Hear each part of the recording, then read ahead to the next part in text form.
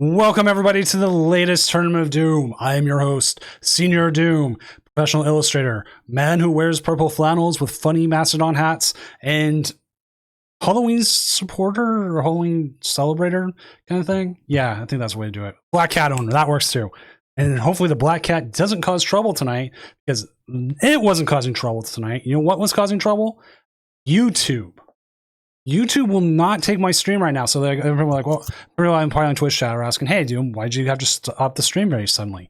Well, it's because YouTube wasn't working and I could not figure it out. And it was, I took it down for a second, tried to fix it, and it's like, okay, YouTube's just not working. I'm just like, okay, you know what? Sorry, YouTube, not going to get this week live stream this week. You'll get a VOD later. There, you get to watch us. You can watch us live on Twitch. So that was the stream problems. Thankfully, not a Black Cat. But we have also another extra special surprise tonight. We have not one, but two guest casters. You're like, wait, is this a regional? No, this is a normal Tournament of Doom. We do have them. And why don't they go ahead and introduce themselves, starting with Shining Espeon? Hello, everybody. My name is Kara, aka Shining Espeon. You might know me from commentating this tournament a bunch of times in the past. You might also know me from commentating the retro Pokemon TCG tournaments. If there's a retro tournament that happens regularly, I will be commentating it. So that's my deal. I'm sure a lot of you see me before, and I'm excited to spend tonight with you. I'm excited to have you on as well. And then joining us is another one, a man who has not seen the movie he's named after. Or maybe he has, I don't remember. You know him as Alfredo_HTX. Frodo, why don't you go ahead and introduce yourself as well? Hey everybody, how we doing tonight? Happy Halloween! I'm very excited on this very special edition of the Tournament of Doom broadcast. I'm really hyped tonight, guys. I know y'all are. Let's get into some action, Doom. Are you ready? I'm ready. Let's go ahead and do the first thing we always do with any tournament, and that is check out the metagame. So I haven't even looked at the metagame yet. How surprised am I going to be at number one? I still have my eyes closed. I haven't looked. Oh, you haven't looked? No, I have not looked. Not at all. I don't think you'd be surprised at all, actually. I guess it does not get spookier than number one. That's all I'm going to say. Well, some people decided to take up the challenge then of put a ghost Pokemon and win with it. And if they could do that, they get triple pricing, at least of the codes. I don't know. I honestly don't know about the sleeves. I didn't ask Dual Spec about it when I made that. I was like, I'll just give them more codes. So we'll see how that goes. I do need to move us real quick to one of the other channels. Let me go ahead and move you. Just a good old judge call we're watching here. I gotta say, if the challenge is pick a ghost Pokemon and win with it, I mean, you could not have picked a better time in the meta than right now. Between Dusknoir and Jellicent, ghosts are very well positioned in the current state of the game. Yeah, I realized after I posted that, I was like, oh wait, there's a lot of ghost Pokemon that are really good right now. I had no idea that Jellicent was a ghost. Oh, Frostlass too. Oh my god. Yeah, when you signed up, there was a Bulbapedia page I linked to saying it has to be on there. So if it's on that Bulbapedia page, it counts as a ghost. So we're just in a very spooky meta in general. That's the takeaway here. I'm over here trying to read Pokédex entries for these things. For Jellicent in particular, because I definitely did not know about Jellicent. That is a new one for me. Got to get your game knowledge up. Come on. What, you're just going to be an expert at TCG? You got to know all the ins and outs. I love subscribing to the Azul meme where he definitely doesn't know, right? And I definitely don't. I know there's a lot of times I pull everyone's leg. This one for sure I'm not. There's a lot of Pokemon knowledge I just don't have. And it'll come up and I'm like, "Oh my god, I didn't know that. I had no idea." I mean, I'll be so real. I found out last year that Eternatus is poison type. I just knew Eternatus VMAX was darkness type because, of course, that's what type poison is in TCG as a Sword and Shield. And I just thought, okay, dark, probably dragon. But no, that's a poison dragon, probably. So I'm not perfect either. I was teasing you, but no, I definitely have some gaps in my knowledge that TCG just kind of wallpapers over awkwardly. I want to move us again real quick. For me, go ahead. Sorry. It was a super quick judge call. So Eternatus in general, I just think of it as cool, so I don't ever like put like I'm like, what type is it? I don't know, but it's freaking cool. You know what I mean? it just reminds me of the final boss from Smash Brothers. Master one? Hand? Yes, I don't remember Master Hand's name anymore. Well, no, dude, I was like confused. I was like, is it not the new one? The new one, I don't remember the new ones. Like, I didn't make it that far in the in the campaign that they had this year. Oh. Or this year, 7 years ago. This year. Oh my god. God. It's We're been all 7 old, I years. think. I think It's been all three of 7 us are years. old. Yeah, yeah, it's funny. I casted a few Smash games, but I did not finish the story mode. No, I did not. That's another one where I could jump straight into competitive and I pay no attention to the lore. All right, I gotta jump real quick. I'll be right back.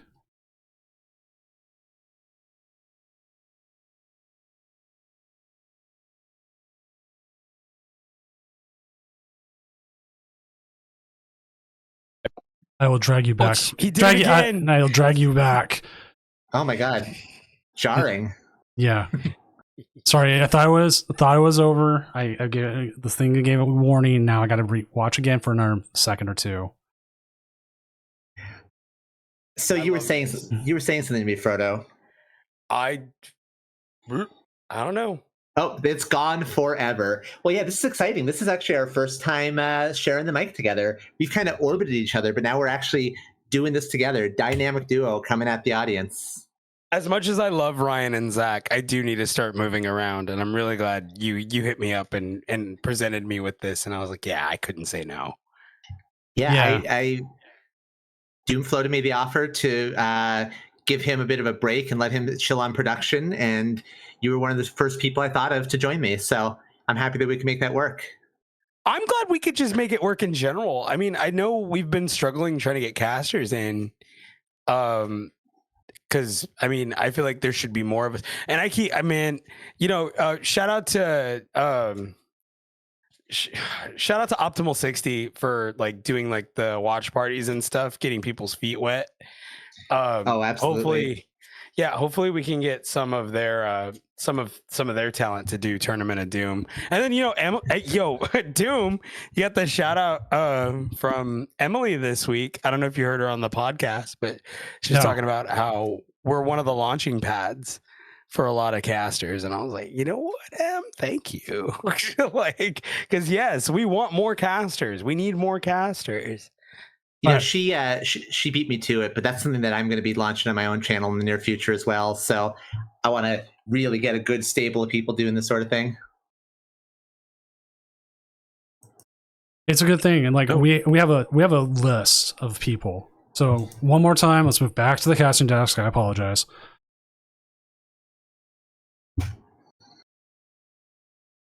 Slow play calls require me to move. It's one of those things. Yeah, the thing. If you saw the game, Cool with it. yeah, if you saw the game, you can see why they called for slow play.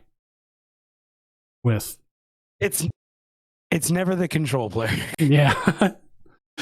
It's never the control player. It's the person playing control or playing against control, and it's like you gotta just hold it, bro. Like test the matchup or hold it. You know what I mean? Dollar bills, y'all. Yeah, I mean, I think if you're bringing control to a tournament, 9 times out of 10, you know what your win conditions are, you know what you're trying to do, and you know you got to go fast. So I wouldn't be surprised if it's most of the time not the control player. Yep. I'm trying to move the clock. You know what I mean? Like, let's go. Move. Your turn, you know? Pace of play is always important. Just in general, we got places to be. Let's go. Let's do this. Exactly. Oh, we got a hype train going in chat. Oh, we do? Let's go. Actually, while I'm here. 67, am I a cool kid now? Thank you, Heat Miser. 6, 7. All right, did you see Mellow Magikarp's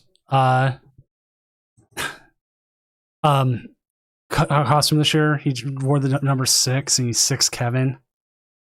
Oh, that's amazing. I love that. That's so funny. Oh, God. Wow. Oh, 6K. no. All right, so we are, if I'm not mistaken, we're wrapping up round 2 of this tournament here. I gotta sing the Doom song now. Yes, we are. All right, very exciting. I can't wait to see the updated standings and then get some gameplay in round 3. So let me ask you, Frodo, because we haven't really hung out. What's your favorite deck in this format, and what do you want to see really pop off tonight in the Tournament of Doom? I have been on Cerule Edge since it was not fun to play. But to me, it's always just been a really fun deck. I think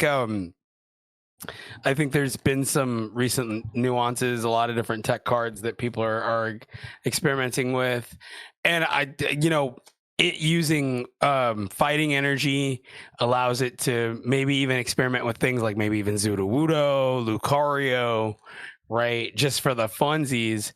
But I'm a really big Cerule Edge fan right now. What about you? We see actually one Cerule Edge player teching that Temporal Forces Drillbur. That's pretty cool. You know that card? Yes, the one where you dig. Absolutely, yeah. You play it down and you can just discard 3 basic fighting energy cards straight out of your deck. It's a cool little. Who needs Brilliant Blender when you have a card like that? You know what I mean? I mean, who needs Brilliant Blender has been like the rallying cry of successful Cerule Edge players all format. We have seen them go for. We've seen a couple different ace specs. Legacy Energy seems to be the most consistently popular one, but Brilliant Blender definitely falling by the wayside comparatively. And I've been trying to make Prime Catcher work, but I don't need that much gust. I was up to about 6 gusts in that deck, and I was like, I really don't need that many.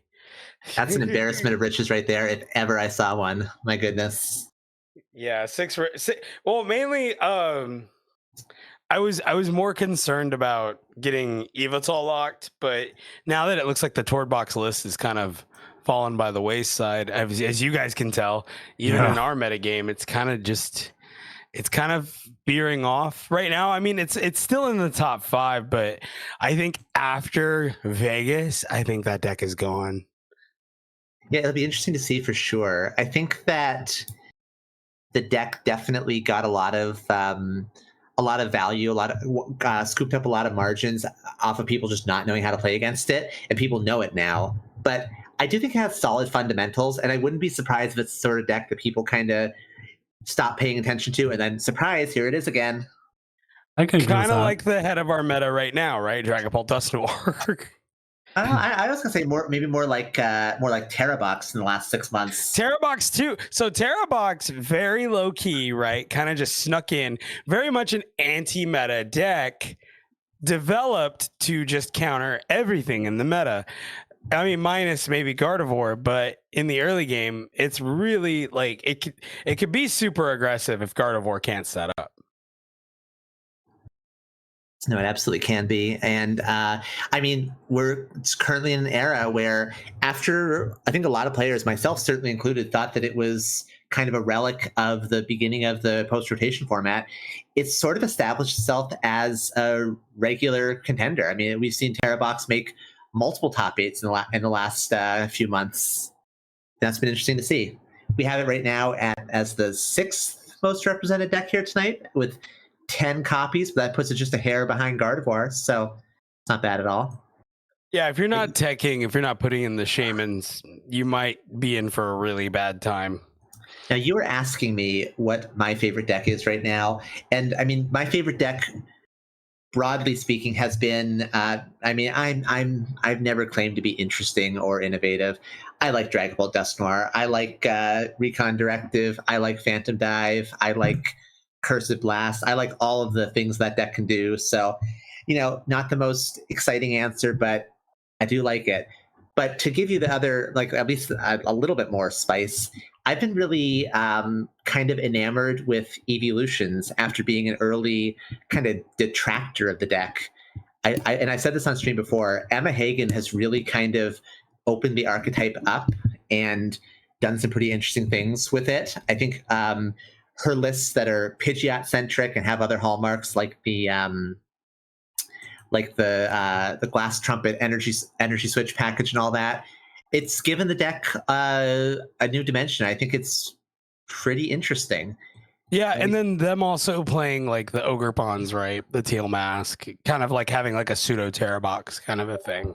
Yeah, although Um, I would say at this point, pretty much all the Evolutions decks have settled on the having access to the Teal Mask. I think mhm.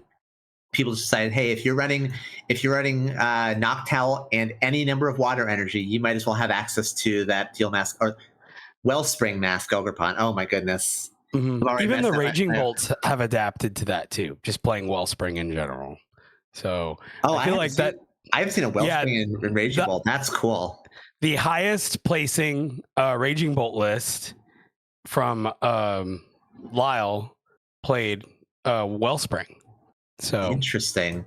So yeah. even now Raging Bolt is becoming this anti-meta deck. So Let's see if they have any of them with at least 3/4 I of them checked the tonight. first one. 0.75, so at least 3/4 of them. This one as well. Yeah, sure.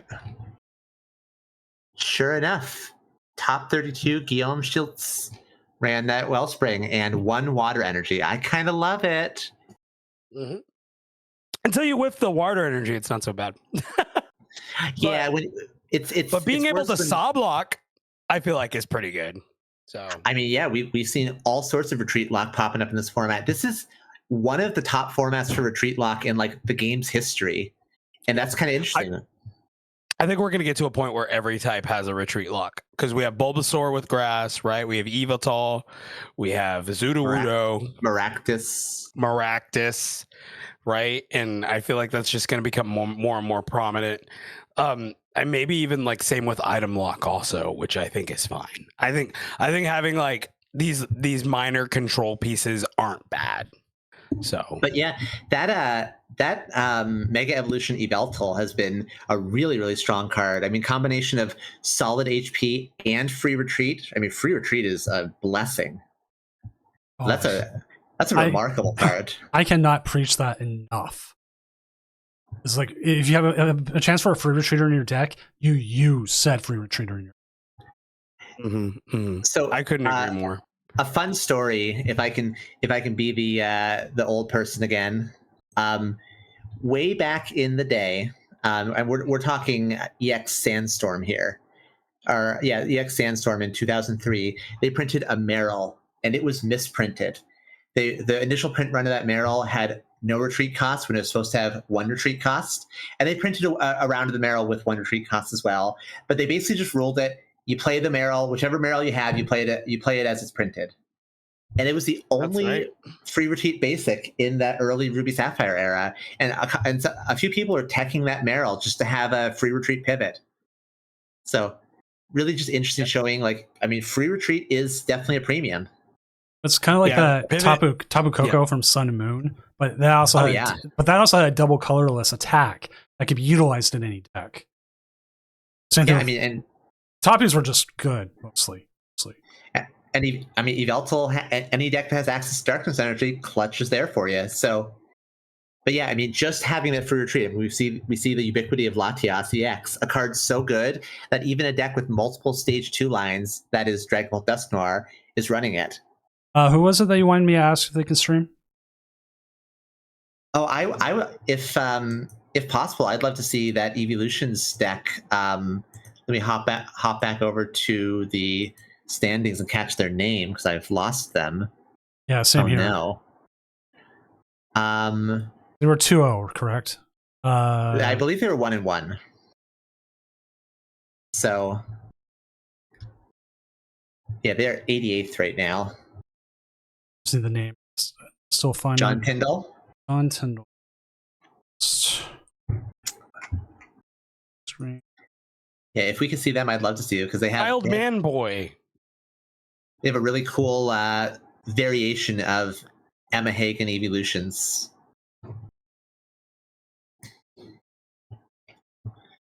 Yeah, that deck is super cool, and I hope we can get it on stream because I would love to talk about it. I've been staring at that list. Insane amount of one-ofs. I mean, wow. I mean, that's what you can do when you have access to Pidgeot, though. I mean, that is a time-honored rule in the Pokemon TCG. If you have quick search, you can run a lot more one-ofs. All right, John Tyndall says yes. He just needs a link to the server, so I will. Oh, absolutely. That's exciting. Let's go. So can we take a peek at John Tyndall's list then, so I can just kind of like gush about how cool it is? Is that a possibility? Yeah, sorry, I realized I'm not sharing my screen anymore here. Oops. That's okay. Okay, One-man here we show. go. So this is absolutely like a absolutely an Emma Hagen inspired list. The tells are all there. The 101 Pidgeot line that she's been tirelessly championing for months and getting consistent top 64s with too, which is no small achievement. We have the Black Belts training, another tech that she kind of put on the map. We see the Glass Trumpet and Energy Switch package. These are all telltale markers of her inspiration. The cool innovation here, though, is in the energy line. We see 2 copies of Jet Energy. All right, And that's table 10. a nice little table 10. Excellent. Let's hop on over.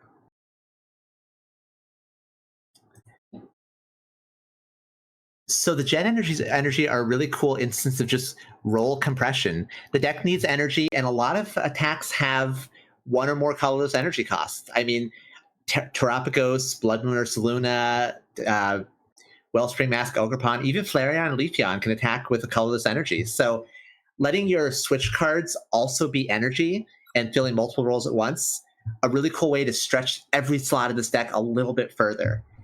Yep. And so Even big really, out. Oh, they're also the big outs too. What we were talking about earlier, being corner locked with like Yveltal, Sudowoodo, right. And I think that's really good for them. And then notice there's no Turo in this list, so they don't necessarily have to they don't have to resort to those kind of tactics because now they play the 2 Jet Energy. Exactly. The deck traditionally ran a couple of switching cards, usually like a Switch and a Turo or a Karen maybe. But they're saying, you know what? Let's make our energy cards fill those roles instead. And now they have access to a little bit more space. They can fit things like a 3rd Buddy Buddy Poffin, for instance. So really can't wait to see how this deck flows. And we are off to the races here with our game. We see a Hoot Hoot start versus a Duskull. And John is starting us off with that Eevee EX, a couple more Eevee, and the all-important Fan Rotom. So Frodo, what would you fan call here for? Double Hooter. Yeah, there we go. Exactly. That's like what you already have everything else. I think if you're going to use the ability, look for everything that you need to set up next turn. Pray to not get Iono, and just like that, we got Flareon set up. Now, wow, that was fast. That was insane. I love just everything. The Jet Energy. Now we have the Eevee active, immediate evolution, Fire Energy in hand. That said, I'm always a little bit skeptical of searching more than 1 Noctowl because you're just praying for an Iono here,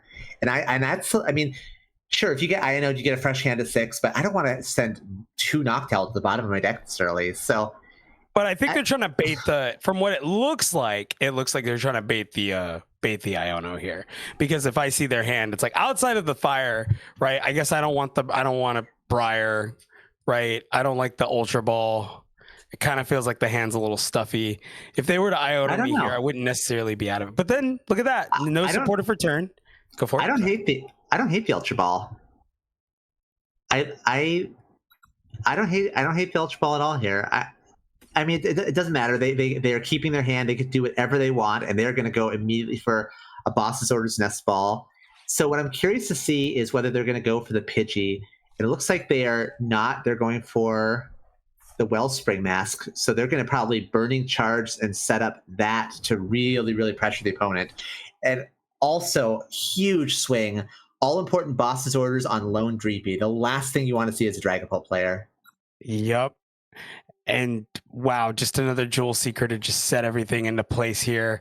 Under Depths, Buddy Buddy Poffin. We're going wide. We're letting them know right now. Your next move may very well be your last. So surely here we grab the... No, we're not grabbing the Pidgey. Okay. Nope, no Pidgey. I know that in the Dragapult Dusknoir matchup in particular, Pidgeot is not a great option because of the prevalence of Budew in that deck. But I'm a little surprised that they didn't just say, you know what, your setup's a little bit shaky. I'm going to put that pressure on you and just force you to find the item lock on top of everything else with your 4-card hand. So it'll be interesting to see how this shakes out. We see a Mew EX and Dragapult, by the way. That's an unconventional pick. How do you feel about that? I mean, I'm sorry. I'm still like taken aback here from the Umbreon sleeves here. I'm like, are these brand new? I've never seen these before. I am like tripping. Rapid fire though. We are just off to the races immediately. I mean, it helps when one player's not drawn too well, and our Evolutions player knows exactly what they're doing at every step. Another third Noctowl, another Jewel Seeker, just going right for that Sparkling Crystal here. Yep. Not a whole lot for Child Man Boy to respond with next turn. If I'm the Dragon Ball Dusknoir player, I don't know if I necessarily have an out here. Or wow.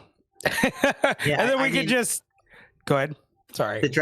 The Dragon Ball Dusknoir match is traditionally not a great matchup for Evolutions, but the games that look like this for you tend to go pretty well, as we see a Crispin plus a Sparkling Crystal to allow that big Carnelian attack, 280 damage, blowing up that Mew EX and taking 2 more prize cards. So 3-6 here, and this game is just explosive.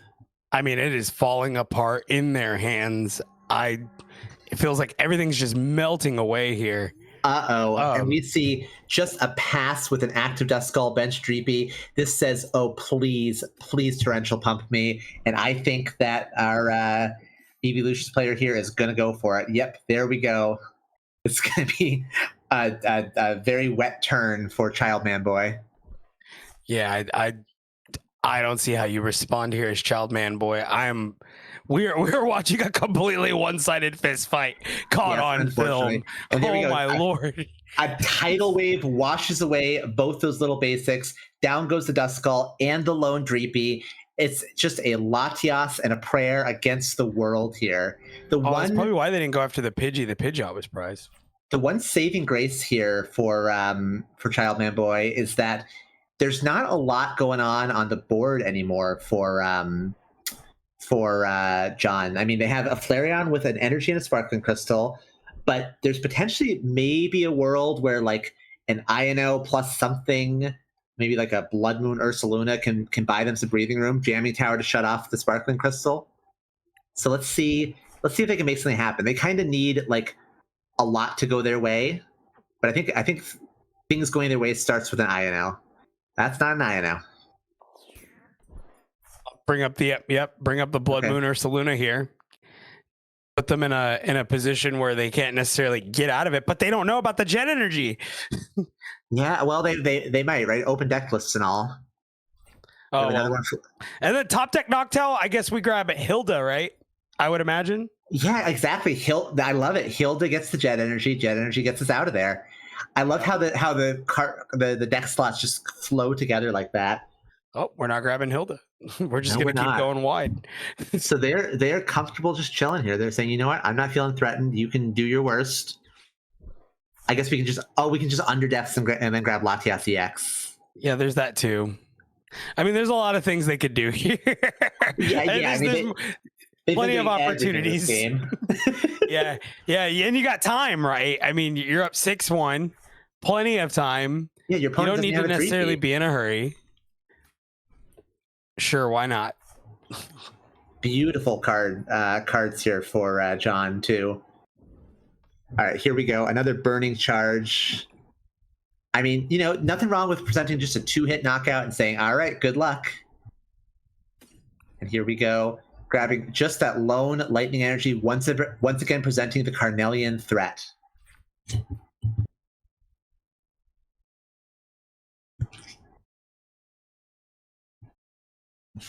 All right, so Child Man Boy has nothing to do but throw out a. I mean, if they don't do something else, it's gonna be a sacrificial Serendipity because that thing cannot survive a Carnelian. Nope. It's looking like another stall play. They kind of have to. And the only I was gonna say the only target's the Noctowl, but the Noctowl would have been the retreat. I was expecting the Noctowl, but they top decked the energy, so I mean that's insult to injury at this point. Why are we doing all this? Am I missing something? It's some BM going on right now.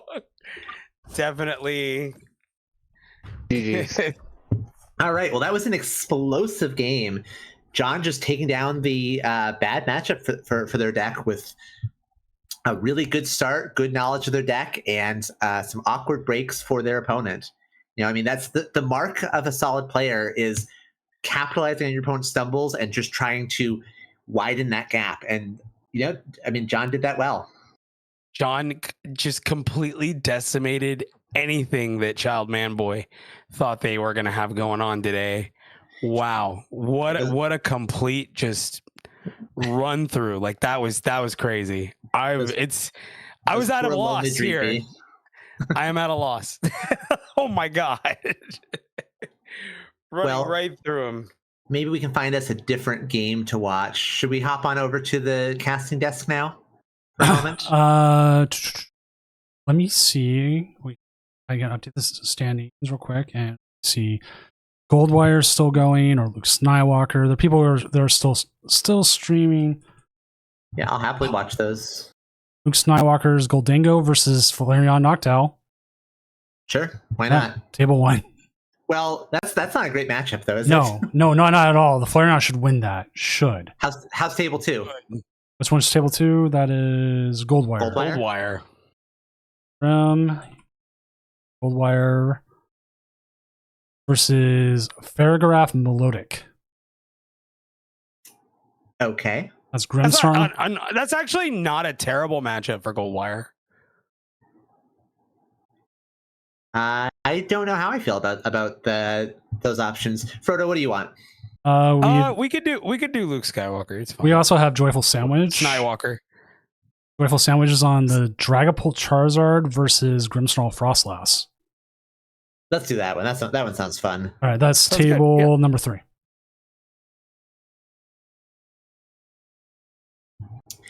Okay, so we're in the middle of a game, but plenty of action left here. 2 prizes have been taken by our Dragapult Charizard player, but the Grimmsnarl player has a secret box currently being resolved, so that's always a good feeling when you're playing that card. Yeah, being able to grab just a tool, stadium, supporter, and item of your choosing, like right there, they're clearly setting up for this devolution play, which would be huge for them and completely decimate the Dragapult player's board here. Yeah, especially if they can get Darkness Energy on that Monkey Dory and put that Dracloak in the danger zone. That would just be like a full-on like board reset and big 2-prize swing. That's a fantastic play to pull off. And there it is, Energy Switch. I love the rise of Energy Switch in Grimmsnarl as of late. The first player The rise of Energy Switch in general. A card that not a lot of people had played going into this, and now it's gained so much utility. Yeah, I mean it's a card that's been around forever in the game, and it's had times where it's just been like on the absolute forefront. I mean, it won Worlds 2 years in a row, and then just sometimes players just forget it exists. So yeah, I like that. I remember it being very huge in Mewtwo V-Star lists, but now really making this huge comeback. Oh wow! Okay, they got the Monkey Dory established, but they chose to take out the Cleffa instead. Yeah, because I think they're going. No, they're just going to go Shadow Bullet KO. Yeah. Mm-hmm. Okay, yeah. I was mistaken, of course. If they were to Devo or Shadow Bolt Dracloak, it gets knocked out either way. They don't need to move damage counters onto it. So I was getting a little ahead of myself with my math. 60 damage counters on the Dracloak in their hand. Interesting. I was just noticing that too. They better be careful, or they're gonna get knocked out right from the hand. It does damage to hand. That's crazy. Yeah, oh my it God, sure does. It's taking damage counters. Uh-oh. No. Okay, I cannot wait. I cannot wait to see what happens in a couple more turns. I am so excited. Does it knock out from their hand? That would be crazy. It's in their hand. Yeah. What is going on right now? Can he bench? Oh, it's got energy. What? Whoa. Just run it. Just run it. Just run it, kid. Can someone, make it happen. Can someone please start clipping this so I can share this, because This needs to be shared. Dragapult's coming. Dracloak's coming from the bench. That was a Oh, Dracloak with energy and damage, and I'm baffled. I don't know what's going on are they here. gonna evolve it? Are they gonna evolve it, Kira? I mean, they have to evolve it, right? Otherwise, it's gonna get knocked out. Did it not go to? Oh, wait, okay, no. They super rotted it. I don't know what I thought they did. I was like, wait, what just happened? I'm sorry, my brain broke. My brain is broken. It's broken. Yeah, I mine don't know. too, a little bit. Wow. And maybe I am- also our Dragapult player, because they were dropping that confused reaction in the game. They're trying to figure out how do they do this without they're trying to fix the game. I know what they're trying to do. They're trying to fix the game, and they're trying to like, oh, well, it's making my stomach hurt, Doom. Like, oh, figure it out, kid. All right, Okay. discarding the Prime Catcher. And are we going to grab that? There it is, the Dragapult EX. Now, can we Right, evolve now- into it? Does it fix Yes, it? we can. No. But it doesn't fix it. Uh-oh. There's Okay. the Lily under the Dragapult. What's up, everyone coming in from Moonkitty Shira's stream? We're currently watching the game bug out so much that we don't know what's going on. Is the Yeah, this Dragapult is wild. in the active? Can it attack? Yeah. I guess we'll see. a doubles Okay. format kind of a thing. They're determined to try to make this as legal as they can. They're going to retreat. Can they promote the Dragapult? Nope, they're trying to. But No, they can't. They can only promote the No! Charmander. Oh, Just no. rare candy Charizard. Let's go. Just rare candy Charizard. Yeah, I mean, That's all you can do. We got lost in the excitement of this whole Dragapult situation. But yeah, they have rare candy Charizard. That's not terrible. Yeah, just rare candy Charizard. There's nothing we can really do. You gotta play with what you're dealt, unfortunately, and this is it. You know, I have to say, I'm a little disappointed we didn't get to see that Dracloak chill in hand with the damage to see if it would get knocked out by Frostlass. But oh well, I guess we'll just see a nice Burning Darkness for 300. All right, so 2 more prizes taken, and the game is evened up. So now it's back to our Grimmsnarl player to do their worst with a 7-card hand. You know, my experience with Grimmsnarl, they can do some spooky things with a 7-card hand. Absolutely. I think they definitely would have preferred the Dragapult there, but with no way to get it in there, man, this is a very peculiar spot for them to be in. Whew. Well, I mean, this could definitely be a halfway decent turn for a Devo play. Oh, they have put damage counters on that Dragapult. Okay. Both players are trying to figure out what's going on here, and pardon me. What's the best course of action here, Kara? I mean, honestly, if you're, you know, they're probably just, and it feels like a throw. It feels like a throw. But it's not. It's not their fault. They're so deep into this game. I mean, what could they have done differently? You know what I mean? I think part of them is just curious what's happening here. What's going to happen? What does it look like on the opponent's side is what I want to know. Does it look like this on the opponent's side? I am so curious to find out what I lost the opponent's name, but what they're thinking of the situation.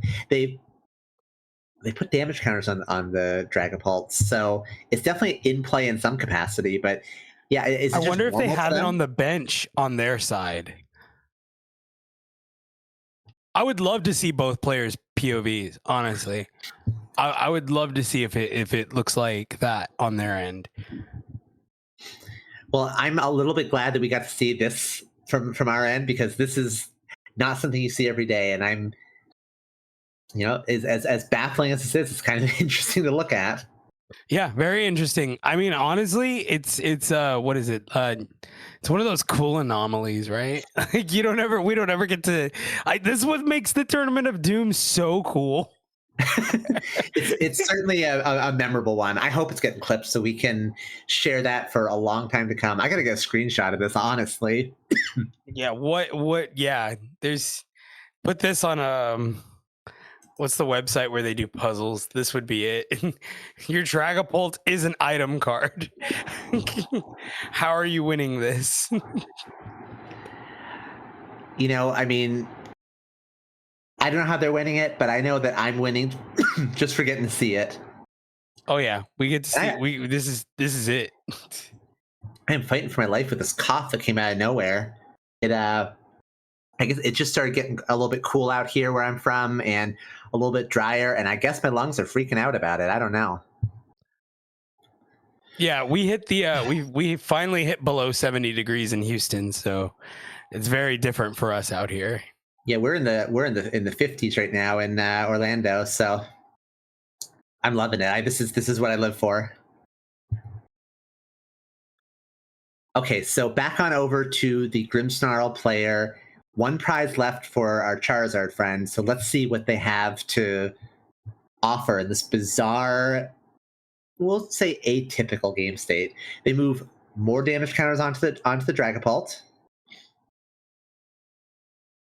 and even more. I believe they were Ionoed, so there's not they don't have the Devo in hand anymore. And if they have no way of finding it here, I'm pretty sure the Grim player is chalked here. Yeah, it could very well be. Only 3 cards in hand, and short of like pretty much exactly an Arven, it's not a lot they can do. Yeah, no. If there's no Arven, if there's no, yeah, I mean, Rare Candy Grim wouldn't be terrible, but it's just gonna get O-code by this Charizard here. Well, not O-code. It'll get pinged and then O-code, and then knocked out, not O-code.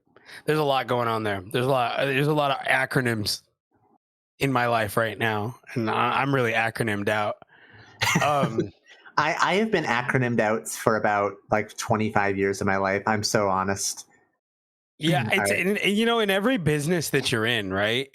There's just so many of them, and they all overlap. And it's like, why do we talk like this? Nobody talks like this. Humans don't talk like this. We weren't designed to talk like this. I don't talk like this. Any chance I get, I do not talk like that. So exactly. All right, so here we go. Out comes the Grimmsnarl. Gonna fire off a Shadow Bullet. Grimmothy Snarly. Oh, okay. Boss's orders. Moment of truth. Oh, they got the Dragapult. It's in there. They fixed it. They got the Dragapult.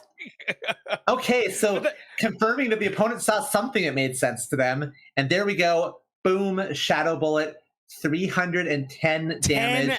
That Dragapult barely hanging in there, but that puts the Charizard player on a bit of a clock. They have to wrap up this game right now, or a Monkey Dory closes out. So. No, this is definitely it here. This is going to be it. No, Kara! What's going on? What's happening? Oh my goodness! It's not. No, they can't retreat. Dive. They can't retreat. They can't get out of there. Oh my goodness! What is happening? No, boo! Judge. The game's on board. Game's on board. Oh my goodness! This is tragic. Game's on board. Seriously, is it seriously on board? Can chat and everyone it's on board from that? Yeah, they just can retreat Dragapult to Charizard, attack for 300, and then Frostlass does the last 10. Okay, let me finish up what I'm doing here because we have a player who decided to start using slurs. Hey, don't be bringing slurs to the Tournament of Doom. Don't be bringing slurs into your day-to-day life. Like, get it together. That's so crazy. That's so crazy. So I will go into that game and then I'll fix that too. And then we have someone calling for slow play. So it has been a busy night. Hey, that's why you got me and Frodo just talking. We can talk all night. Can you talk all night, Frodo? That is very true. While we got a break in the game, I've got a lot of energy. Kara's got a lot of energy. And you know what's great? Yeah, we got a lot of energy. And you know what you could check out, guys? Check out Rogue Energy. Okay? Save 20% off with code Doom. 20%. That's a lot of money.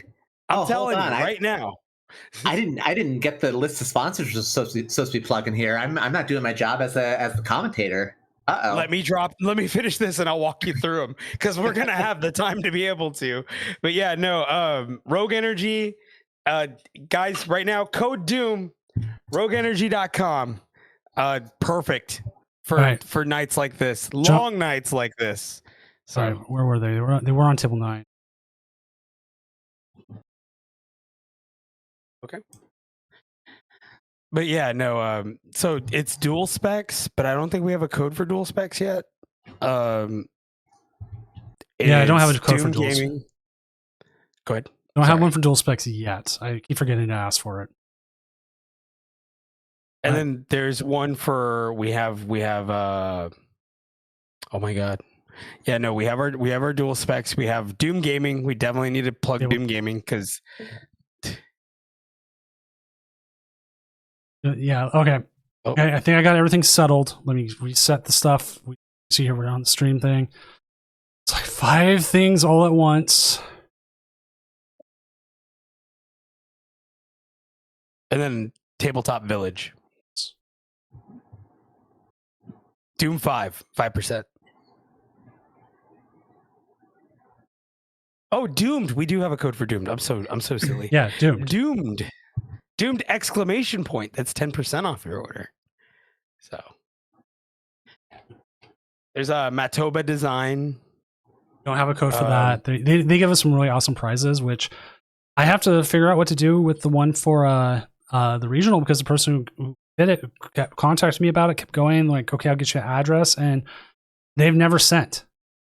And so I can't do anything. I'm about to check. What do we get from Matoba? We get, like, if you look at the regional, we got some world stuff, like worlds like jersey, tank top and other things. We also got some Wizards of the Coast promos, like old ones. Yeah. So we got some really good stuff. I got a whole bunch of it here, and like I'm trying to give it to winners, but sometimes winners don't send me stuff, and I can't send stuff to them. I don't get addresses. So yep, you could send stuff to casters. I might, it could come to that. I'll become squeaky wheel if I have to. I'll jump in on that. I'm into that. I'm really big into squeaky wheeling. Just as Zach, I will squeaky wheel. But yeah, those are our sponsors. So, I mean, anytime there's like a break in the action or a moment where one of us says something that I can segue into, or there's a few. I mean, I'm the king of the shameless plug. I have no qualms with just dropping an ad read anytime, even in my daily life. I'll do it. But that's just that's how we go about it. We can do ad reads whenever, really. What happened? I'm not sure. Okay, so I want to explain. I'm sorry. Okay. Explain what it is, because their opponents doesn't understand why I gave their opponent the win. The game, we were watching the game the whole time, so I can confirm everything. It's not like speculative or anything. We know what was going on. They played through a bug, which is insane, and they had everything to win the game in hand. Everyone, even people watching, like, yes, they had. He just had to do the actions. There was nothing else they needed to do. And I try to run a tournament where things like this is you play it fair. Yep. So game's on board, and you got to give it to where the game was, for sure. So yeah. So instead of saying, "Oh, they disconnected, you lose, tough luck," they had everything. It's not like they had 4 prizes left, and there's no way for them to take 4 prizes. If that happens, I'm not going to give you the win. You don't have the game. I'm sorry, now you get disconnected.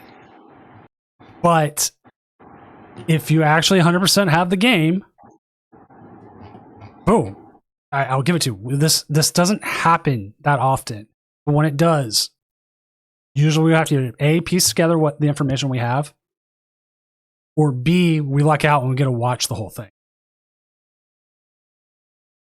So yep. It was 100% just easy enough doing that. So there we go. It looks like we are done for the round. One person's deciding to install spam. I am not going to them. That's something that's being worked on actively by the devs. That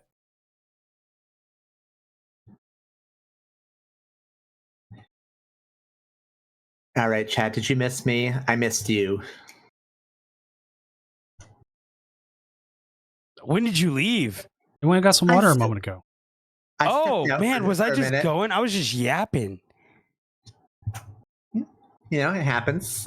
I just saw a little opening. I saw a little opening. I slid out. I have already burned through all of my existing water in that first round, and I need more, so I got more. It's easy to burn through Excellent. your water. I usually have like three glasses ready. Oh, I have 2 full things, but I burned through both of them.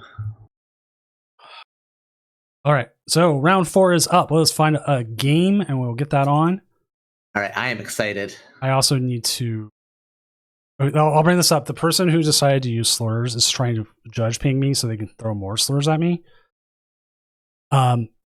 They are banned. It's just 100% no contest. Like, on. Yeah, get him out of here. The next thing, Limitless is working on this, where if you disqualify a player, they cannot, or you drop a player, they cannot sit there and chatting. Because this doesn't just happen to me; it happens to a lot of judges. Someone gets, or their opponents, like they keep getting yelled at over and over for like 10 pages, and that's what happens. Yeah, there's really no place for that here. I mean, I don't understand why people feel like they can just do that. It makes no sense to me. Well- You know, go ahead, Gar. It's good that we have people who are willing to just immediately stand up and say, "Nope, none of that. Out of here. Don't even give them the time of day. I've no debates to be had. Just we don't cross that line. You crossed it. Get out." Yeah, 'Cause I think it's good to be you don't belong here. unambiguous about things like that. So I have to say now, since we need to get a game on, we're going to table 4. They are playing Matang, Mawile EX, Mega Mawile EX, Wellspring Ogerpon, Mimikyu, Badoo, Mega Kangaskhan. They're playing Matang Box. And they I are was gonna do a video on this. they are 3-0. Let's go. All right. So I table can do 4.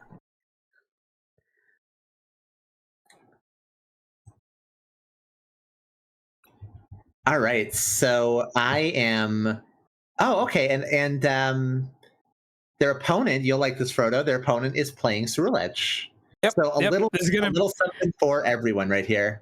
They are? Yep, gonna be kind of a interesting matchup for them. Snickers 741, they're playing Alakazam.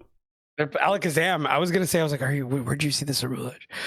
I thought I was looking at the wrong Wait. list. Am I confused? Maybe I didn't refresh the pairings. They played Ceruledge back in round 2.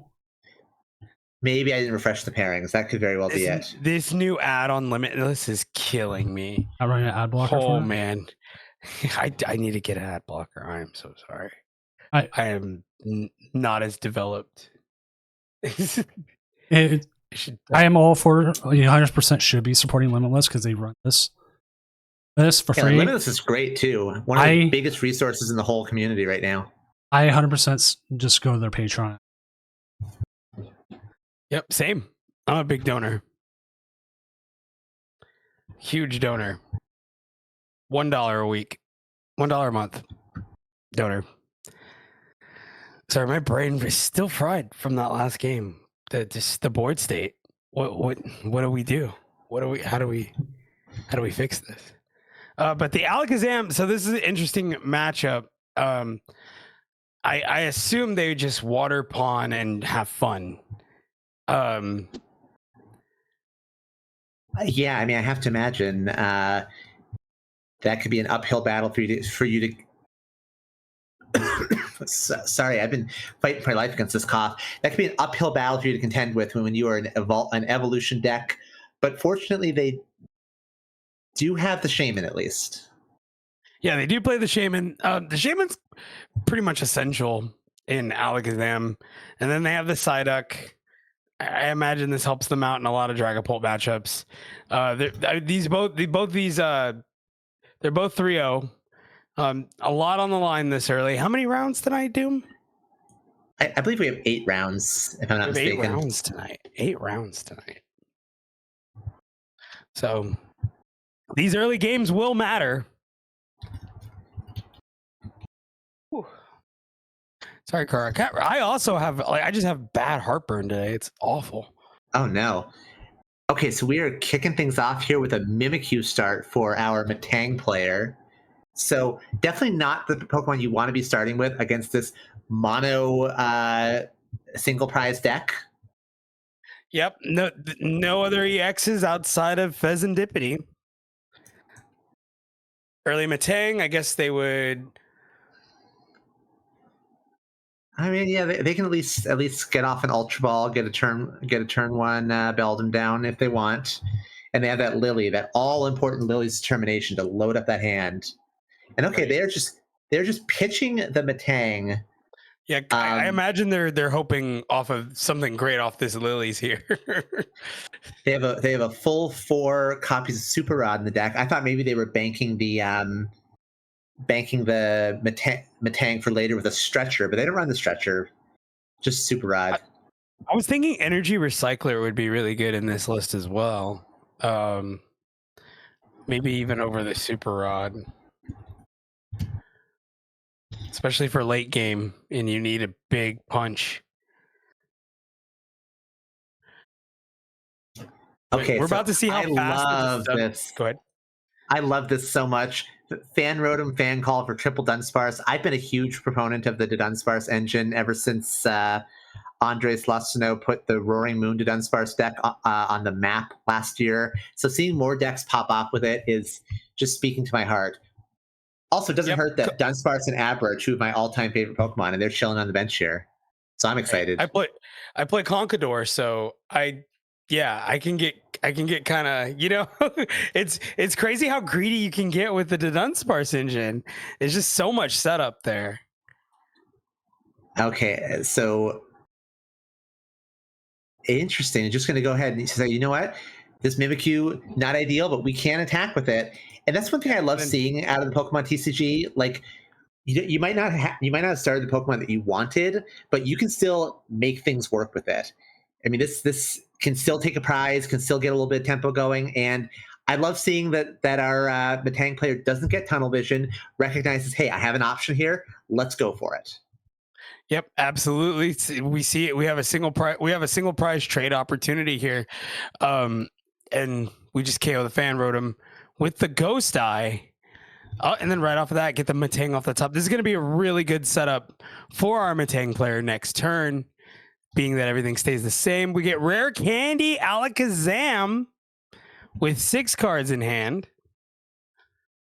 Turns into 9. And I love just how fast this deck draws cards. All right, there we go. A Dunsparce runaway draw ready to go, but maybe not going to use it right away. That's one thing I just love about the Dunsparce engine, the ability just to bank those draws for whenever you need them most. Like, it just makes the deck really, really hard to disrupt when they just have multiple sources of big piles of cards on the board.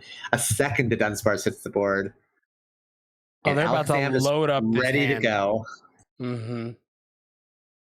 Yeah, I think we might be seeing, well, we don't actually need to draw any cards. Yep. Yeah. Nope, they don't. We can just happily knock out that Mimikyu, say, okay, we'll take a prize. Good enough for me. We have a backup Abra ready to go. What more do you need? Absolutely. And right here, Terrestrial Pump won't be as prevalent here. No, not without a way to gust, which this hand is lacking.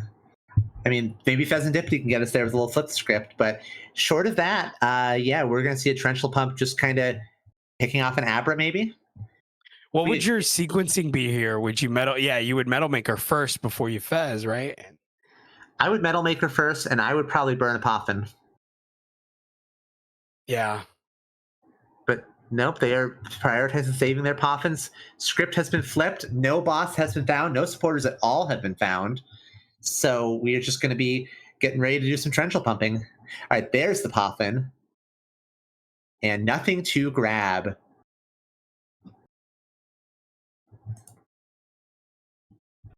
Kind of like that the energies when they bug out, like right there, you have it in the buddy putty.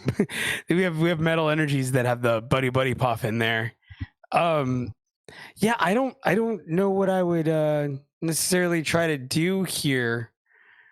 That Lily's Clefairy would have been really like nice last turn for sure. Well, not last turn, but maybe before the start of this turn. Not. I wouldn't sob. What move would you try for here, Kara? I mean, there's not really anything I love here. I think it's all a little bit awkward. The Alakazam player has just kind of incidentally made a board that's resilient to all of the options that the tank player has. This is a golden opportunity for Torrential Pump in general, but the inability to take the double prize makes this a really costly way to knock out an Abra. And that 100 damage on the Alakazam, like maybe it matters for the sake of like a future Torrential Pump, but it's awkward. And this gives the Alakazam player an opportunity to find a Shaman and really make things difficult. No, absolutely. And with all these cards in hand, here we go off the buddy. Yep, definitely set up double Abra here. Mm-hmm. I wonder if we're gonna. I mean, I think surely we can see a knockout on this Wellspring Mask Ogerpon and a nice big prize swing for the Alakazam player. But I wonder exactly how much more we'll see out of them. It's 20 cards. It's 20 damage per card, right? I believe. It is specifically 2 damage counters per card, which is a relevant distinction. So currently sitting at 22 damage counters, but that could change. Yep, it has just changed. But if you could find any card in the deck, because while you're drawing, you're also digging. If you can find any card in the deck, what are you looking for? Oh, I mean, I don't think you'd have to look for much. Maybe a way to charm some of these. I don't even think you need necessarily that. You kind of just let the deck do what it does and take what it gives you. Clearly with that Arven, I mean, as long as you can add cards to hand, like right here, use Powerful Hand, KO. You just needed one card. Well, they could have easily ran away draw there, but go ahead. I would kind of say I think that the lack of Shaman is a little unfortunate here, because a second Torrential Pump would hurt more with that Alakazam softened up, and let's see, can we pull that off here?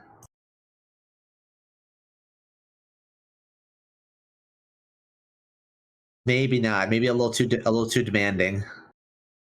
We'll find out. But I would try to Metal Maker one more time.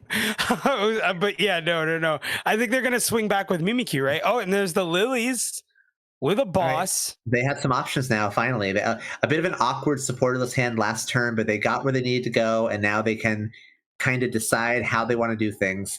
This deck is a constant sequencing puzzle between the draws and the Metal Makers, and I think it's kind of interesting. Oh yeah, no, I became a fan the second I saw it. I was like, yeah, no, it's very simple, very simplistic, Metal Maker, and just have fun. Hope you hit them right and be able to set up your mons any way that you can. I mean, surely there's not a world where we just go for an Iron Tackle here, right? That doesn't seem okay. Nope. Nope, it's going to be a Mimikyu turn. But hey, can't blame me for dreaming. I love seeing Iron Tackle would be crazy. Oh, could we be seeing a soft turn? No, we could see where that the lack of Shaman. There's the Prism energy. Okay, are we going to hit the 2 metal? All right, that's a 0 metal. And moment of truth. 1 metal. Oh, they just got 1. Oh no. You hate to see it. They went all in. I don't hate them doing that. I think that's definitely like playing to win the game, but definitely unfortunate it didn't pan out for them. That said, they have some options. Well, they already used the Lily, so that's fewer options than I thought, actually. Uh-oh. Yeah, without the Lily, they're kind of, Yeah, you gotta get that Prism there for sure, and then yeah. We're gonna be forced to make maybe a sacrificial turn. Nope, we're gonna sob instead. How do you feel about that sob? It's the only option they had. What else were they gonna do? I don't think they could have passed, but I don't see. You kind of need to get more damage onto this Alakazam. Oh yeah, because they already retreated too. They didn't have they either sob or they passed. You're right. Yeah, I had in my head they hadn't retreated, but no, they definitely retreated. Did Bro just whiff? Absolutely. It's right, hard. It's hard when that happens. You take the big gamble. You hope it pays off. I got a little sidetracked by noises my cats were making, and I missed a couple details that turn. I apologize, but Kadabra, you're missing Alakazam just going off. That I know, and that's my jam too. All right, well, I love it. No, such a simple deck. It does everything that Tinkaton couldn't do, and that's why people love this deck. Yeah, Tinkaton really would have been great if it did half of what Alakazam is doing right now. Yeah, I mean, you're exactly right. And Alakazam has a couple big things Tinkaton didn't have. One is just attacking for single energy. That's huge. And also just the built-in draw on the Alakazam line as well is just magnificent. Incredible stuff. Absolutely. But I forgot about its draw engine. They haven't really needed a Dunsparce here. And if they want to take these big KOs, they certainly can. They have 2 Dunsparce. It sounds like I'm like studying. I think there's one too many syllable on that one. Yeah, no, but they have it, is what I'm saying. Like they could potentially just knock out anything in the game here. And they're gonna knock out the Pheasantipede specifically. I like that. Just solidifying their lead, say, you know what, let me take away a comeback mechanic from you. I'm already far ahead, and let's make sure I stay ahead. And right now, I think you go ahead. Go ahead. No, they kind of. So last turn where we saw them trying to decide where to attach the energy, right? I feel like attaching the metal right there probably would have been the better play. Hopefully, they could get a Torrential Pump here and start making things interesting. But the question is, does the Alakazam player have game on board? Because they have 14 cards in hand plus a powered up Alakazam on the bench. Is there anything that the Metang player can do to not lose as soon as they pass their turn? I mean, maybe a sob stall play, right? Yeah, I mean that is on board until you can maybe get an Iono next turn and really blow up this board. But it looks like they're going to just go ahead and go Torrential Pump. Well, I mean, they're putting the energy on it because I think that's what you do, but they're not necessarily going for it. I think the play here would just be, I mean, boss install something and try to buy yourself a turn. I think they're kind of no, I don't disagree. I don't disagree. I think there's really not much you could stall though, because if they do bring up the Dunsparce, they just run away, draw it, and if you bring up, I mean, it's kind of hard to pick this. It's a choice between, are they more likely to find an Alakazam or a Dunsparce? I feel like maybe I would have gone for the Kadabra. Yeah, make either way, the Alakazam, right? Yeah, because there's only 3 of those in the deck, whereas there's 4 Dunsparce and two more can be put in the deck like that. So, and they have 15 cards in hand. They certainly have a way of finding it if they need it. Like right now, they could just run away, draw twice, and then maybe run into it. So yeah, I mean, they're playing for a miracle here, and they know it, but that's what playing to your outs is, right? You have a little narrow margin that you can maybe grab, and they're just doing everything they can to make sure that if they do grab that margin, they can capitalize on it. Absolutely. And capitalizing would look like they gotta find a friend, Cora. I think it works. Oh my god. Okay, so the Dunsparce player just feeling so confident in their position that they're like, okay, sure, I'm not in a hurry. I'm not gonna burn these cards. They're saying, you know what? I don't think there's anything you can do on your next turn that can stop me from having this commanding position. And so let's see if they are right about that. So Professor's research finds the 4th Metang plus a Prime Catcher. Is there a way they can use that to do some damage? They're not going to be able to take both Alakazam off the board. They could take an Alakazam and a Kadabra, but the problem is That research would have been so much better as an INO, and they know it. Oh yeah, and Iono would have been absolutely clutch here. Bringing up the Kadabra. All right, so we'll see that Torrential Pump take out a Kadabra and an Alakazam, but I think this is just like going down swinging because the other Alakazam. No, they're sobbing. They're sobbing, Kara. Oh, they're sobbing again. Okay, I like that. I didn't give them enough credit. They are continuing to play to their outs. And okay, here we go. There's the Dunsparce. 3 to the Dunsparce. All right, 3 to Dunsparce. They need exactly an Alakazam, and they are in business. The deck runs 3. Oh, they can grab Ultra Ball here. Okay, so unless they have exactly Alakazam prized, important note: they don't run Ultra Ball. Oh, they don't. Oh, they have to go Great Ball then, huh?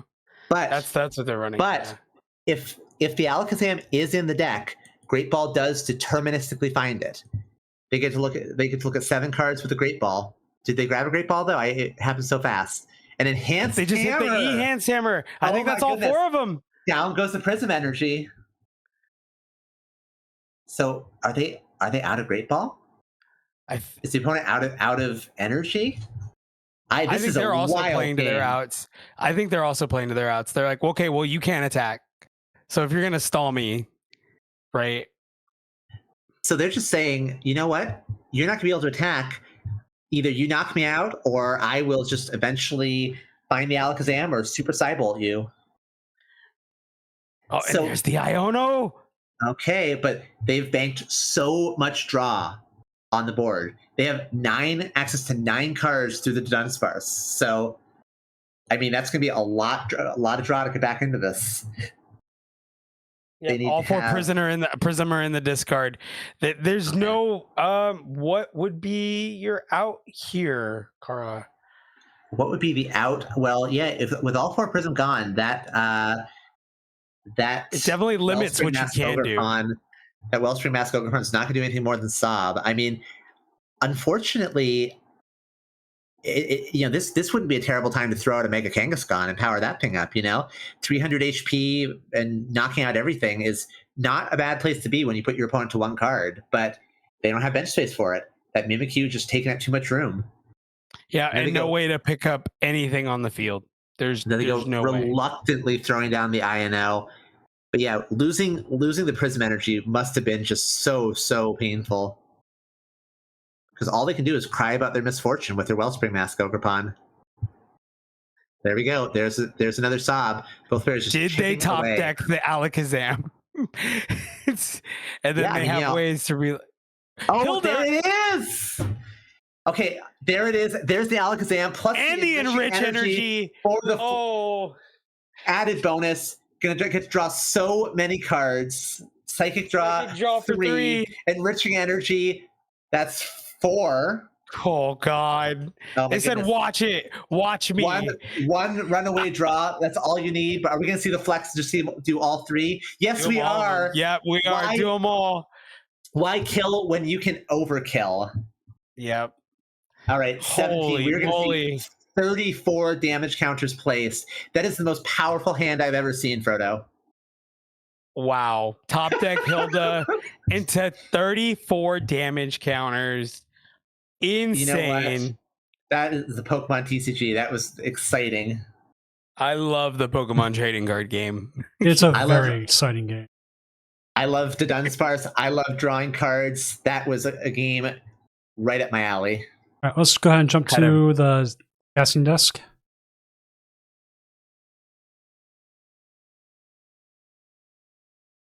Frodo. Kara.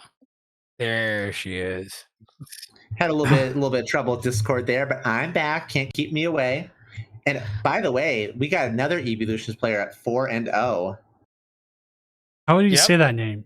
Now they're 6, but I mean 4-0 is still the same. Rec. That'd be Rec, wouldn't it? Rec. I think so. I would guess Rec. I don't know. They're Brazilian. I wouldn't ask me. I'm very bad at reading. Good to know. Look, I only know how to pronounce Pokemon names. Ask me a Pokemon name. I barely can do that. I wasn't going to say anything. Arceus for years. Look, I mean, I wasn't gonna call you out, but you've been saying Eviltal all night. I'm just saying. Is it Yveltal? Eveltal? Eveltal? Yep, pronunciation on that second syllable. No, you What? both got it wrong. It's bacon bird. Bacon bird. Although I do have a soft spot for people who just full meme with it and say Wyveltal. Wyveltal's dope. I like but only- Wyveltal a lot. Only if you do it ironically. I have a local who calls UCLA Ukala. Oh my god.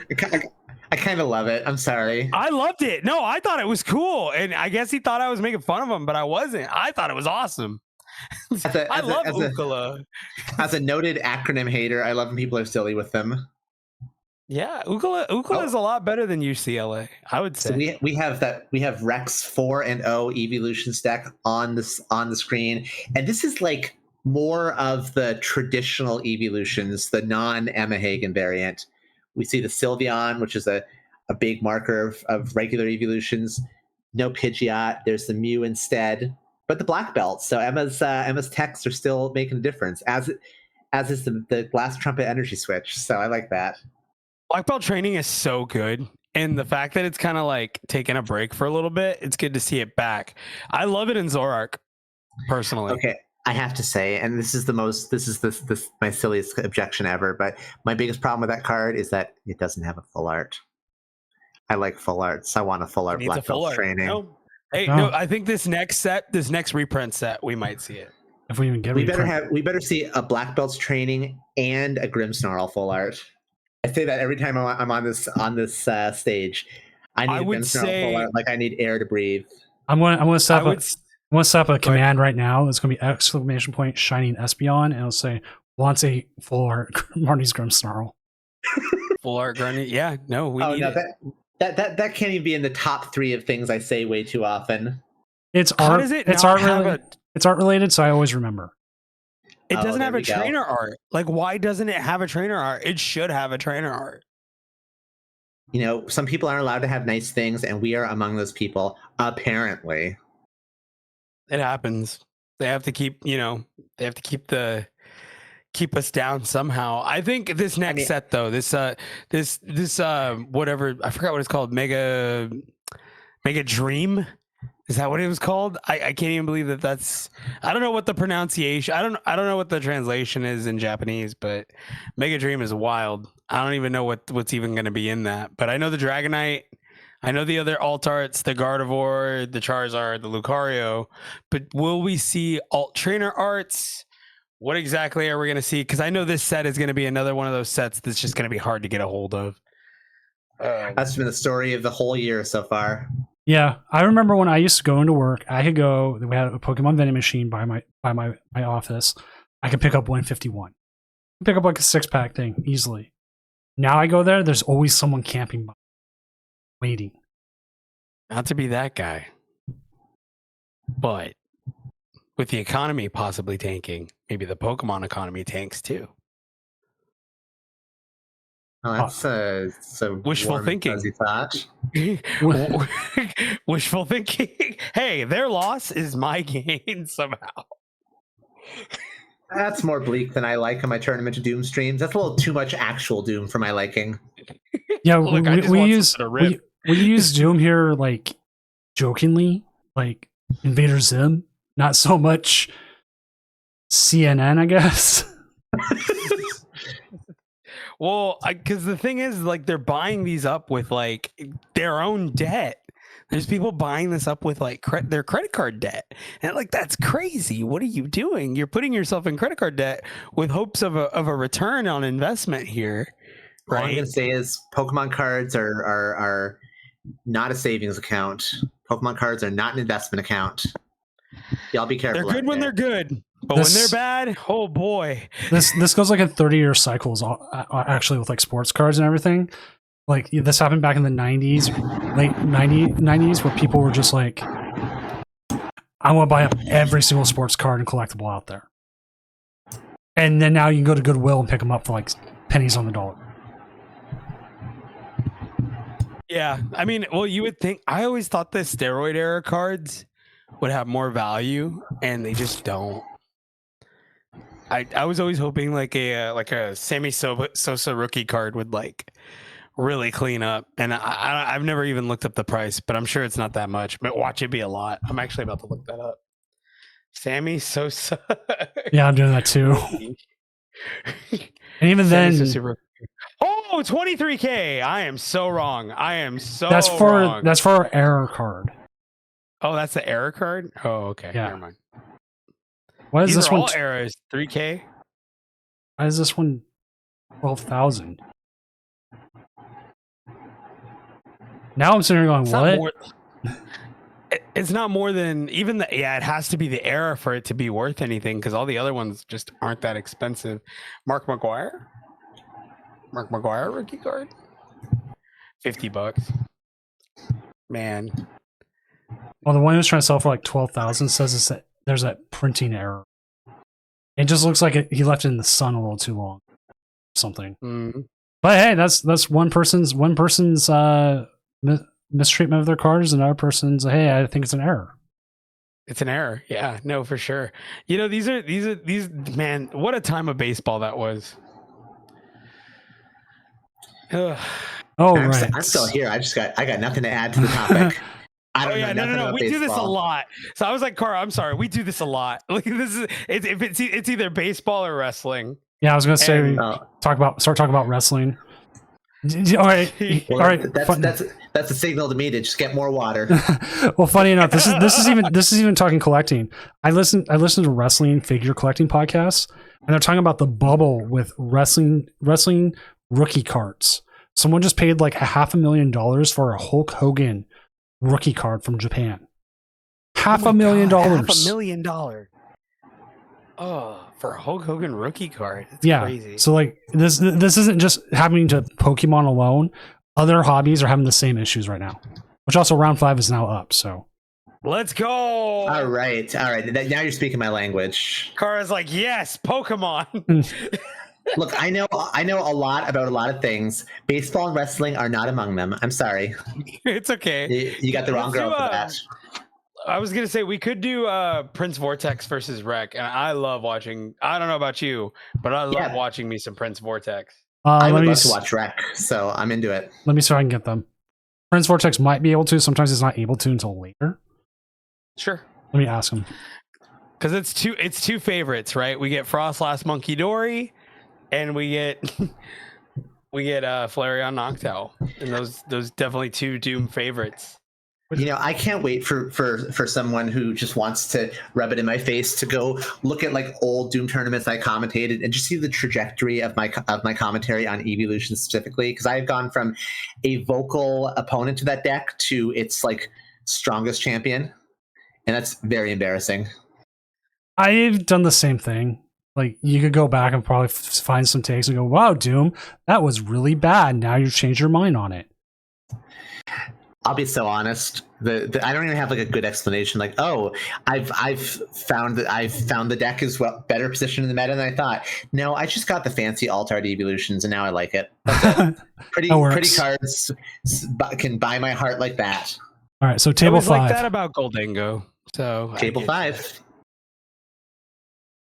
Okay, I was like that with Goldango for like 2 minutes, and then I saw the price to buy the singles, and then I went away.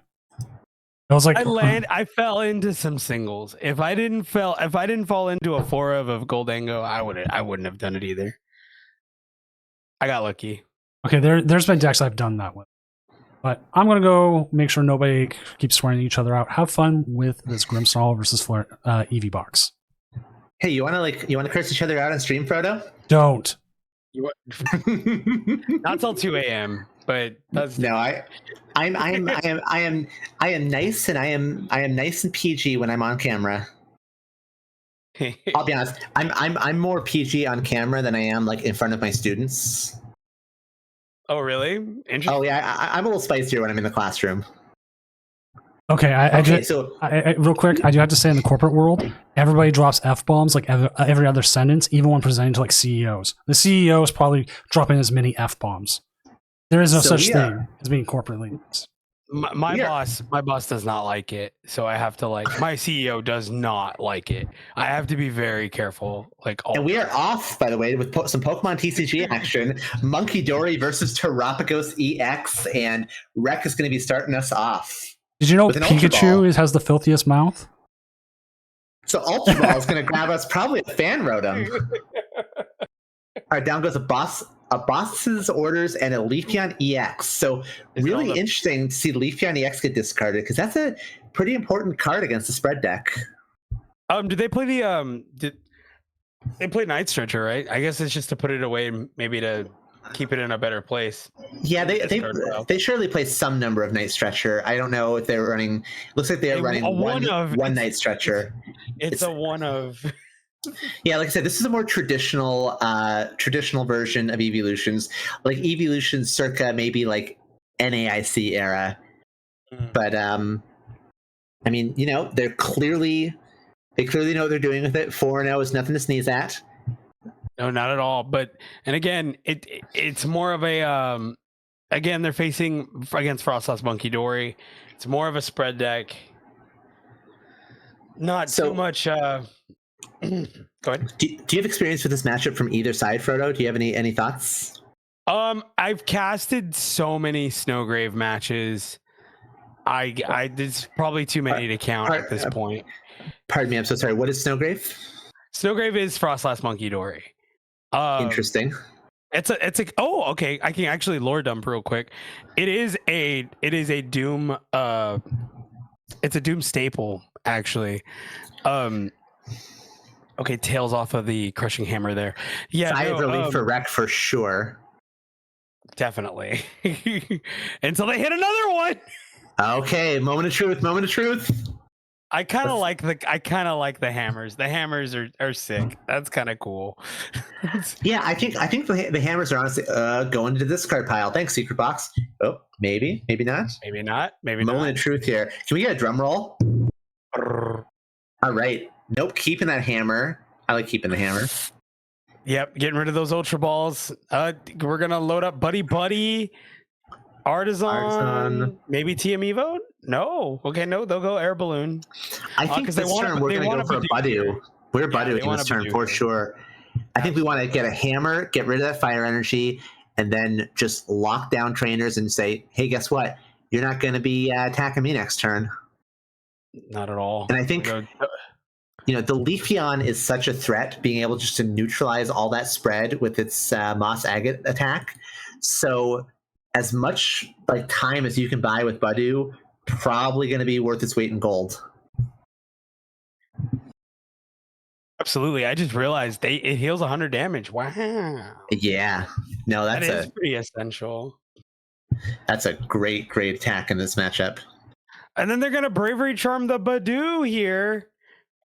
Really taking advantage of the Terapagos in the active, making them have to fish for that Latias. And they hit the heads!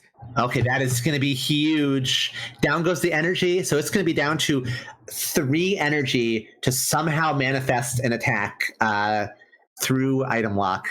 That's going to be a tall order, probably. And actually, I think, a Flareon attack. A much more reasonable order would be a Terapagos attack. Yeah, probably. I mean, I guess Noctowl Crispin, right, would be your move here. Or just energy. If you have an energy in hand, a Terra Crystal could go the distance. Oh yeah, that's true, right? Sparkling Crystal. They could play that. Oh my god, I said the card name wrong. Yeah, but I knew what you were saying. I understand. I'm gonna go walk into the sea. I've embarrassed myself twice Please now. Don't. I embarrass myself every week, every day, every time Doom brings me on. I do it for fun at this point. Okay, there we go. Double Crispin gonna get the job done. Yeah. So Double Crispin is saying, "Hey, you know what? You want to hammer me? All right, bring it on." So Crispin getting that grass energy and a psychic, and we are going to see a unified beatdown. 80 HP Badu, pretty big. Nice Frillish impression, but Terapagos a little bigger. Yep, no, for sure. I mean, being able to chain item lock here, though, is pretty crazy. because they have Artisan Lilies in hand. They're seeing up, and there's the second Monkey Dory. Here comes Artisan again. There we go. Badoo. Second Yep, Badoo. absolutely. But Even though they could probably they could probably start locking with the Evoltol here. Here comes Frostlass. They got the Dark Energy. Yeah, they're getting situated for sure. The spread is going to start in earnest. It's not looking good. But again, against bigger basics, this it gets harder, right? But these Noctowls, these Eevees, they're looking right for the picking here. So yeah, juicy targets for sure. You know, I was speaking of embarrassing yourself. I was going to say, I bet there's footage of me at another Doom event I commentated back then. Also, just not knowing at all what Snowgrave means, asking Ben as well. So, I like your explanation. Hopefully, I'll remember it. I would bet maybe $15 that someone already explained it to me once before, and it's just right out the other ear. But okay, we need perfect. Oh, go ahead. Crispin powers up this Eevee, a fire and a water energy, threatening a Flareon, but I mean, there's a no, there's not really a non-zero chance. That Eevee's safe. Short of a boss's orders play, there's not enough spread to knock it out with Monkey Dory. Evoltol counter catcher. That'll help. That'll help. And there's no jet energy or Turo to get them out of it. They do play a switch though. There is a one of switch. There is a Turo in the list. They have one Turo, one switch. Am I looking at something? Oh, they do see the Turo. Okay, I do see it. There's so many one ofs. It's easy to miss one. I gotta get at it. I gotta. I was telling my wife I can't play the Turo Professor researches, and she's like, why? Because there's a Turo scenario, and it confuses me sometimes. Oh, I'll full send every time. I don't care. I'll if the deck is future themed, I'll run Turo scenario and Turo researches with a smile. But okay, we're going to be bullying this Mew, saying, all right, you got one turn to evolve this Eevee, otherwise I'm coming for you. So great way for the Grimmsnarl player to create an opening for themselves after kind of just feeding them a couple Badoo early game. Yep, and again, with the clutch, it's going to make them have to dig. Is that just a pass? That looked like it was just a pass. That's just a pass. Yes, it was. Oh my god. Oh. Okay. Now huge swing. Now it gets really interesting. Well, surely that Eevee is not long for this world, right? I mean, I'd say public enemy number one is Eevee, and number two is that Hoot and Hoot. It's gone. And that's what makes this Frostlass Monkey Dory so dangerous. And now adding Evoltol to their arsenal is so paramount now. They have so much. I'm actually really scared of this deck now because of the Evoltol here. I am so like, what can you do if you don't top deck those into those?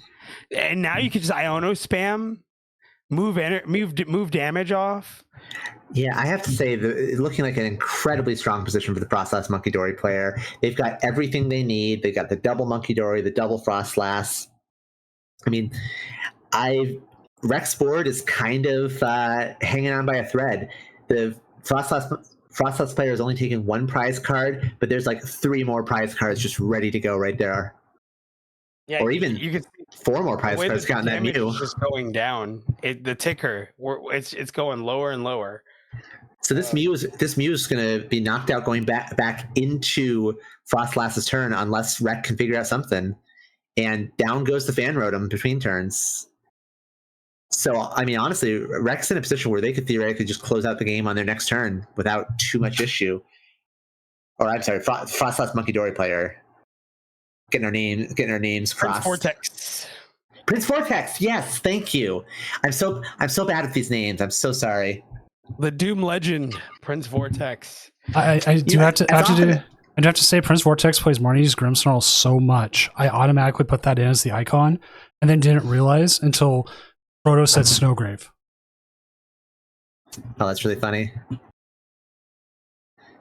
As frequently as I'm here, excuse me.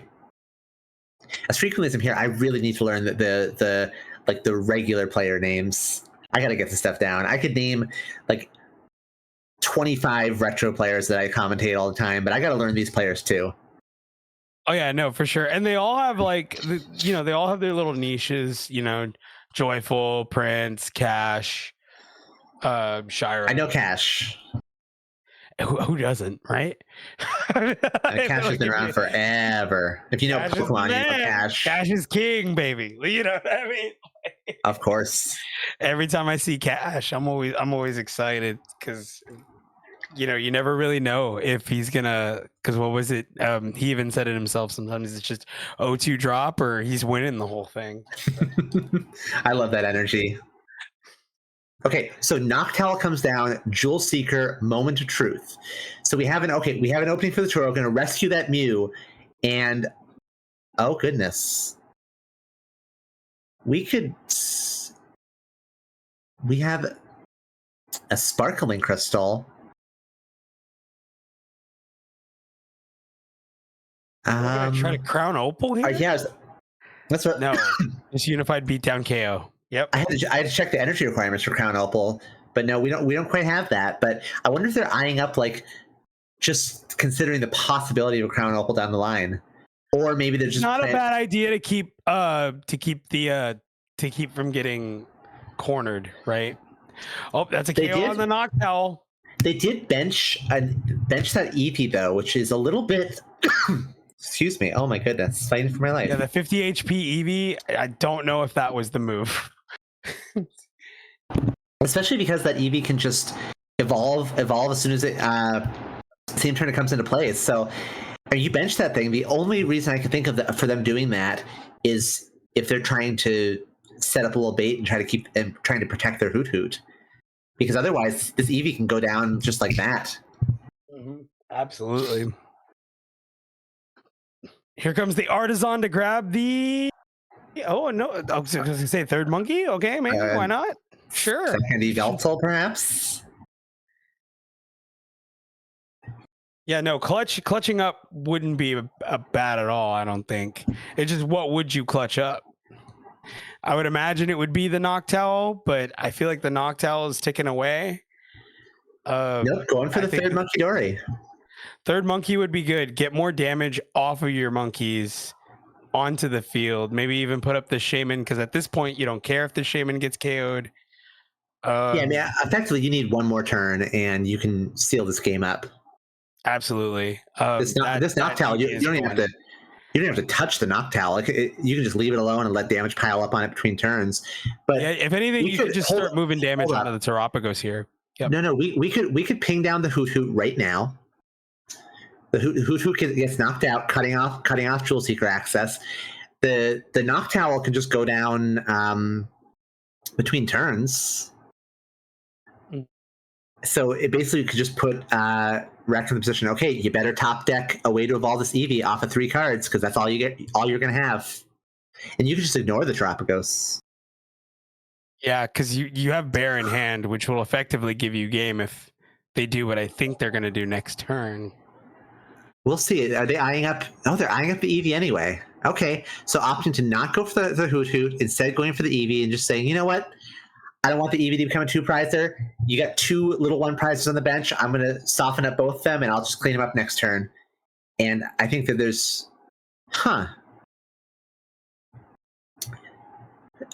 Yeah, so they opted to put extra damage counters on the Noctowl right now.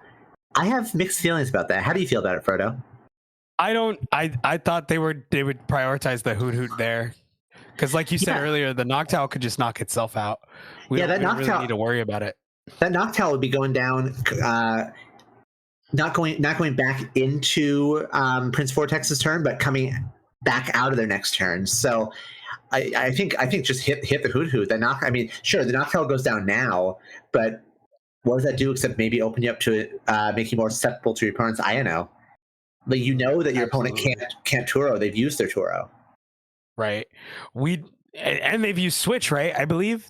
Was the Switch already used? I don't recall seeing a Switch, but honestly, it doesn't matter. We're not talking about retreat lock here. Prince Vortex does not need to attack again this entire game. No, not at all. We're down to one prize. Yeah, they took 2 Next prizes turn last turn, and they didn't attack. Mm-hmm. Didn't need to.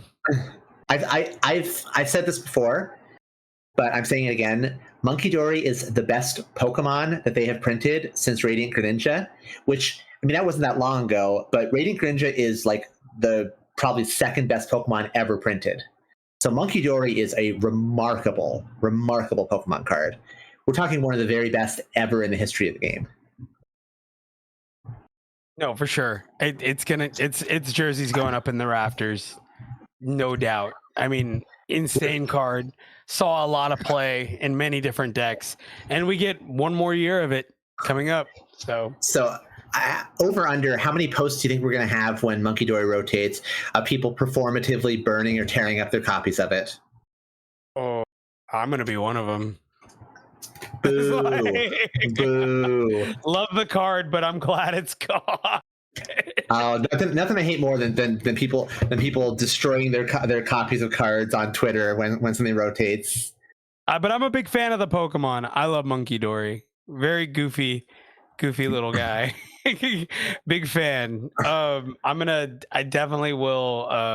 I feel some type of way about Scarlet and Violet kind of sunsetting right now. Just because I thought it was it's so good. You know, yeah, it's been a like a second golden age for the Pokemon TCG for sure. It's been just really such a tremendous like design space. So many cool, interesting cards and decks. This has been really one of the best times you can get into the Pokemon TCG. Aside from the fact that product does not exist on shelves, I mean that's a travesty. But otherwise, like gameplay wise, we are in such a beautiful era. Yeah, and it's so innovative. I mean, speaking of there's so much more we can do. Rec has blown the glass trumpet.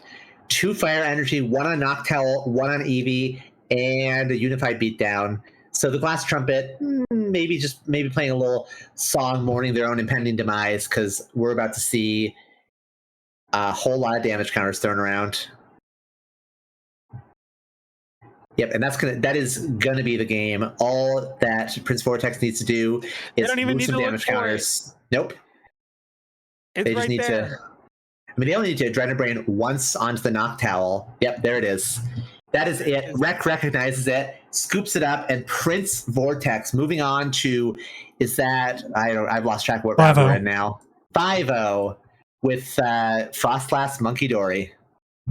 So let's go ahead and go. What are we doing the Snowgrave shirts, Doom? I mean, I could.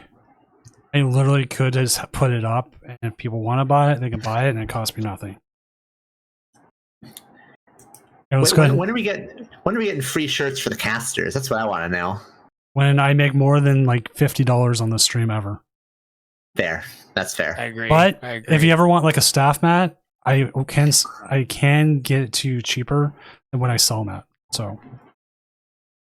Well, we'll talk. But let's go ahead and go to the casting desk. Usually you just ask for one of the designs. I can throw staff on it or whatever you want. Put it out there. There's like a staff version of the Ouija board out there. I don't remember who has it.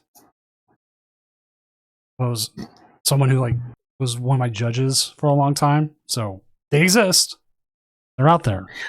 Let me tell you, if Ouija would be sick.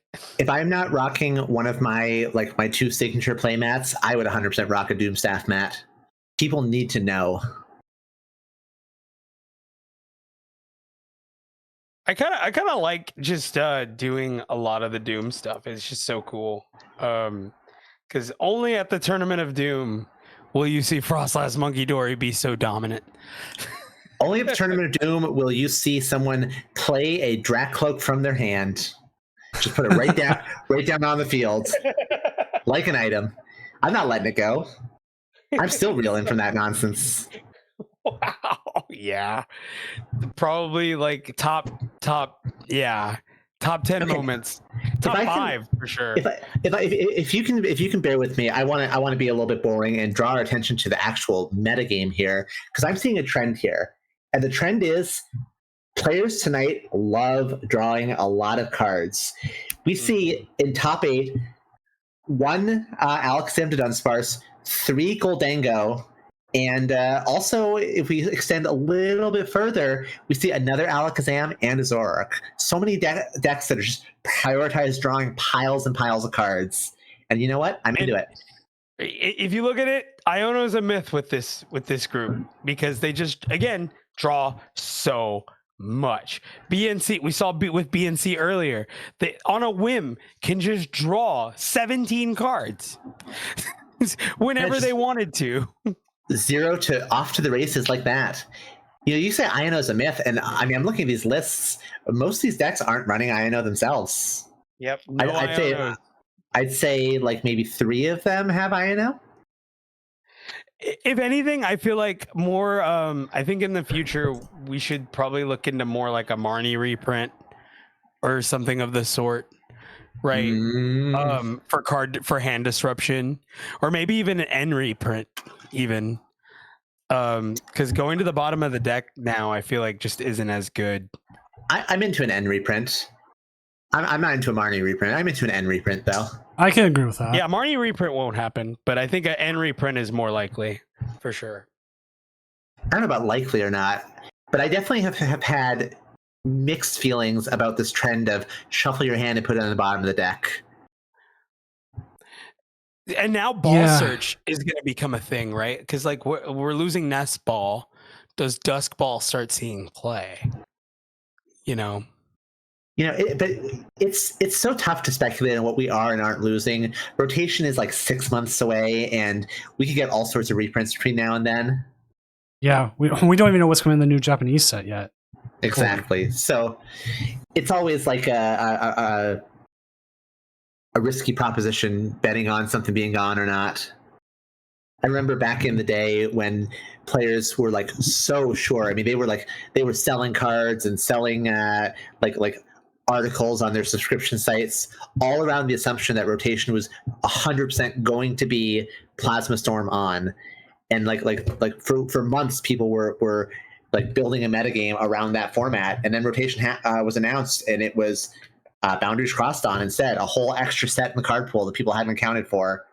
So moral of the story is like it's so hard to read so many months in advance.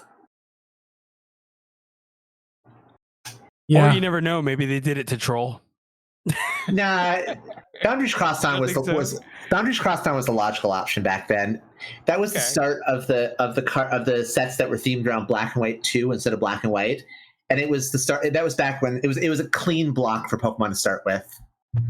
Kind of like what we get now, where we get the nice regulation numbers, and you can tell, okay, this is the clean block. See, like the regulation numbers are great for the average person, and I love it. But for me, who loves being right all the time, I'm a little sad because I used to like always confidently predict what rotation was going to be, and now I don't have that magic anymore because everyone knows what rotation is going to be. Just look at the net letter. So that's fine. I just lost a little bit of bragging rights. What do we do when we get to Z? AA. Well, start with Greek letters. Start with unknown. I thought for sure we'd be like double A, double B. Yeah, we'll see. Or something like that. I don't know. I mean, we have plenty of time. A lot of time, even. I don't even know if I'll be alive by the time we get to Z. Well, I will. I don't know about you. That's a long time. Well, That's no, fine. I guess not. I guess not. I guess not. I will be a head in the jar, still running these tournaments for like 6 people. Oh, That'd be we're so going. sick. We're going Futurama with it. I love it. Wait, you have my grandson as one of your casters. That'd be insane. I knew your grandpappy. Yeah, you're the Doom the third commentating right on here alongside 150-year-old Shining Espeon. I don't think the ages line up quite right with that, Well, but that's fine. I'm not a mathematician. It would be like Doom the 4th, maybe the 5th. The joke is, chat, that I'm literally a mathematician. That's okay. Oh, is that the deal? Yeah, you gotta know the Kara lore there. You're a mathematician, like in Good Will Hunting? That's crazy. No, I'm a mathematician, like in a movie about a mathematician who works at a little university and makes regular person money. So Good Will Hunting. Is that not Good Will Hunting? Am I not? Are we? Wait, what? I don't know. I haven't seen Good Will Hunting in like 20 some years. You're a mathematician. Goodwill You Hunting. should watch Good Will Hunting. Goodwill Hunting's about Matt Damon being really smart, but he lives like a slum for some reason. Robin Williams is his therapist, and there's some like joke about his wife farting in it. It's really funny. I remember instead of Good Dance, I'm watching Good Will Hunting for sure. I remember the therapy angle. I don't remember much about the actual mathematics. I'm pretty sure the problem that Matt Damon's character solved was a graph theory problem. That's all I know. All I remember See, about it. That's when you lose me.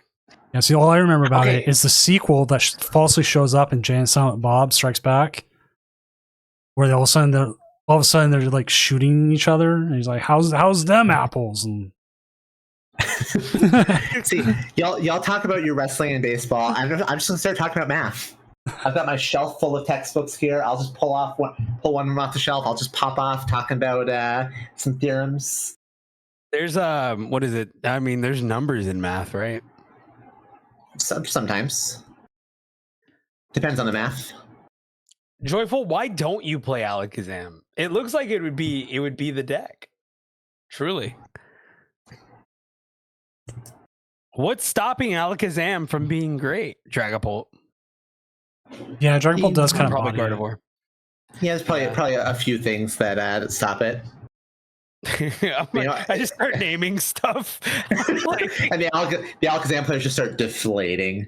yeah, I mean, right. but I mean, the reality is, Alakazam does have some solid things going for it. I mean, it's fairly linear, and it is a stage 2 deck, which has its share of risks. But it draws a lot of cards and hits really hard, and both those are things that are strong to do in the Pokemon TCG. So if it can find ways to solve like a couple of its problems, it could be just skyrocketing to tier 1. Like I think it's not Battle Coliseum will help it tremendously when it drops. it's not there yet, but it's one of those decks you have to keep an eye out for because it could become a big threat like that. Absolutely. I mean, Cerulege went from like fringe to the most represented deck in Milwaukee. Yep, and it's very easy to pick up. It's not there's not too much I don't want to say thinking because there is a lot of thinking in it because sometimes you don't want to dump certain things. Oh, we're talking about Cerulege now? Yeah, now I'm moving. Okay, to pivoting. Oh my goodness. I know I kind of came off the Okay. because now I'm like I got to interject in a second here. Anyways, this is this happened. A player did not check in.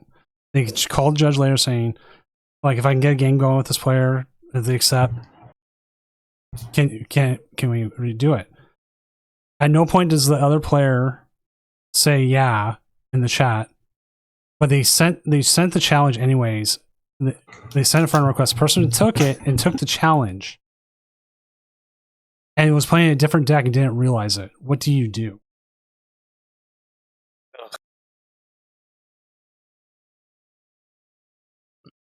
do you guys want to play this really that bad? That's what I would ask. How bad do you guys want to play this? If They you want play. to play it out, They played, but the person played the wrong deck, not even realizing their opponent was their opponent, because their opponent never checked it in. And they just took a random challenge? Yeah, with a random deck. I don't know if I buy that. I don't know if I buy that. I don't know. I mean, if you didn't want to play it in the first place, just say that. I mean, there's Yeah. that too. I mean, look, you show up on time. Sorry, or check in on Yeah. time. That's just what it comes down to. I mean, even Pokemon themselves would tell you that if you don't show up on time, that's kind of on you. You know, Yeah, like, nobody owes you anything after the 5 minutes. So and they never came in chat. that could cost you top cut. Yeah, You know what I mean? yeah. I'm just gonna Like, leave that's it. a big deal. Yeah, that's a big deal. Unfortunately. Oh my goodness, do my eyes deceive me, or is that good old Mega Venusaur at 5-0. Really? Yep, we're jungle dumping tonight. I am here for it. Ooh. I'm looking at this list and I'm really here for it, actually. I love this. Is there a spice to it? Oh, I don't know about spice. I just like that there's a Venusaur and a Meganium, two of my favorite Pokemon. Venusaur Meganium. Yeah, I was looking at it looks pretty standard, but it plays Scoop Up Cyclone. I love Scoop Up Cyclone. Yes. Yeah, it's a great card. No, I'm with you. I love it. Scoop Up Cyclone, underutilized, definitely should be played more. So I just want to say the first Pokemon TCG deck that I ever tried to be like competitive with was a deck that used Venusaur and Neo Genesis Meganium, who had that same wild growth Pokemon power that Mega Evolutions Meganium has now as an ability that doubles all grass energy. So this is a deck that's like speaking to my 14-year-old heart. Do you want to watch it? I mean, I don't need to watch it. I'm glad that it exists. The Venusaur's playing Joyful Sandwich. But I'll say this. Go. I'll say this. I'm sure chat would love to watch it, and I am of the people, so I would happily commentate it for chat. Let's go to table 3. Joyful Sandwich is playing it, so we know we have the Venusaur deck for sure. Oh wow, everyone beat me for once. Yeah, Frodo moved, and I'm like, well, I'm not gonna be behind Frodo, so I'm just boom. I gotta catch up. I'm competitive. Table 3, and I ran. I was like, where'd everybody go? It's like when Batman has someone disappear on him, and he's like, wow, so that's what it feels like. It's exactly what it feels like. When you do it to me, bro, it's exactly what it feels like. Well, and like I've had a couple times where I was the last one to go to the other table. So every time I tried to click, another person would join, and it would like offset the position of the table to click on. And I'd misclick, and so I'm like, I'm not gonna miss an opportunity. I'm gonna jump on that. Yep. Okay, Jolly so Flying Man versus the Joyful Sandwich. well, this is just a good spirited game, huh? These are Very jolly, joyful, we're very joyful. jolly. Okay, Jolly and joyful. Frodo, are you want to be jolly or you want to be joyful? We're gonna each take a side. I will be joyful because Joyful Sandwich is my dog.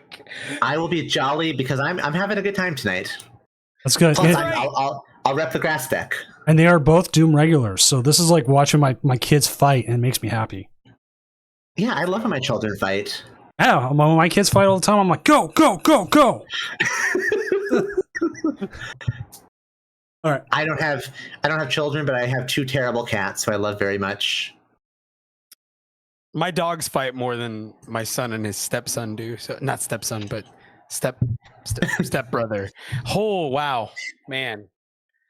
Anyway, This is my son and my son's son and my son's sons. Okay, so we are live with round number 5 or 6 of the Tournament of Doom.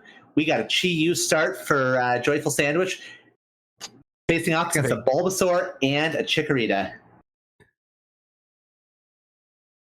has the Bulbasaur really utilized the bind down? I haven't seen a game where that's become prevalent. I mean, with how many retreat lock turns we've seen just this tournament in general, I have to imagine that Mega Venusaur does some amount of bind down. Like it's just retreat lock is really strong. But okay. And then opening the Chi-Yu. Oh god. Oh brother. This hand stinks. You That have to hand put the is- pheasant play. Oh Yeah, that hand is not doing it. We could theoretically potentially see a turn 2 jungle dump for 240 if the stars align for Jolly Flying Man. I think So I would yeah. have just bossed up the Chikorita there. I'm trying to avoid it. Yeah, I don't necessarily hate that myself. Yeah, I don't Yeah, want to this get is- jungle dumped here because Rare Candy Meganium into Forest of Vitality. I don't like it. There's Ivysaur. I don't Uh-oh. like it. Oh, I Really? love it. I love it. I am. No. My heart is singing. I'm not very jolly Okay. right now. I am. No, I'm jolly. You're not very joyful. I'm No. jolly as they come. And there it is. Forest of Vitality, Mega Venusaur, and a Bayleaf. Oh my goodness. Teal Dance. Oh, come on. Show me the goodness. Don't- Show me the goodness. I can't. Ivysaur. Yep. Okay. Nope, not there. Nope. That was scary. Just 4 evolutions down in 1 turn. 5 evolutions down in 1 turn, actually, if you count the Ivysaur Venusaur. And So the now deck does Chi-Yu- no favors for Sandwich. Mega Fire of Envy for 100. Not a lot of envy in that Mega Fire. 100 out of the almost 400 HP that Venusaur is showing off. Went after the Meganium there. Ooh. I think he threw there. I would have went after the Meganium. Yep. Now they got Meganium. And I think he did too. Yep. I think that was a little bit short-sighted, and they are going to be paying the price as the grass Pokemon are coming down. The grass energy is flying. And all we need is 1 energy. Solar Transfer. They don't Okay, even there need we any go, of there that. we Yeah, go. no, Solar Transfer. There we It's an go. ability. Mega Venusaur EX is a cool card, eh?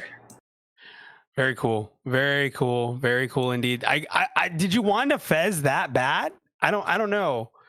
I still think you go after the Meganium there. I think so too. But okay, here we go. Okay, Arven's not terrible, but I mean we're not in a great spot. A Fez staring down that Mega Venusaur is very, very scary unless we can find some way to buy a little bit of time. Jolly Flying Man is running away with this game so far. I guess you Dreepy Night Stretcher, or do you just Dreepy Iono here? Well, we have some options, right? I mean, we could Arven and just grab like prioritize maximum setup, but see, Iono doesn't really get us all that far, right? It's not like Jolly Flying Man needs a lot of stuff. They already have the Mega Venusaur. They already have the Meganium. I guess they would try to item lock here. Go Dreepy Badoo. Yeah, if they could like counter catcher, I don't hate that. But with the Solar Transfer ability, I mean anything could essentially be an attacker here. Yeah, it's I feel like in light of that, you just don't even bother with the Itchy Pollen, and I think they're right to recognize that. Just get as many threats onto the board as they can. I guess put up the Monkey Dory because everything's getting O-code. I don't know how I feel about putting Charmander in play. Because I don't think the Zard is going to hold up very well. But that 70 damage on the Venusaur could prove to be a thing later. So, I mean, I have to imagine that if they're gonna go for a Charizard, they're just going to be prioritizing its utility to power up Chi-Yu out of nowhere. And Regigigas just makes this a really bad matchup. It's double Venusaur. Isn't it interesting where the Pokemon TCG is at, thanks to the Terra mechanic? We have a Charizard-based deck that is scared of the Venusaur deck. I mean, ain't that something? Oh no, it's definitely something, because not only can it just hit Zard for weakness, we have Regigigas that can just OHKO any of their Terras, whether that be the Dragapult or the Charizard. So this matchup actually is a lot worse than I thought. This matchup feels horrible. Well, I mean, we're not exactly seeing the best representation of it with such an ugly start for Sandwich, though. Yeah, probably. It goes back to the Bayleaf. I'm still upset about the Bayleaf. You probably should have went after the Bayleaf. I feel you there. That would have been an actual impactful attack. But we're here now. We got to salvage the game that we're playing. So. Yep. Nope. For sure. And here comes an Iono. Iono to 4. But what's the game plan? Uh-oh. Whatever it is, I'm sure it didn't involve drawing 4 energy off the Ino. All right, flip the script. State. Okay. But double the cloak here. Okay. 2 Drac Cloak, pretty good. I think so long as they can avoid, if they could probably find Countercatcher and KO the Gigas. But then how do you respond? I guess nothing. Well, maybe KO the Gigas. KO the Gigas with what? Oh, eventually, maybe next turn with Dragapult, because that's I a mean- huge threat for you. Next turn, are they going to make moves this turn? Because if they're not, they might be in some danger. I mean, anytime where you could take 3 prizes, I don't know. I think it kind of evens the game out. But I mean, I'm in the same camp as you. But doing after an Iono, kind of. I mean, they'll. I'm holding on hope. Let's just put it that way, Kara. I'm holding on hope. All right. Well, Right? we're doing it. Itchy Pollen. So let's see if Jolly Flying Man could do anything better than jungle dumping the Badoo. A gust, I guess specifically a boss on the Pheasantipity would be really, really strong here. Yep, off the teal dance. Here comes the solar transfer. All right, Reggie powering up the Gigas getting here. built. Nope, we're just going to knock out the Badoo. So now it's going to be up to Sandwich to see if they can force that 7 prize game that is so pivotal in these Pokemon TCG games. Force Jolly Flying Man to KO 2 of those big Pokemon EX with a high HP. So off to a solid start. We have the Dracloak, one of which is going to be ready to go. Ultra Ball to grab the Dragapult. So if we want to see a Phantom Dive this turn, we certainly have that option. For We also sure, you have got the Arvin in Arvin. hand. You could, Yep. you could bring up the Arvin to grab counter catcher. Counter catcher, 100%. We could also, I think, if I recall last turn, Sandwich opted to not Super Rod the Chi-Yu back in, right? That card is still in the Nope. discard pile. Yeah, that's correct. Yes. So I guess the game plan is going to have to involve like a late game Chi-Yu play. Oh, okay. They found the counter catcher off of the Recon Directive. They can use a different supporter here. We can see a Boss Swords right now. Oh, that's silly. What am I talking about? Sorry, I got a little bit. I got We could see a I'm Lily's, fired. I think. We could see a could see a Lily Lily's here. determination. Oh my goodness. Yeah. Yeah, we could see a Lily. We could see counter catcher Lilies here. Get those energies back in the deck. It's really up to Joyful Sandwich here how they want to run this. I don't think they want to. I mean, this is a great spot. They're in a good spot right here. Because Yeah, I mean, a comeback would look like this. Although playing the Charizard EX down right now is yeah, I don't like that. I don't like that either. So for them though, it's gonna. I think it. Well, no, I don't like it. I don't like it because I feel like that's your end game strategy to knock out a Mega Venusaur. Right. I've been viewing the Charizard as a Chi-Yu button, and No. playing it down, exposing that Grass Weak Pokemon, and not even taking. Well, let me walk that one back. Exposing that Grass Weak Pokemon and not even like presenting the Chi-Yu threat in the process feels like. I don't know. It feels risky to me. I'm not thrilled with that. I don't disagree. It does seem kind of risky, all things considered. Being that it can just KO a Teal Mask Ogerpon and win you the game.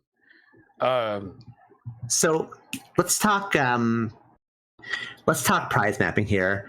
I think the optimal scenario here for Sandwich is Gigas plus a Mega Venusaur plus like a Teal Mask.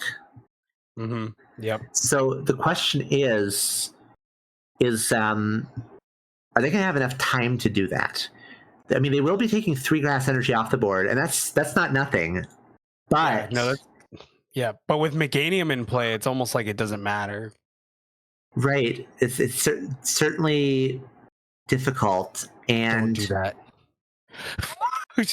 oh my goodness! Sorry, I saw him select the Ogerpon, and I was like, no. They were just thinking, we're good. Yeah. I mean, bare minimum, unless my math is real bad, bare minimum they need 2 more full turns. And they definitely have a setup now, which is way more than what they had before. They have a setup, but Jolly Flying Man also needs 2 more turns, and they have such a good shot at being able to take another 2 prize swing this turn. Mm-hmm. I mean, they have a 10-card hand or 9-card hand. Oops, they have a 9-card hand.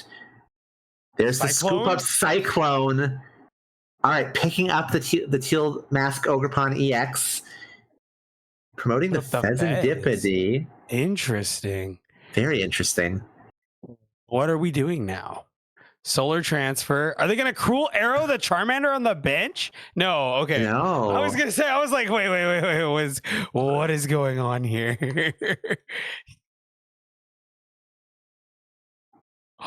Because now it's 4. Is that how that works?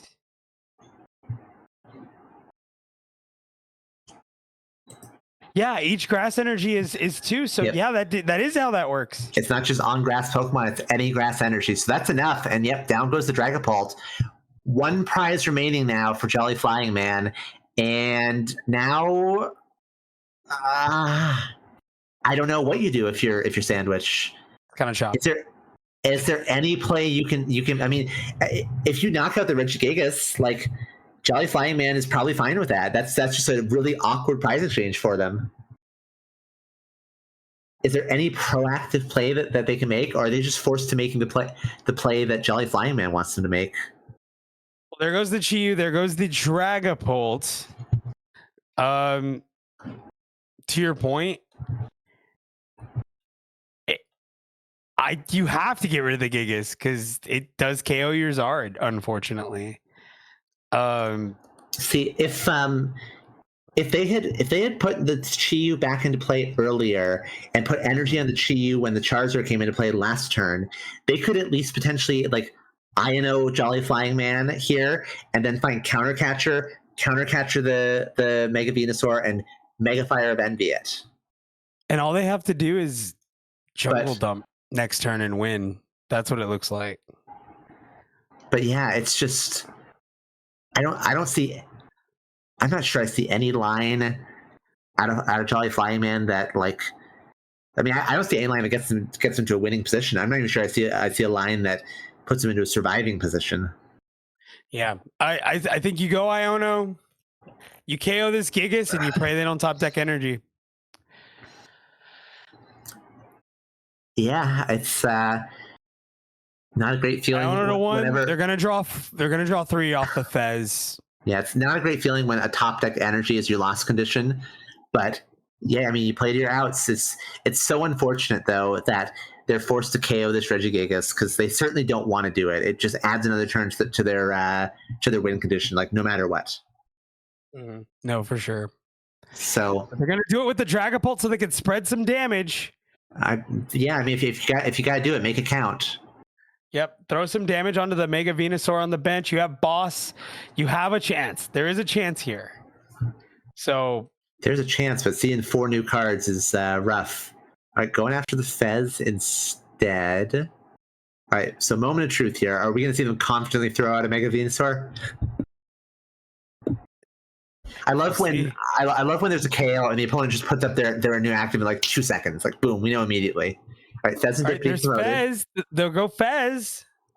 All right, top deck. I wish we could see their hand. Super Rod, put more energy back in. Okay, the odds just got better.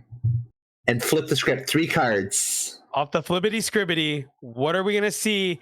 Okay, there's the energy. Solar transfer. Wait, can they get it out of the active? I wouldn't do it just yet.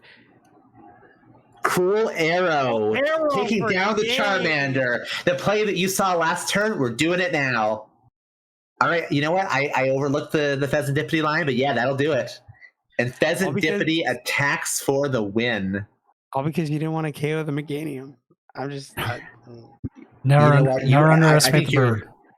I think you were free to be a little salty about that. Yeah, never underestimate the bird. I knew the bird play was there. The bird play was there. I was like, they don't really. I guess they. And again, all they needed to do was top deck the energy, and that's what I said. If they get the energy, they kind of just win. It isn't really. Oh, that's frustrating. Oh. All right, join me at the casting desk, please.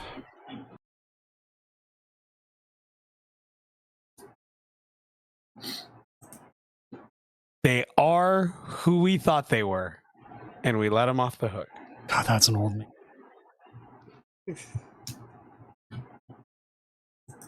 Well, I missed something, but that's okay.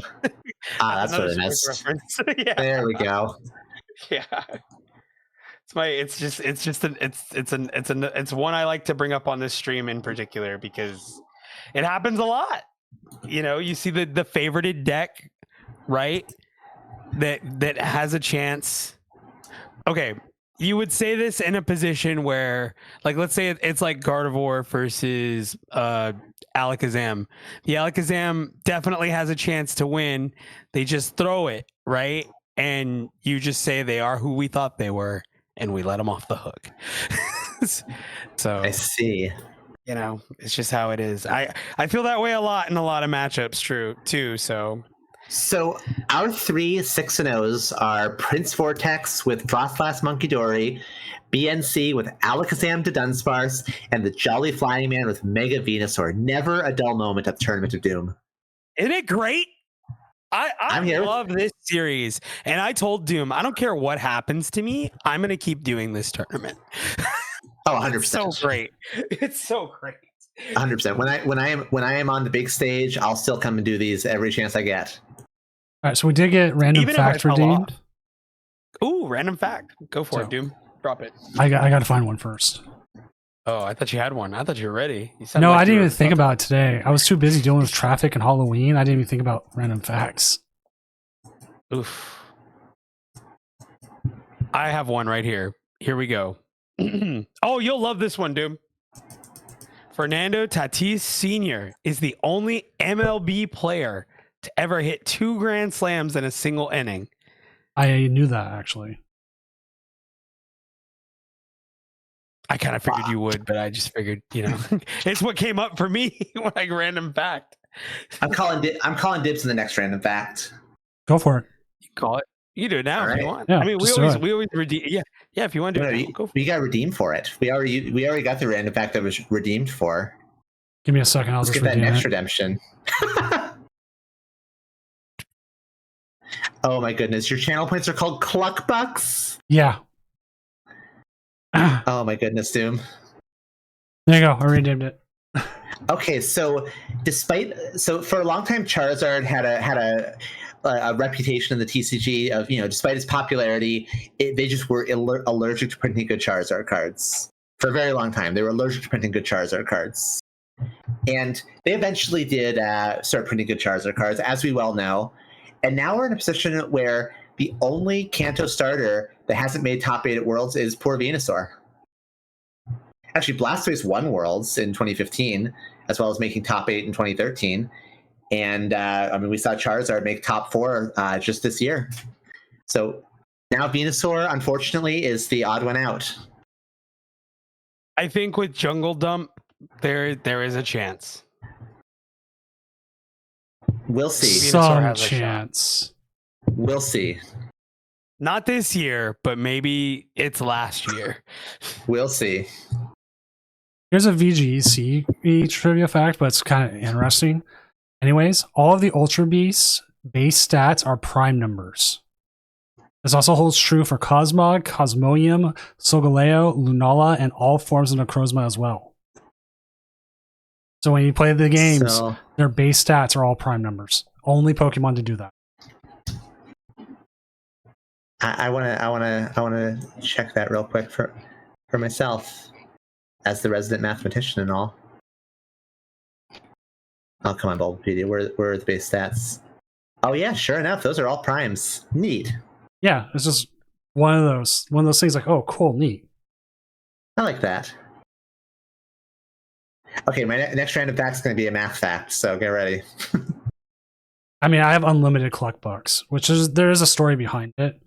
Okay, it's got to be an honest one out from the from the chat. You can't be squeezing me dry here. Prince Vortex says they have 100,000 nice. points and can do it. Prince I have Vortex, 22K. I could do it whenever. Prince I'd Vortex, say go win another round instead. Vortex Oh, doesn't have goodness. to. He can ID. He IDs in the cut. All right, that's another random fact. Should I do it, or do one of y'all want it? Here's a random fact. Okay, it's not really a random fact. It's more just a straight fact. Here's the source image of Cluck Bucks. Oh, That I drew. I did a Photoshop stream like for my third stream. And I love that chicken so much that became Cluck Bucks. That's a mood though, right there. Oh yeah. That chicken is channeling something in my soul.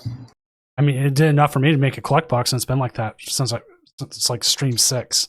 Once I got affiliate. I never got around to a funny name for my channel points. I love that chicken. He's a I good should do that. Maybe make them like rare candies or something. But I bet everyone's doing that. Here's a free random fact. Round 6 is over. We're going to round 7. Round 7. Give it up for round 7. 6, 7. All right. Sorry. All right, Frodo. For the love of God, Frodo. You're killing me. You're killing me. I'm dying here. You're killing me, Smalls. All right. Let's look at some pairings. All right. Can we try to see Arctic? I'd love to see some Zorak. They're up against Arctic and Joyful Sandwich Sandwich. Yeah, sure. I'm into it. I mean, Joyful Well, Sandwich. hold on. Is that matchup a matchup worth watching, or is that just a train wreck? No, I don't think so. I think it's fine. I think it's Okay. fine. It's actually. It's even. I think personally. Okay, I'm into it. Y'all into it? Yeah, I'm all good for it. They both lost to Jolly Flame Man too. Again, everybody left me I again. jumped so fast. I'm sorry. I'm sorry, Doom. That's all Doom. good. I'm I'm like relaxing for the first time like on a Friday stream in a while, and like I'm like, Yeah, oh wow, because you got us. yeah. Like I sat You there. got us to hoot and holler and raise a ruckus. I sat there the last game just watching and like organizing cards. I was like, I have Is not that his organized. right? It's time to move to the 2-caster meta, Doom. I think it's time. It might be. And Look what you've done. You've grown it, man. There you go. I can sleep in. Yeah. I love that You're for you, right. honestly. By the way, So the Okie Dokie is what makes this interesting because I love Okie Dokie. I am a fan of the dog. I think that it makes its Zard matchup more palatable. Especially into something like. Go ahead. So the takeaway here, because I had to figure out what you're talking about. There's an Okie Dokie EX in Arctic's deck. Right. That is good to know. Yep. It plays the Mochi. They have reversal energy for the Darmanitan. This is Piper's list, I think. So Interesting. we're watching Piper's list, who is gonna play at Gdansk, by the way. I don't know what time Gdansk starts, but I think we go into Gdansk, right? Am I wrong in saying that? I think after our tournament, it is Gdansk. Not long after. Depends on how Yeah, late we 'cause run. They're gonna start pretty early. I think when when an 8-round tournament plays, we end and dance starts like 20, 30 minutes later. Oh my goodness. See, I almost co-streamed Gdansk this weekend, and it was specifically because I previously committed to doing this that I realized, oh, can't do that. It starts at 6:30, so no, it'll be like an hour or so. 6:30 my time. Sorry, 6:30 my time. Yeah, it's like 4:30, something like that for me. And we're moving pretty fast. We're moving quick. We could Holy crap! We could hit top cut well before. But And speaking of moving, we're about to start our game. Yep, I got it up. Everyone can see it. This is one of the rare instances where this is actually the first time outside of NAIC we did not clear 200 points since beginning the end of February. That Halloween diff, bro.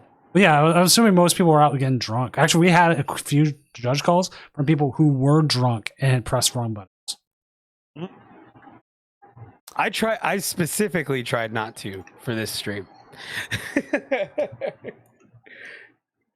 All right, me a lot here to stay we awake to begin with. go. Right. We are Monkey officially Dory live. start. Monkey Dory versus Okie Dokie EX. A couple 3P in hand. Not a bad way to start. Yep, and pass. Here we go into Gamer Boy. I'm the Gamer Boy. I'm the one who wins. Draws. Uh-oh. Reversal energy pass. Uh-oh. Nope. Oh, buddy. Okay. I was We're about to doing be just like, fine. no shot. I cursed him. I'm so sorry. No, we're good. Already- We got a pop, and we're doing just fine. I was already writing my apology letter. I was like, bro, I'm so sorry. I didn't Although, mean- what do you think? What do you think about reversal energy on the Okie Dokie? Like, are we just prioritizing energy drops in the Okie Dokie at all costs? I think it was all they had. And I So think their best case, and they don't even play TM Evo, so I don't know what. Oh well, there's air balloons, so now they can just retreat, get out of that. Oh, and then they have that first attack. That first attack could be played with a colorless. Okay, they are. They're prioritizing just getting that Okie Dokie ready to go. Poisonous musculature, and that thing is powered up like that. I forgot it had the first attack. Okay. Gotta love the Pokemon trading card game. Totally forgot.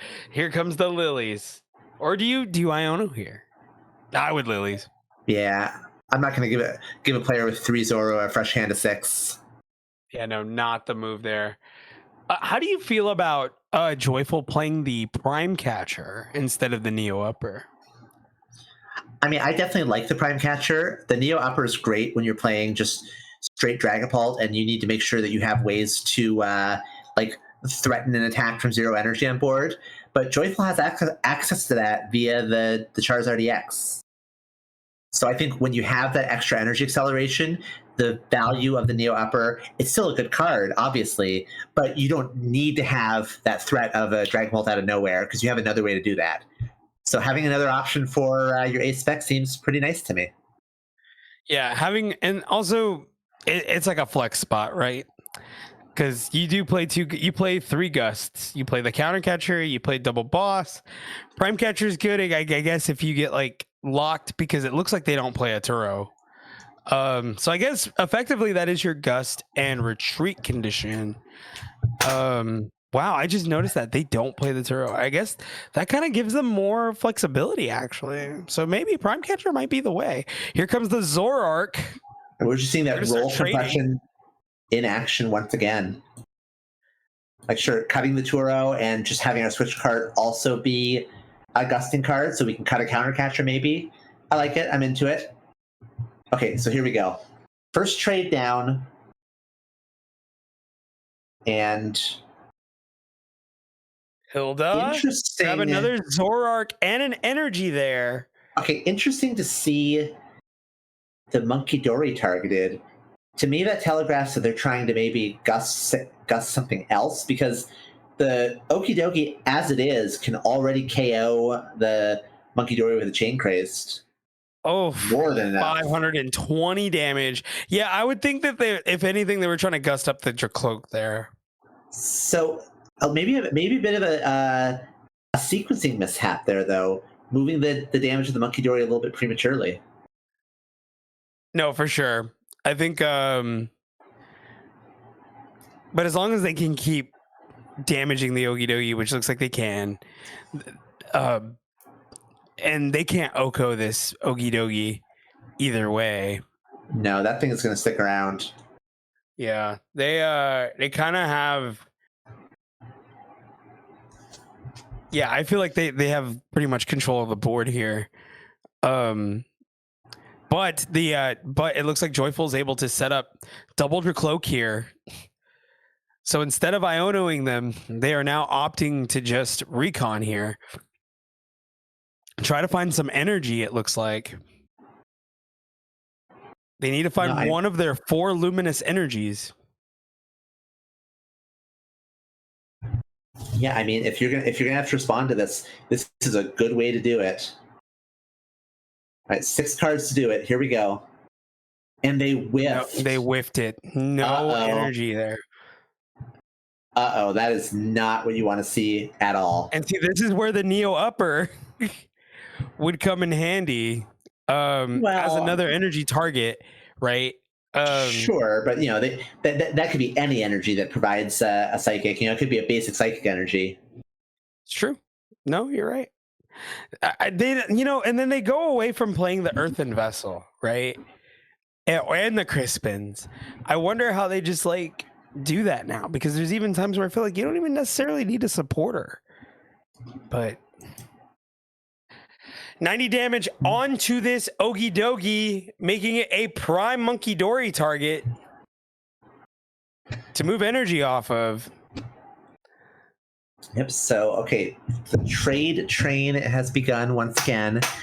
And if you are Gamer Boy here, what do you want to do this turn? If you could do anything you want, what do you want to do? Monkey Dory attach, move damage off, get it onto Dragapult, and then Chain Craze. But they opt to bench the Darumaka there. Here comes the Cyrano. All right, getting them in that third Zoroark, and they are fully established here. Yeah, because the 260 plus the 60 off would have definitely OHKO'd the Dragapult. But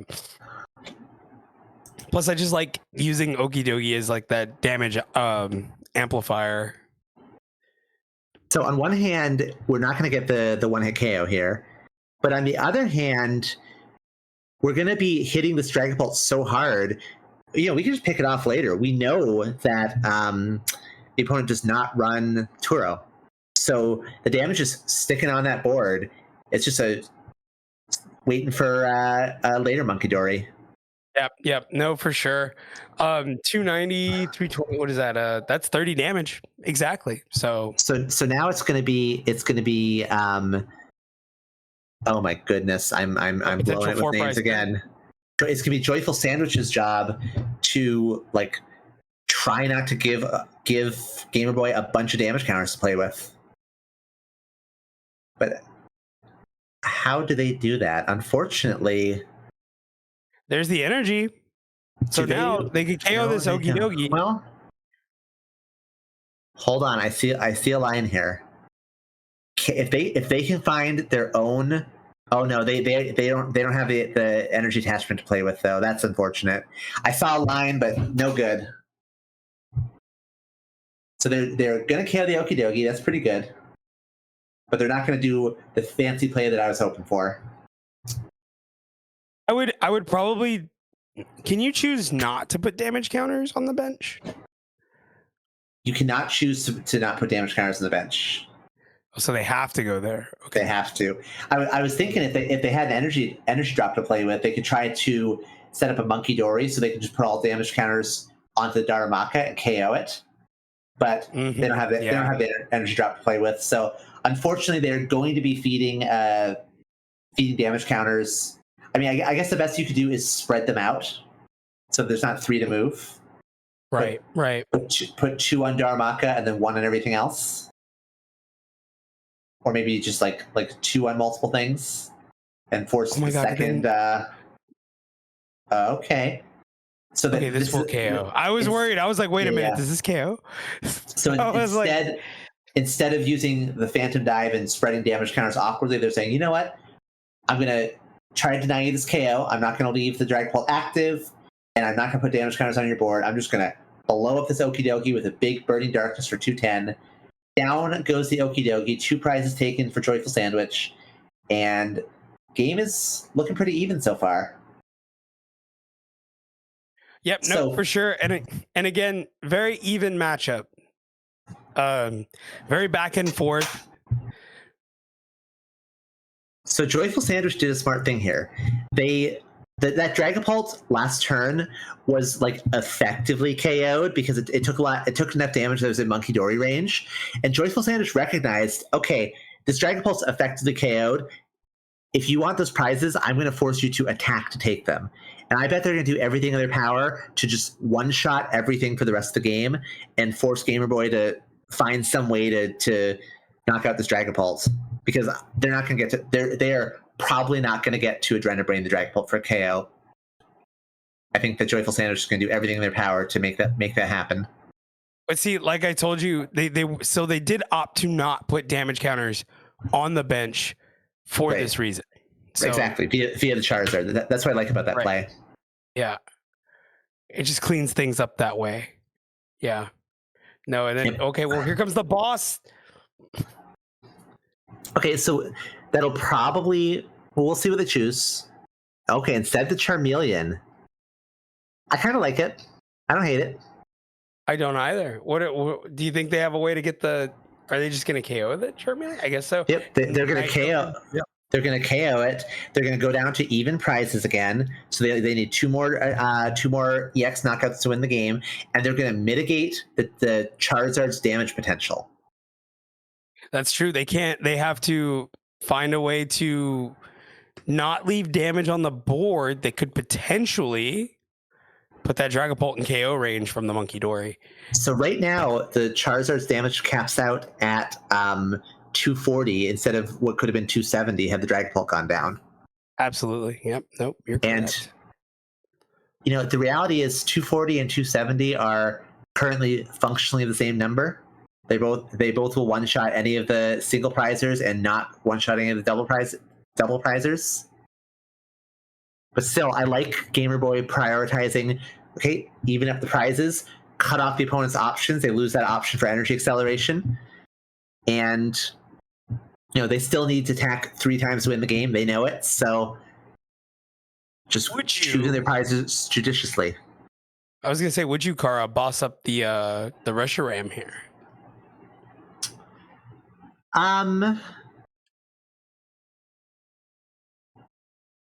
Yeah, I don't hate that. I don't hate that at all. Key thing about Piper's list, she only played 1 Reshiram. Yeah, I don't mind that. I mean, plenty of recovery, but like make him have it is not a bad strategy. I think knocking out the Darumaka is fine too. Either way, your goal is to knock out a one prizer, so you knock it out. I think any one of the one prizers had reasonable merit. Do you mitigate threat of the Darmanitan? Do you try to stop the Zoroark from attacking, or do you get rid of an energized Monkey Dory? I think the Monkey Dory was the softest play of the 3, so I think they made a better choice going for Darumaka. But I think ultimately they recognize that their goal is keep damage counters off the board, and they're doing that. All right, so back on over to Gamer Boy, and we are just trading. That's the power of the Zoroark deck. Just so many cards you get to see every turn. They're already down to 10 cards in deck, and they haven't used all their trades yet. It's true. Uh-oh. There we go. Counter catcher. Get rid of that Dragapult now, but then I feel like... Nope. Oh, they're going for the Jacloak. So they're saying, okay, we're gonna just keep taking single prizers.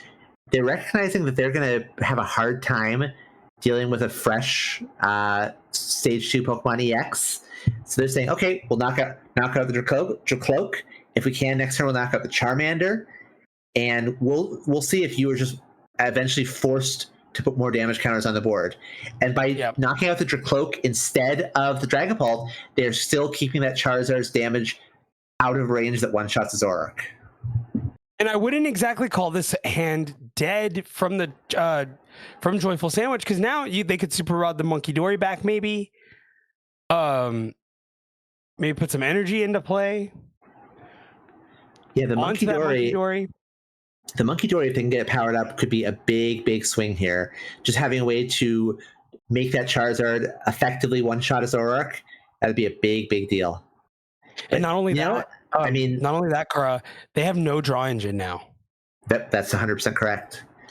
And they're in a tough spot. They have to make a decision here that could be a little sticky. I wonder if you promote. Okay, exactly what I was thinking. I mean, that Dragapult you don't want it active anymore. Just use the energy as a retreat pivot. And nothing really super useful here. So no, not at all. So actually, and you're not knocking out this Zoroark here. You kind of have to put damage into play, or not attack, which I mean is not necessarily a bad choice. Yeah, just passing doesn't. Gamer Boy forced the situation that Joyful Sandwich is in. I mean, they played that smart and careful. They said, you know what, I'm going to put you in a position where you got to attack into a Zoroark or not attack at all, and that it worked. Yeah, what a just what a chess match, honestly. Because now that's what games of Zoroark are though. You know, when you have access to basically your whole deck every turn because you're trading so much, you have access to making all of these really kind of tricky plays that make up for the fact that your damage output kind of caps at 170 otherwise. And no counter catcher online. Nope. You have no Really, really smart plays out of Gamer Boy. because now KO on Dragapult, all they need to do is maybe boss up this Charmander and win the game. Oh my god, are we about to see it? Here we go, Okay. Kara. Oh my goodness. There. They're, What do you do? Nope, they pass. Tactical pass. They recognize the go. threat and they say, "Not today." Okay, but here we go. The trade train is leaving the station. Trade number 1, down goes the Yveltal. Trade number 2, down goes the Mochi. I gotta sing the Doom song now. Trade number Doom, 3, doom, doom, doom, doom, doom. down goes. I didn't see it. We see Night Stretcher boss. Down Nice goes stretcher for the- Watchtower. You need to jump in for a second. Go by that. Thank you for the Prime Gaming sub. Welcome to Doomco. Taco Tuesdays, always great. All right, secret box. That For all important Palpad ace deck. Artisan.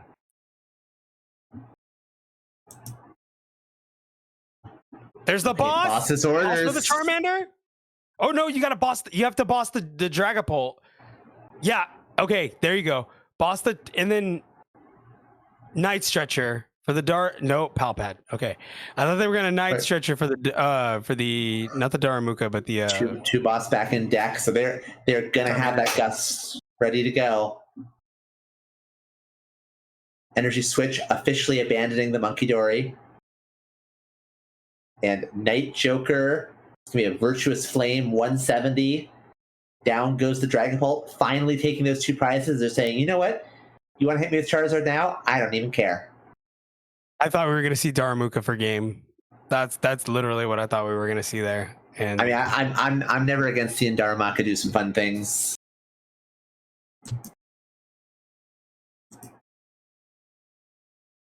because that was the line I saw.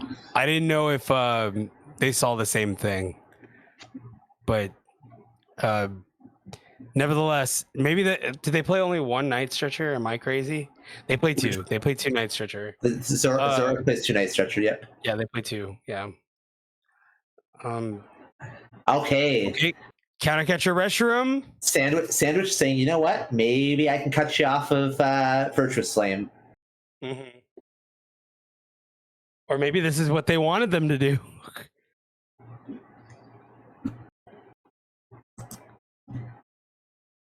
We're about to see.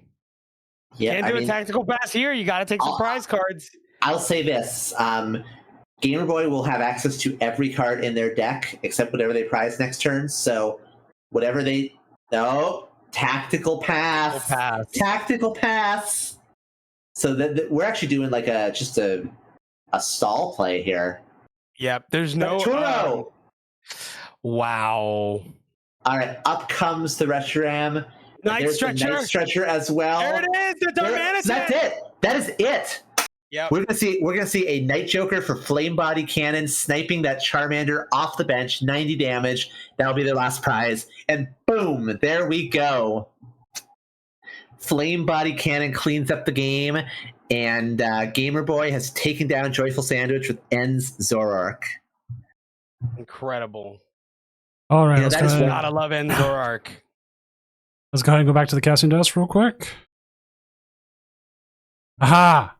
Beat Frodo this time. Can I say why? That is one called shot that I'm happy with. I had a good feeling about Zoroark going into Worlds, and that deck has just pretty much consistently overperformed since then. So I'm proud of me for that. Yeah, I'm disappointed we didn't say Ends PP up more. Yeah, we didn't see that card get played at all, huh? Just It did manual get played. attachments. It got played twice. It got played twice. We didn't even say it. Oh. Well, yeah, got some energy accelerated from the discard pile.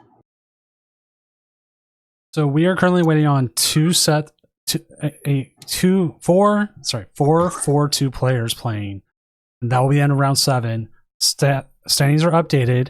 Prince Vortex, Jolly Flyman took the ID. Then we have, how many people is that? I'm bad at math. 7 people at 6-1. Probably a clean cut, huh? Into. Oh no! I see it now. Yeah. Never mind. So, Joyful Sandwich has a chance to make cut. Phoenix 200 538 has a chance to make cut. Valeria, another one. Look at that. All within like percentage points of each other. Yeah. No, everything counts. Coming into this last round, I'm a little disappointed that Gardevoir Jellicent is not like decisively at 6-1 here with a really strong shot at cut. I'm a big fan of that deck, but I am too.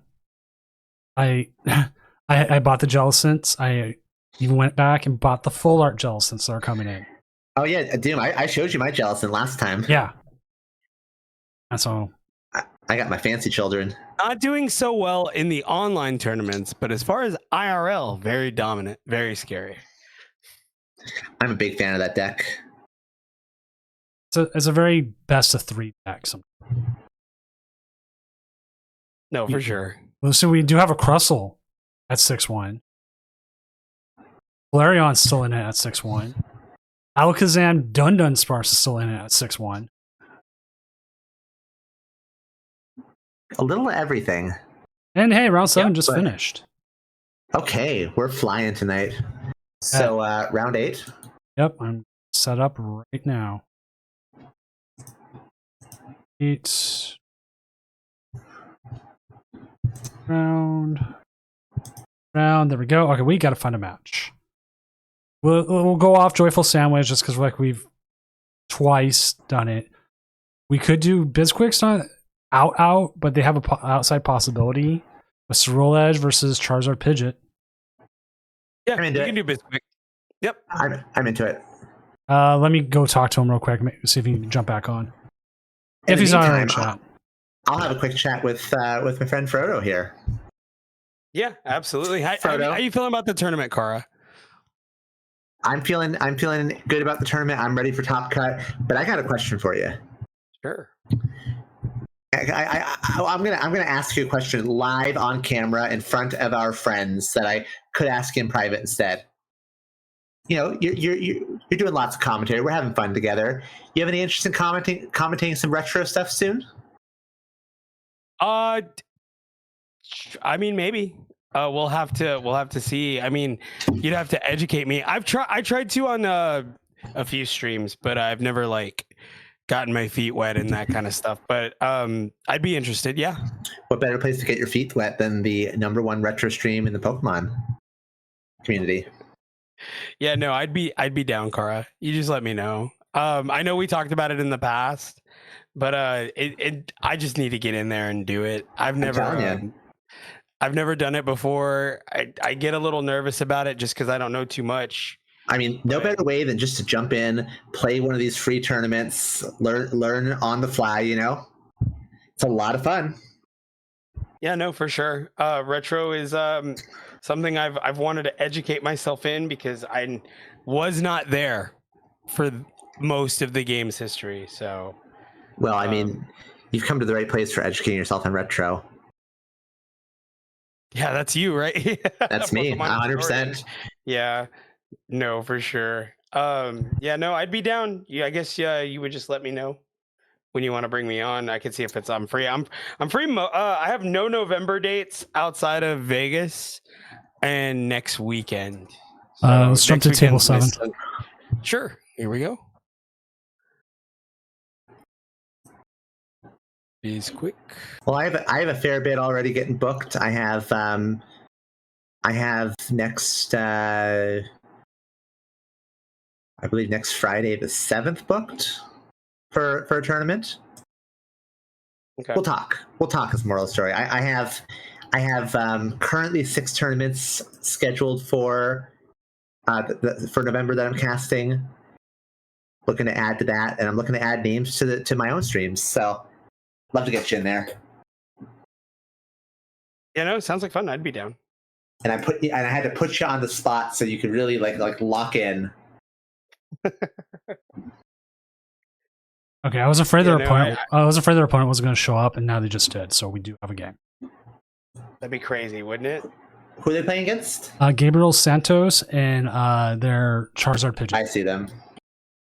Perfect. I'm pulling up those lists right now. Limitless is freaking out every time I open a page, as it does.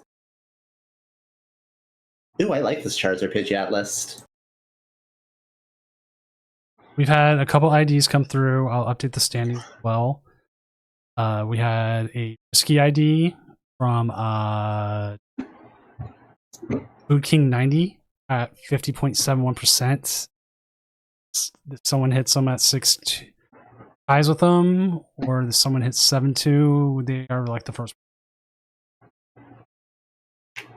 Well, they must not have liked their matchup. Or 6-2 or whatever. There's a possibility. So Well, chaos. I say they didn't like their matchup, but maybe they were tired, wanted to rest their brain around. Their matchup was against Frostlass Monkey Door. What were they playing? They were playing Crustle. Oh, yeah, I understand that. I understand that ID then.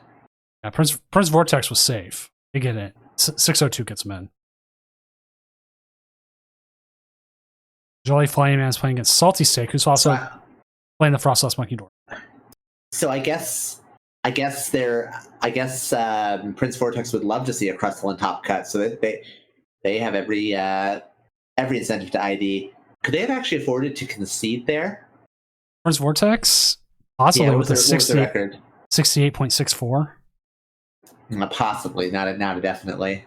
Take the ID if you can, or the win. 611's pretty safe if you put that high. But I always like when players start doing things like the tactical concession to try to get a good matchup into cut. Oh, we've had that happen. That's been great. Yeah, I love that. Actually, we saw that on the Doom regionals. Right, we did. A Frostlass Monkey Dory player did a tactical concession to get a Goldango player into top cut, who they proceeded to lose to in top cut. Oops. Yeah, yeah, because that was hilarious. All right, so we are live with our 8th and final round. We are in the winning end zone here. We've got Ceruledge versus Charizard Pidgeot. Now I'm going to guess, Frodo, that you were cheering for Ceruledge here. It feels pretty free. Well, I'm going to cheer for Charizard just so we can have a little bit of variety. Although I do have a soft spot for Ceruledge myself. Yeah, but I do like that this Zard list is playing the Dusknoir line. I think that gives them kind of an edge into Ceruledge here. Were you making a pun? Were you being cute? Actually, no, I wasn't. I was 100% on accident. Ah, That's so crazy, right? Gives them the Cerule edge. The Cerule edge. All right, so there we go. We're looking at this hand, and I see that Carmine in hand. So we're going to have that turn 1 supporter out of Bisquick. Carmine Nestball. Don't know if you'd bench Squawk here. Some do, some don't. It's totally up to them. And they drew into. I don't like that. I don't like getting Legacy Energy turn 1. That's for sure. All right, so here we go. Start with the Shaman. That's just as bad. Okay, they found a Duskull and a Poffin. They're doing just fine. Yeah, no, they're set up pretty fine. That Shaman will eventually get knocked out by something, but yeah, or worst case scenario, they can just retreat the thing. No, for sure. No air balloon, but they have plenty of ways to move it, so no worries there. And go a little of everything here: Duskull, Charmander, and a Pidgey. Oh, there's the energy on the Shaman, so it can retreat as soon as it's ready. Okay, we are off to the races. Ceruledge, ready, go. All right, moment of truth. Nestball. Squawk is not even available. Yep, Squawk is in the prizes, which is fine in this matchup. You don't really like. Spares them the temptation of playing it. Yeah, it kind of it helps with thinning out your deck, obviously, but in this matchup, it's kind of dicey, just considering they can rare candy Charizard, KO. Yeah, an easy 2 prizes in the stage of the game where Charizard's not hitting for the big numbers is not ideal. Not what you want to be feeding your opponent if you have a choice. So there's the Carmine, and yeah, This I'm is not a very like, super spicy impressed. Rule Edge list.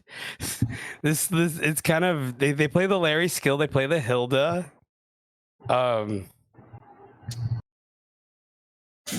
Larry Skill not getting enough love. I'll say that. Yeah, it's a cool card. I'm into it. Okay, and Palpad, the one Palpad in the list.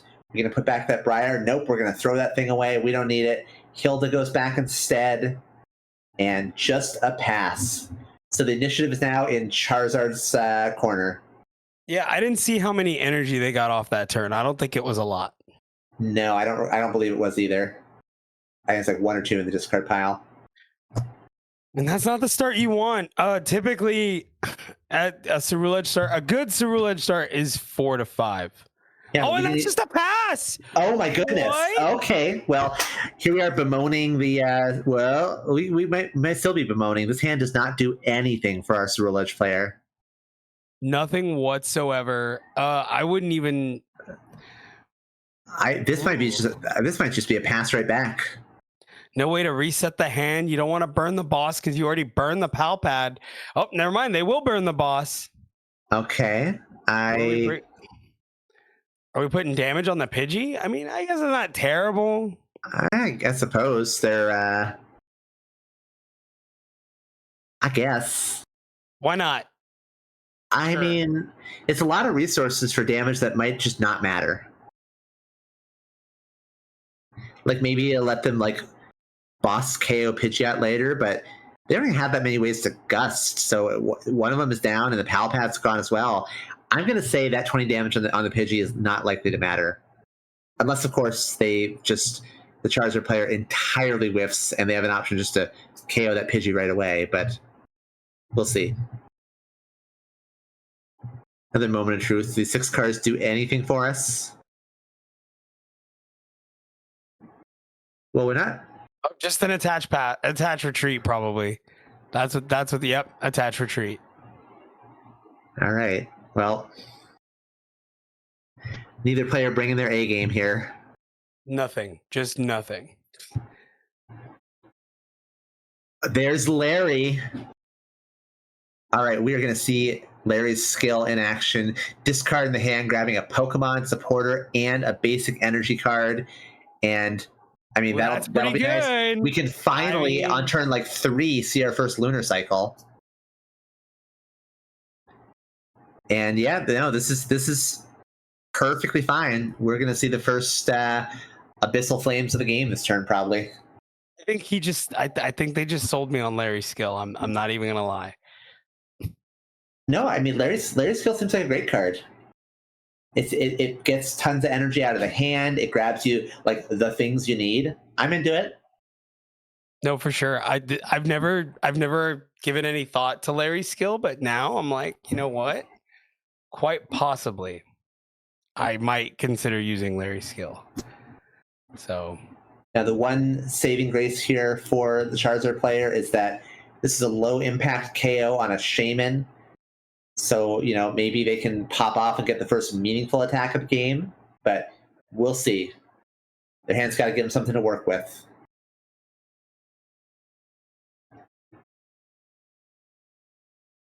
All right, that long, awkward pause. are they? I was gonna say last turn, are they maybe. dead again? Last turn, I was going to say maybe the pause meant that they were thinking out their lines, but I'm starting to think now their pause means that they are bemoaning their fate. Okay, counter catcher. Bring up the Lunatone. Sure. And just a pass. pass. Oh, no. Top deck Carmine. Do you grab an energy here to ensure that you are? No, well, you can always grab Jet. Jet could come up. Gonna thin the deck here. Oh, iron. Yep, iron Oh. bundle. That's a great card here. Duskull's definitely the lowest impact card on this board, and they're saying, you know what? You got to make a real ugly choice. And okay, they are guaranteed to knock out a good Pokemon. There's a retreat. There's the Cerule Edge, and are we going to see the Hyper Blower? Oh yeah, for sure, and get more energy in the discard on top of that. Have you been keeping count? Because I am afraid I have not been. I think this will be 5, but I mean they don't need a lot. No, they do Sticks, not. I think there's the jet. Yeah, no, here comes Hyper Blower. What do you give him? I mean, I get surely it's the it's gotta be Pidgey. the Pidgey. Yeah, you gotta give up the Pidgey. And boom, 130 damage. Down goes the Pidgey. And rough spot here. And a Night Stretcher in hand just for them to Iron Bundle again. All right, Gabriel, do you have anything? A Charmeleon? That's There's Charmeleon. technically something, but it's not much. And if you don't play down something else, that Charmeleon is gonna get hit with the Hyper Blower, and you're gonna be crying. Okay, boss's orders. Once again, just trying to buy a little bit more breathing room, but we know that Jet Energy is in hand. We're not going to be breathing anymore. That didn't work so well, did it? Oh well, I'm trying. And then there's Jet Energy. I mean, again, a Night Stretcher. Yep. Bring back the bundle, and Everything is just coming up. Cerule Edge here. Bizquick just has everything they need to just run away with this game. it's we really go. just unfortunate. And I mean, this is going to be the deciding turn here. I don't think there's a way Gabriel comes back from losing their Charmeleon. There are very few eggs were all in that one basket, and with that big Abyssal Flames, it's just, what do you do? It's a lone Duskull against the world, and I just don't see a world where that gets you there.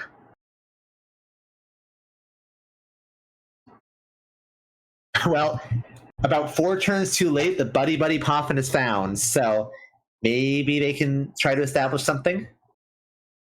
But oh my goodness, Boss's Orders is in hand for Bizquick, so that's not great. No, it's not. They could boss up this Charmander and make Oh, their no. life miserable. They benched a Tatsugiri that they can't even use this turn, just for the hope of next turn promoting it once their Duskull goes down.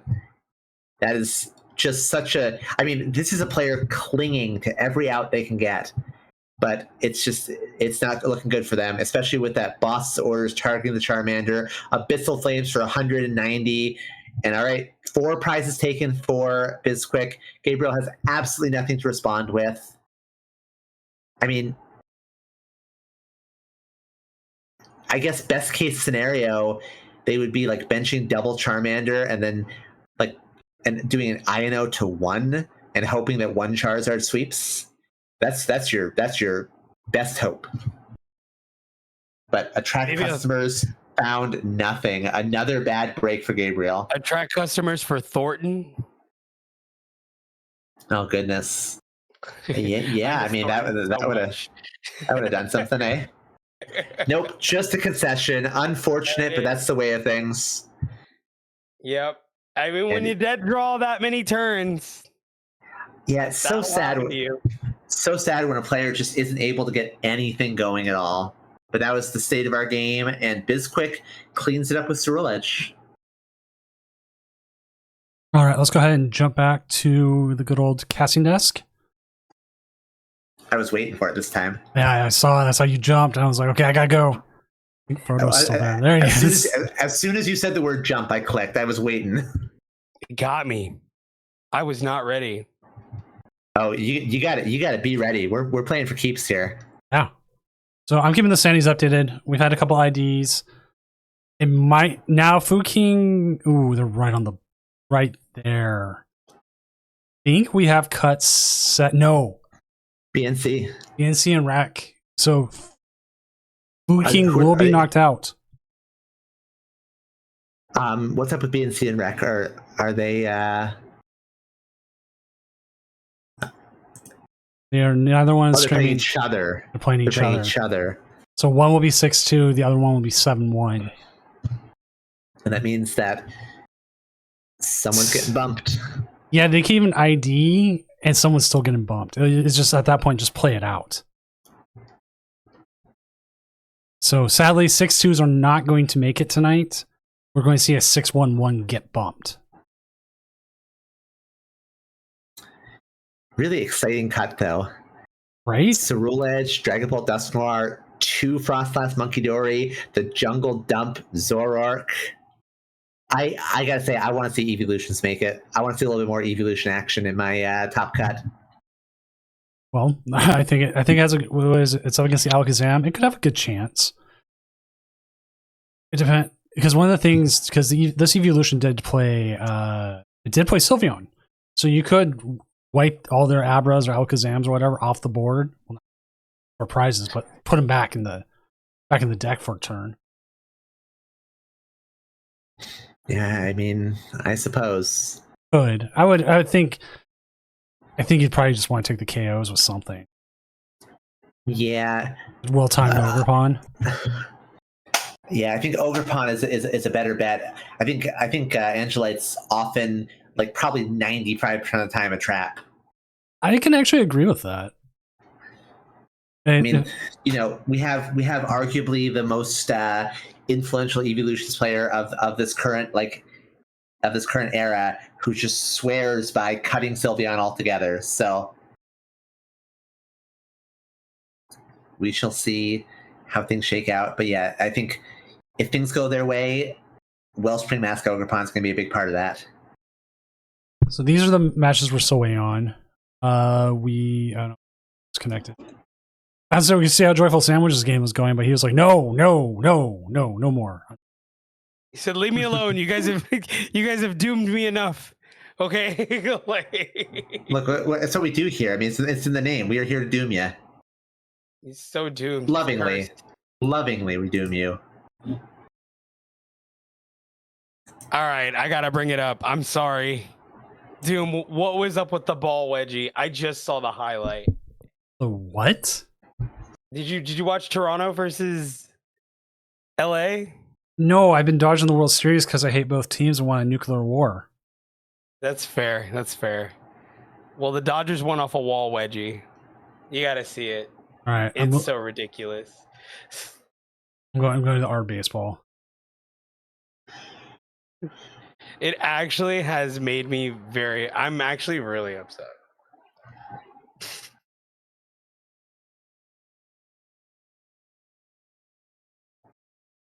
Wow.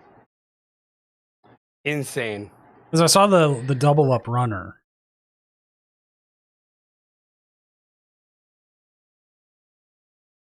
Ugh. Anyway, I dislike the Dodgers a lot more. I just like the Blue Jays because they beat CS. So, Fair. and then I laughed when the Dodgers went and nailed George Springer.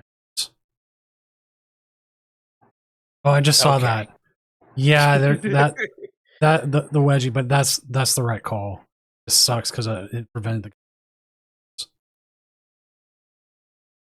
I don't like that, but I mean, it's whatever. I think that shouldn't happen. I don't understand how that's so crazy. It's kind of like what happened earlier with the bugged game. Okay. The game has finished. I'm updating the standings. I have not seen who won that game yet. Here we go. Okay. Here we go. EV Box 1. All right. All right. Evolution's now in second. I'm excited. All right. I have to ask Doom. Can we try to get a little bit of that in our top cut? I will try my best. I ask every person in cut if they can stream or not. and we'll probably 100%. We know we can get Vortex, and I mean, have you had tournaments so just where the stream just had to end early because no one could stream it? we've Yeah. we've hit semifinals. I think it's the latest. Well, I mean, the earliest we've had to end it, where all 4 people were on mobile. Oh no. That's the earliest. I've always at least had top 8. We've had a couple finals not be able to. We had the first Doom Worlds. Went to the finals. It was a Lugia mirror match, and neither player could stream it. And so I ended the stream, and then 5 minutes later, both games had finished because one guy set up and had Iron Hands out and it blew up the other guy's Lugia. Like both times, super quick. Game over. I was like, wow, I'm glad I didn't stream that one. It was done. I was like, man. Oh, I'd love to commentate that one. I'll take a wild, explosive game every single time. Let's see if there's any other seen before on here. David Souza, Mega Venusaur 6-2. A lot of 6-2s tonight. Wiffle Sandwich is still playing. Nobu 5-3 with the Gardevoir Jealous. And Gardevoir just had a bad night, didn't it? Well, you were cursing it left and right. I saw you. Yeah. I'm like, nobody bring it to Vegas. Zap. No, because I've already prepared myself to go to bed earlier than top 16. I'm expecting either a lot of Guardy or a lot of Dragapult. Either way, I'm ready. So, I've been testing Dragapult. A lot of Dragapult. And Charizard. I'm ready for either. I've accepted my fate. The problem is I don't think Charizard Pidgeot, even in its current form, beats Gardevoir. Or Dragapult. It's yeah. Dragapult's harder, but I think it's easier. It's easier than Guardy. I don't know if I agree with that one. I thought Guardy was more easier for Charizard to beat until they all bought back the stupid little ghost balloon. I mean, Drifloon. Oh, hold on. You're not calling Drifloon stupid on Halloween, are you? Okay, that spooky little ghost balloon. There we go. Spooky little ghost. Also, I literally have a Drifloon tattooed in my body, so put some respect, please. I think now they just make a Guardy now, don't they? It depends.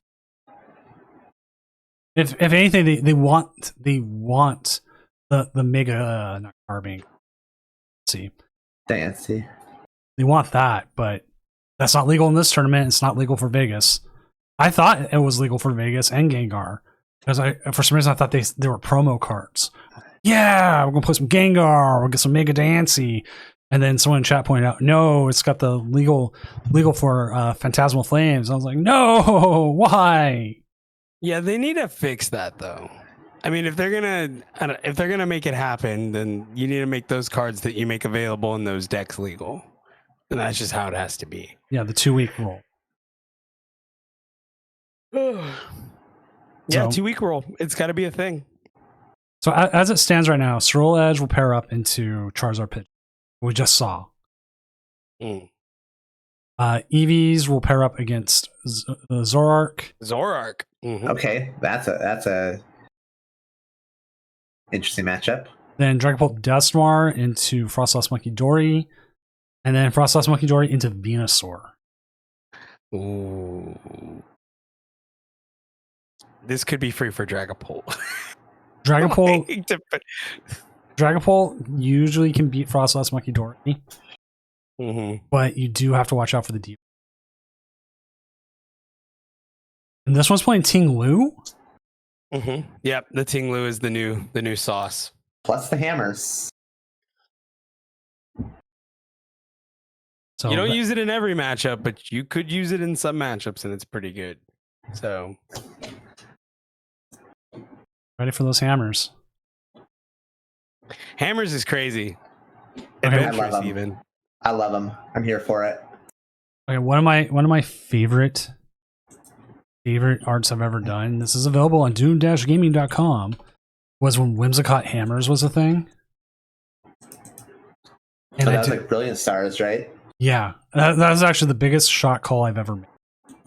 Was I predicted on the Laker Rage podcast, it's like EUIC preview or something like that. I said Whimsicott Hammers would take second place, not win, would get second Oh place. my goodness! And then Frank made second place. Yeah, and then I drove back from Portland to Seattle with Frank like right after that, like the Portland regionals. I'm like, dude, you made my call so good. The only the one time I called a shot where I nailed it was Worlds 23. I called first, second, and third place correctly. Wow, that's a good call. That's heavy, dude. I love that. Actually, that is so cool. That's the only time. Why have I never seen this before? It's older. I only thought for a second, but that was Here, I'll pop it back up for you. yeah. Please. That's Oh, I'm into it. It's like I'm a into it. $4 sticker. I'll put it in chat. So it's made on demand kind of thing. It's cool. We have a whole bunch of stickers on it. Am I streaming on any other platform by chance? We usually stream on YouTube, but YouTube decided to crap out on me Funny tonight. story. Yeah. So funny story. I You want to start fighting for the TikTok rights. want to start fighting for that? Bids start at $5,000. All right, let's go. But hey, guess what? Round's done. Let's go. Let's set up next phase. We'll see the final pairings. Did Joyful get it? I didn't even. I didn't even see. Where did he I don't think finish? so. Nope, 5-3. Nope. Here is our full bracket. So let's go ahead. Let me get the next scene set up. I really do need to also start streaming on TikTok again, or start to. I actually had to uninstall TikTok for work. They made us everybody uninstall it if you wanted access to your Teams chat or stuff. Wild. Wow, really? Yeah, there was a huge security flaw with it. Oh, okay. So they Makes had sense. and being a telecommunications company, we had to that. So, but last I heard, it was we were able to again now. So we might. But pairings are up, and I will go start talking to everyone. Yes. And I guess Frodo and I will talk to each other some more. Yeah, no, I'm down for EV Box versus Enzorak. I feel like that is definitely one of the ugly more matchup. It's an uncommon matchup. I don't see this very often. Okay, so I'll say this. Prior to this list with the Piper Spice, the common wisdom was that it was a very, very lopsided matchup in favor of Evolutions. So I'm curious to see if the slightly modified build gives them any edge. I mean, I will say this: the Team Rocket's Watchtower certainly helps, although just one copy is going to be a little hard to access potentially. So we'll have to see. Yeah, no. To me, I just like that it's transformative, especially on this broadcast. We don't really see this kind of matchup. So, actually, this top 8 unique within itself, right? I mean, we've seen Dragapult Dust Noir versus Frostlass Monkey Dory quite a bit, but not a lot of Frostlass versus Mega Venusaur, which, I mean, I feel like Prince Vortex is very much favored in. If I'm looking at the bracket right now as it stands, I think it looks like it could, in fact, be... I don't want to say it, but I think Prince Vortex first. If Venomous Joke makes it to the finals, it's going to be a toss-up for Prince Vortex. But if he doesn't, I think Prince Vortex probably takes this whole thing. Yeah, I really like Prince Vortex's matchups in both top 8 and potentially top 4. Because into Zard, I feel confident he wins that. I think he beats Ceruledge. I'm pretty sure he beats Ceruledge, especially with the Ting Lu Spice. Ting Lu shutting off the Soul Rocks will be huge. Venomous could win this thing if he beats the Enzorark or Evolution. See, now the thing is, if Enzorark wins, Venomous might be in a We tough got spot. table 3. Yep, All right, table let's 3. do. Let's go. All right, well, we got our dream matchup. Are you as excited as I am, Frodo? Yep. Nope. I'm ready. This is again. This is a Doom first for me, but I'm really excited for it. And Well, this is a Doom first for me as well, because this is my first ever top cut on a Doom stream. I've only done Tuesdays before, or I've done regionals and worlds, but I wasn't around for top cut on those. So I made sure they both know, because like it's Rex first time streaming. If he runs into any issues, like his computer starts slowing down or overheating, blah blah blah, just jump off, just kill the connection, saying I can't do this for X reasons. Because I would rather have them play and win or lose on their own merits, and not because they're trying to help us get streaming. Because this is their first time on. Yeah, 100%. I mean, their tournament comes first. Some people can do it, some people can't. That's I can stream this game, while streaming and playing other games and have no issues. Like I've been sitting playing some of my own games right now, which I did a misplay because you guys were talking about a play and I started doing that. I was like, oh crap. By the way, I just want to say we have 6 different ace specs represented in Top Cut. So I think that's really cool. That's a good statistic. We have a legacy energy, a sparkling crystal, a neo upper energy, multiple secret box, a scoop up cyclone, and a max belt. Oh, no Scoop up trolley? Cyclone. No trolley. Oh, trolley's my favorite. Oh, they got to reset. Okay, well, we'll just keep talking about ace specs. I can talk about ace specs all night. I've said this before, but I love what Pokemon has done with this second wave of ace specs. I think they've done a great job making them like varied and just there's so much merit to so many different ace specs. I mean, we've seen I think a double-digit number of them see success in the last 2 months of Standard, and that is a far cry from the old days of ace specs where it was like 4, maybe 5 ace specs seeing success. So I think they've done a great job designing ace specs that are interesting and varied and useful in a lot of situations, and I'm excited by it. Yeah, me too. I think they only get better with time, considering they have the age regulation mark, and that's the cool thing about the the final stages of some cards is that they become their most broken in their final years. So I'm waiting to see how much more innovation we get as the game grows with a lot of these different ace specs. I am as well, and I'd love to see like overlooked ace specs just suddenly skyrocket to the top of the game. I hope we get to see that. Like Scoop Up Cyclone, I think very good, very Yeah, I mean honestly, this is Scoop Up Cyclone's second time. It was around back in the day. It was printed in Plasma Blast originally, so it's cool they brought it back, and hopefully it has another chance at glory. But okay, we are kicking things off. Pheasantipity start versus Ends Reshiram, and our Zoroark friend is starting the game off. Here we go, and a Buddy Poffin is a good way to begin. Yep. Double Zorua to hit the bench. Meanwhile, though, this is a good hand for our Evolutions player. Anytime where you see a Nest Ball is pretty good, right? Yep, that's really all it takes. But the Ultra Ball helps as well. I mean, here's what the hand says. The hand says Nest Ball for Fan Rotom for multiple Hoot Hoot and an Eevee. Fire Energy onto the Eevee. Potentially next turn that Ultra Ball could become a Flareon.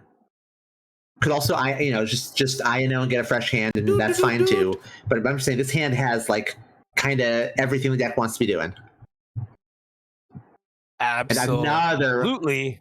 And another Poffin. So it's talking about everything you want to be doing. Gamer Boy is going to get to have just their ideal turn 1.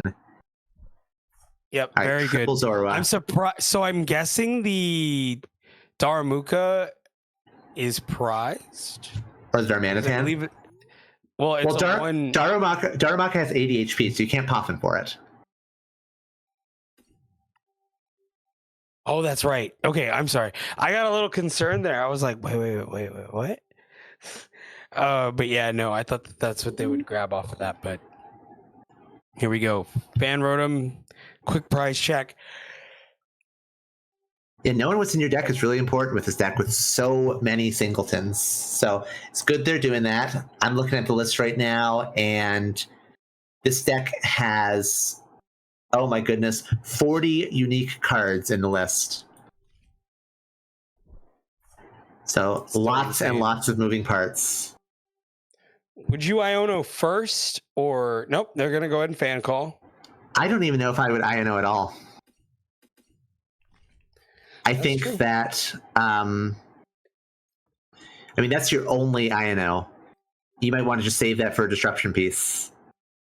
I think I'm perfectly happy just passing with this hand, especially now that we have the Flareon. Could conceivably just hold that Ultra Ball, turn it into a Latias later, and just set up the attack with the Burning Charge attack next turn. All right, Oh, here comes goodness. Cyrano. The 1-2 punch. 2 Poffins into a turn 2 Cyrano, and we're going to have triple Zoroark right away. And I've said this a few times, but Berto, I think the trade train's about to leave the station.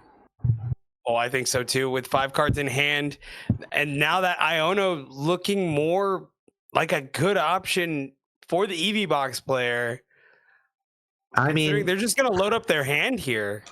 but they're going to keep loading up their hand, you know? So the longer you can hold off on using that INO, the better it becomes. And I like they immediately discarded a Darkness Energy. I wonder if that telegraphs that they have the Ends PP up in hand and they're just trying to bank it for acceleration later. More than likely, I would say so. I mean, they're kind of stuck with the Reshiram in the active either way. Because I don't think they have a way to get this out right away without the air balloon. They'd have to go find air balloon somewhere. There's the attach, and I think that'll just be a pass the way they're slowing down. Double Darumaka, too. And there's the pass. Reshiram in the active. All right, well, you know, I think that this is definitely like baiting out the all right, knock me out if you want to, but I'm happy knocking them out if I'm an Evolution player. Yep, nope, for sure. And here comes the Jewel Seeker, allowing them to find 2 trainer cards. That's 2 trainer cards. That includes tools, supporters, items. The 2 big things they need are a way to move the Pheasantipity and also whatever they want to start powering up with the Burning Charge. Now they might just choose. They might just in this matchup choose to power up the Flareon, whose Carnelian can one-shot a Zoroark without really a lot of ability to contest. Now the Okidogi is a little bit of a wrinkle there, but still it's tough to deal with a Carnelian when you're Zoroark. Sorry, Crispin coming in hot, grabbing the Psychic and the Lightning. So I wonder if the Psychic is just going to be put on the Pheasantipity as a burner energy. That's exactly what's happening. So there we go. Crispin does everything that we need. The Flareon's ready to go, and boom, Burning Charge, first prize of the game. Mm-hmm. Okay, and we are grabbing the grass and the water, meaning we're going to be setting up a Leafeon EX. Another Pokemon that's so hard for the Zoroark to have to deal with, since it one-shots the Zoroark and has so much HP. No, for sure. And here we go. Do we see a reversal energy play, maybe? Oh, that would be kind of hot. Soften up this Flareon and taking out probably the Hoot Hoot. I'd be into that. Yep. First trade. And if we do that too, it could be hard for the Flareon deck to respond with a meaningful attack. Might just be forced to like punch into a Darmanitan. Not where you want to be. Especially because Darmanitan does not get one-shotted by a Burning Charge. Oh, and then a Fez right there. Kara, I think I kind of foresaw the future there. Or did they whiff it? It's very possible. Yeah, I mean, you know, a reversal energy plus 2 Hilda to get us there. I guess theoretically a secret box could bridge to Hilda. So 4 cards that make that line happen, assuming we have access to the Darmanitan. And the reversal energy, man, I think could be prized. Yeah, I mean, Hilda would definitely put us there, right? I mean, all they got to do is make sure that Right. We don't want this Hoot Hoot to see the light of day. Oh, Oh, they whiffed it. Wait, they didn't. Well, No. they didn't fez yet. They didn't fez yet. they did Fez, right? I thought they And- Fez. I don't see a red arrow on it. What is going? Yeah, but that could be a TCG Live thing. Oh, I guess so. They Fez and you commented on it, I'm pretty sure. Okay, so back on over to, oh goodness, what is our Rec? Back on over to Rec. They have their Flareon out, and I mean, just Burning Charge on a Darmok is not the worst thing. Doesn't Not feel at too all. bad. Just taking a second prize and just threatening a Carnelian next turn. We're definitely, Or do they want to be Definitely- aggressive and take out a Zoroark here? we could. Do we have the gust effect in hand? We do not. We could Ultra Not Ball for yet. Noctowl for Gust, but Mm-hmm. I honestly, oh, we're gonna discard the Aya now. Yeah, that's what I was Interesting. thinking. I'm like, that's. I mean, okay, so that makes me think we're definitely gonna go for the Boss's Orders play. I'm not like necessarily super thrilled with that unless they make sure to establish more Hoot Hoot. I really would prefer a line that leaves them with access to their Hoot Hoot as long as possible. I would have been perfectly happy with just a Burning Charge under a Darmaka. Trying to go wide there. I thought that's what would be the move. Maybe go buddy, grab 2 more Hooters and just go from there. We But sure here we are. We sure did call him that, eh? So I keep doing it. I got to get it out of my language for sure, but I just keep calling them that. Tournament Doom after hours, folks. All right. One more so- minute. Now that So there it is. Carnelian blowing up a Zoroark, and all right, it's back to you, Gamer Boy. You got to figure this out. 12 cards in hand, there it is. There's the Darmanitan, Okay, ready to go, fully powered up. but we're only hitting for 90. Will it be as impactful now? Yeah, I mean, Backdraft's not going to do anything. There's only I don't know if there's any basic energy in Rex discard pile here. So 90, and then I mean, we could soften up the we can't soften up the Eevee. Nope, it's a Terra. Can't be hit with bench damage. I knew I'd catch it eventually. Soften up the Flareon. I Soften up the Flareon and scoop up a prize on the Fan Rotom, I guess. Maybe soften up Fez for later. also there also is the corner play, or the clutch play. Sorry, because they have no. But what I mean, I don't see what clutch does for you other than like, what are you setting up? Your bench is locked. You know what I mean? Right. Here comes the The only thing- boss. The only thing I can think is to buy time to find a Turo. Buy time to find a Turo and set up an Okidogi. But Okidogi is unfortunately not going to get there with the Binding Mochi already used up. So okay, No, just 90. are we trying to chain flame body cannons? I'm confused. Yeah, interesting that we're hitting the Noctowl for 90. But there's no way to retreat this Fez with the current board state. Right. No energy and discard. Oh, there is no, the there energy. is. There's That- one energy. that- Yep. The same Psychic that retreated the Fez before is retreating it again. And you know what? Oh no, I got too excited. I was gonna say that Leafeon could heal it up, but no, we're an energy short for a Moss Agate, unfortunately. But hey, perfectly happy to fire off a second Carnelian, go down to 2 prizes. And this is what the Evolution deck does to Zoroark. We have Flareon one-shotting things left and right, and Leafeon just threatening 230, hitting for weakness on Zoroark, plus healing. I mean, those are tough challenges for the deck to overcome. Alpad puts back a Turo and a Boss, and then a Nest Ball. Let's see what they're going You're for down. here. 4 prizes. Okay, there's We're the going Peach Run. Pecharunt. So Peach Run can definitely set up for a, I always forget the name of the attack. As an Irritated Outburst, I think. Yep, nailed it. Right. Yeah, it's just how do you get it into the active? You can't force it into the active.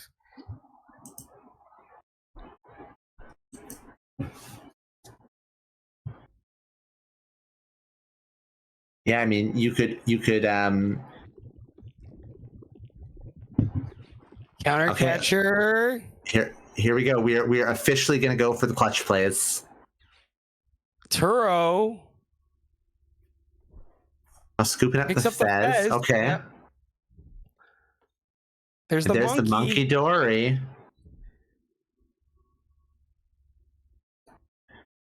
All right, well, that's something at least. We can start spreading a little bit, but don't have any damage counters to work with yet. We're going to have to rely on that poison to get us there. The problem is, goodness, like, if a Turo or Switch is found, and fortunately neither was, but if a Turo or Switch is found, that Flareon is ready to fire off yet another Carnelian. Of course, a Burning Charge gets the job done in the Yveltal. So Ultra Ball, pitching the spare Flareon and Eevee, grabbing another Hoot Hoot. Oh, nope, instead going for the Mew. All just kind of chilling right here. We're not able to bench any of those with a full bench, but if we ever find an Area Zero Underdepths, we have something to bench right away. All right, I have a couple quick updates to the other games. Juice TCG and Bahan Ma are currently in Game 3, split 1-1. Venomous Joke is up 1-0 over Salty Steak, and Jolly Flame Man is up 1-0 over Prince Vortex, who said they started Bear Game 1.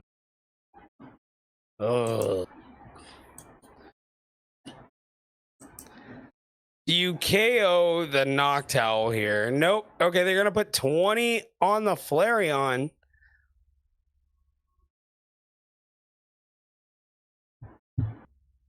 Do we just lock this Fez in? I mean, I think you gotta. Okay, so we have a little bit of energy acceleration going. Energy onto the Zoroark off the ends PP up. And so let's try to figure out what their game plan is, how they map things out. I mean, definitely they're going to try to soften up the Fez as much as possible and probably like set up a multiple prize swing. But the challenge is going to be, oh well, There's a switch. that's a switch. That's gonna flip things on its head a little bit. You know what? Actually, oh my goodness, we can see right now. Well, never mind. I was going to say we could see the Leafeon come out with the Moss Agate one-shotting the Yveltal and healing off the Flareon and the Pheasantipede thanks to the energy switch in hand. But didn't go for it. I'm surprised we didn't go for it. I guess just wanted to keep the Flareon Carnelian threat present. Yeah, and then So- follow up with the Leafeon. I don't think there's a I don't see the end here. I don't see the end goal for Yeah. Gamer No over here. no light at the end of the tunnel here. I think we're looking at a game 2 scenario here. Yeah, scoop it up. Go to game 2. I mean, might as well play it out, right? We got plenty of time. How much time we got? I just assume plenty. I don't even know. Just a sec. 51 minutes. Oh yeah, We got plenty of time. Plenty of time. All right, I super. don't know, in my that, head, I'm always like, screw it, scoop. Next game. oh, the damage that 50-minute best of 3 has done to the game. I know. Can I get on my soapbox, Doom? Go for it, because I do Go for 70. it. I This do was the 70-minute best of 3s. That's how much I hate 50. I am just a staunch opponent of 50-minute best of 3. I have been since they first announced it in 2013. I've never, even though I've had some success in that format, never been sold on it. All right, back to the clutch lock. Yeah, we're just clutching up. But again, I feel like we're just grasping at straws here. I don't see a Or perhaps clutching at straws. clutching at straws. I don't see an I- out here. You have I- 3 cards in deck. I was really hoping one of you two got it. Ara did. Good job. You get a gold star.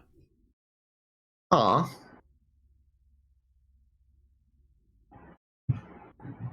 You can have one too, Frodo. Oh, thanks, man. Yeah, I don't want it anymore. It's not special. You get yours. Yours says faster than Frodo on it. Aw. Than Frodo. Now I like it again. I need to change my Discord name because I feel like it throws you off, Doom. I need to universalize everything. Everything should just say Frodo _ HTX or Frodo HTX. Yeah. That's actually. You were saying? I was saying that's just a good branding idea in general. Try to Yeah. stabilize everything. I'm still learning, okay? It takes a while. Blah. Right, that's another clutch. Under depths is not terrible though. A little late to like dump the hand down and draw more cards, unfortunately, but we can establish a hoot. So Noctowl is potentially going to be back on the menu. And I mean, this is 100% Rex game to lose. I don't know what punishes them here. Oh, they even get to draw a card. Restart for 1. Won't say no. And there's the Noctowl. Oh, next turn they're ready to go. Yeah, next turn. I mean, well, they already burned the switch. They got Turo, right? Turo. They got the Turo. Yeah, they'll Turo. And I'm about 95% sure they have not used it yet. So unless they prize the thing, I don't remember if I saw it in the deck, but I'm pretty sure I did. Yeah, the Turo will pretty much clutch this game. So, yep. I mean, Gamer Boy. I still want to see how much of a game plan that they can show us. Maybe now they're going to decide that it's time to fire off an INO.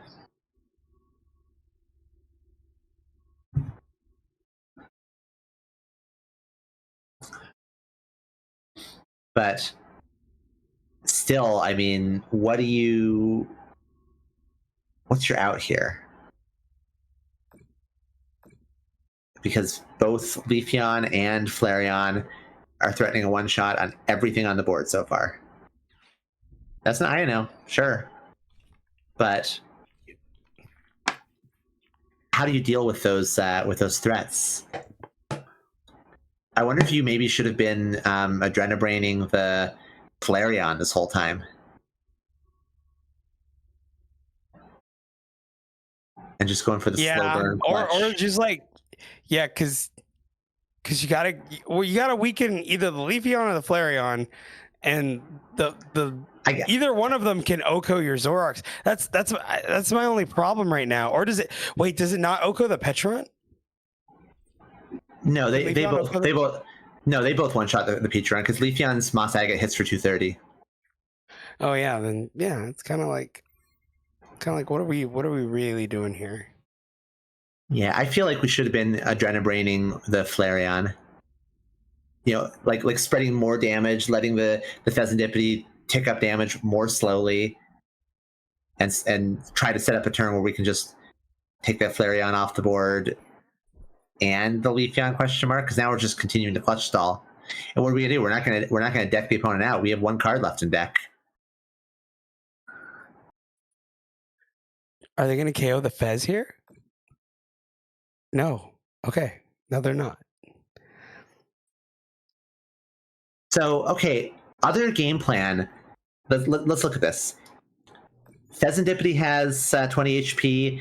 Fanrodom and Noctowl both have 10 HP. So I wonder if the game plan is actually, hey, let's ignore the evolutions entirely. Take 2 prizes off Fez, 1 off Noctowl, 1 off Fanrodom, 1 off the active Noctowl, 1 off the other Fanrodom. It's very possible. I mean, I could see it because like they also have a way to KO Fez. They have ways to, if they can find a way to God, I mean, could my goodness, could you imagine if they were running a 1/1 Frostlass line right now? oh yeah, 6 price turn. But the problem But is, yeah, I mean, how do they even have enough time to take those prizes? They don't have enough. I mean, they have to Adrenabrain turn after turn for so many turns. okay, now they're taking the KO on the Fez. So Okay. the Fez is gone. But are they trying to find a way to replenish their deck? Because presently the deck is just not there. This is Okay, I don't know. I know. Sure, that buys them a couple turns, but it only puts 4 cards back in deck. All said and done. Top deck and Eevee and Clutch. Okay. So we could knock out. Okay. Wellspring Mask Ogerpunk gonna get benched. Restart for 2. All right. Neither of those get us there. We could knock out the Fan Rotom one turn, the Noctowl the next. And that's 2 more prizes. We could slowly clutch the active Noctowl. So it's just going to be about finding that last prize. I guess what they could theoretically do is clutch the Noctowl until it has 20 HP left, and then gust it, Adrenabrain it, and KO the active with Peachurrunt or Zoroark. But that would still require like 3 more turns of things going their way. So it's a long shot. But I mean, it's theoretically a possibility. Is there another Iono for them to be trading like that? I don't. Here comes Countercatcher on the Mew. That's true. Mew is 2 prizes. So knock out Fan Rotom. Okay, you know what? They could actually win next turn. They actually win next turn. Yeah, you're right. There we go. They found a line. So they. Or do they have it here? Wait They a have minute. it here, They have it here, Dakamura. Night Joker. Oh my God, they do. They do 100%. I missed it, but yes, Night Joker for the Flame Body Cannon does it. Oh my God. Okay, see, you were saying scoop it up, but no. They were playing to their outs. They found it. They made it work. That was remarkable play for Gamer Boy. Never give up. Never back down. Never give up. That was insane. Yeah, I completely forgot about that Darmanitan chilling there the whole time. All right, well, that's game 1. We got more games to go. But they truly earned the title of Gamer Boy in that game. That was remarkable. Just gaming. Gaming out of their mind. And you know, I have to imagine if you're Rec, you're feeling a little bit like, whew, how did that one get away from me? Because they were just off to such a commanding lead. And you know, I think a pivotal turn deflating was what. Well, but you can't afford to be deflated. You gotta just, you know, brush yourself off and get back up and go again. So I think a pivotal turn in that game that really made a big difference was when they used the Noctowl, evolving their second and only other Hoot in play to grab the boss's orders. It got them 2 prizes, but it put them in a situation where they didn't really have access to any card selection, and that's what kind of enabled them getting stuck like they did. You know, I was for sure, and I think not going wide early on in the game punished them. I feel. Yeah, that's the thing about this evolution deck, especially the variant that doesn't play Pidgeot. You just cannot afford to cut yourself off a Noctowl too early, because sometimes you just get end even to like 3 or 4 cards, and you just get stuck under that end for way too long. If your only card selection is Noctowl, you got to make sure you have access to Noctowl like at all costs.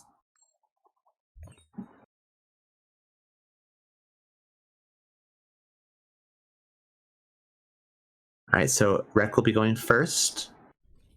Let's see what they can pull off. Not a bad start. No, not bad at all. Active Eevee with a Nest Ball for Fan Rotom and access to 2 energy drops. It's kind of what kind of everything you need. Okay, Fan Rotom is not prized. One was, but that's fine. You can prize one. All right, we do have an update. Bohan Ma and Charizard Pidgeot has beaten Juice TCG in their Swirl Edge deck. Wow. All right. Charizard moving on to top 4. So let me see if I can spy anything interesting prized. Frodo, did you see Turo? I'm waiting for them to make their way back because I don't think I did. I don't recall having seen it either, but I could have missed it. Go back, please. Yeah, thank you. No. Go Nope. back. We might get a glimpse when we see the fan call. We'll see. Nope, they're not even bothering to expand the view. That's fine, I suppose. It's fine, I guess. Okay, so here's the okay, good. The one risky thing is that Budoos can create problems for them. So I didn't even notice until now that there was a Budoo in the list. But they have everything they need for a turn two like Flame Charge for goodness. Because Noctowl can grab Cyrano, which can grab Flareon and the EVEX, or the Wellspring Mask Ogerpon EX, whatever they want, and they can just get the turn 2 they want. So everything looking good for Rex so far, but of course we know that it's not just turn 2, but it's the long game as well. So we have to see if they can successfully play that long game. And speaking of Cyrano, it is found immediately for Gamer Boy, getting 2 Zoroark plus the Peachurrunt. And into an Itchy Pollen. That's an itchy Eevee. Oh, Eevee EX off the top is not a bad thing. Nope, not at all. But still need to. And I think this EV box. Sorry. I think this EV box also plays the Cyrano. Yep, 100%. We're going to Noctowl for Cyrano right now. It is in the deck, so we're all set. That's the only way to get to Flareon. And, oh, yeah, there it is. I was going to say, I was pretty sure I saw the Cyrano. I was looking for it. Pretty much every Evolutions deck plays the Cyrano.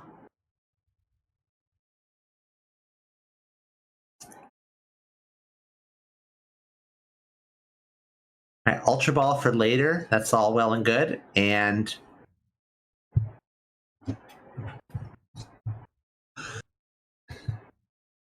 interesting.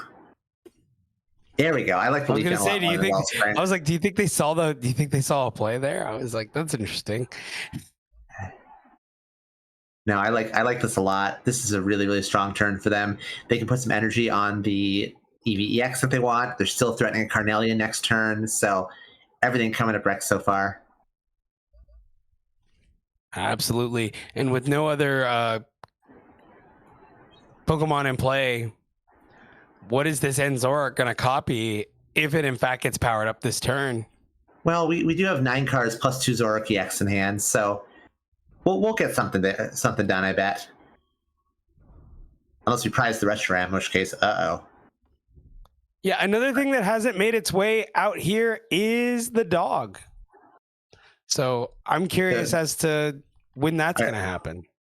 Oh, you mean the Okie Dokie? Okie dokie, yeah. Yeah. So all the Fez and double trade. Gonna see a lot of cards here. All right, trade number 1. And trade number 2.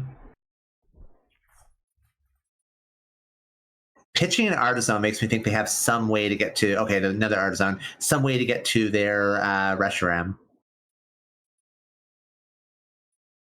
Yeah, but none of these Zoroarks are powered up. But True, none of them are powered up, and also, my goodness, that Flareon is hungry. yeah, we could see another Ends PP up. We probably could see a clutch play. Yep. There we go. But of course, little do they know that there is a switch in hand for Rec right now. Right. Could definitely change up a lot of things. There's also Noctowl. We could see Boss. So if I'm Rec here personally, what I would love to do is just switch into the Flareon, Nest Ball for a Hoot Hoot, Burning Charge for a Water Energy onto Flareon, and call it a day. I mean, I would happily go down to just 4 prizes, hold that Noctowl in hand, and kind of just make my board a little bit more robust. Yep, that's not a bad plan, all things considered. And Gamer Boy continuing to whiff. But, Oh. I mean, hey, no, Okay. they'll go Badoo Never here. mind. Never mind. Big change. So, okay, it's certainly not over, because Rec can just go ahead and unless I missed it, we aren't sure of the Turo status here. Maybe they aren't either, and they're checking. Nope, they're just grabbing a Hoot Hoot. Okay. Could see Noctowl for Turo. And Turo would They're thinking they should have checked. Yeah, they might have forgotten. God, please be in there. Surely at this stage of the game, they know that Turo is one of the key cards. There it is. Okay, there it is. But they are instead going to Crispin and manually retreat. I respect that. I respect leaving the retreat out for the actual clutch lock. Mm-hmm. Oh yeah, there we go. Under depths. Let's go wide. Well, go wide with what? Oh, another Noctowl. We don't. Or we don't have another, a Hoot Hoot. Well, I meant. Well, yeah, and then they can't search for it either. Yeah, you're right. Right. I mean, we could bump the Artizone, but I don't want to play Artizone down at all because my opponent runs Watchtower. I want to save every stadium I have, and unfortunately, they don't. They had to discard their Water Energy there to retreat, so they were unable to Burning Charge the Water Energy onto Flareon to threaten the Carnelian. So, kind of an awkward turn for them. They still got their prize. They got rid of the Badoo, but it wasn't the nice, perfect turn where they're threatening everything they could have wanted. For sure. First Okay. trade. First trade, Darkness Energy goes down. Surely they have the PP up now. Surely they have something here.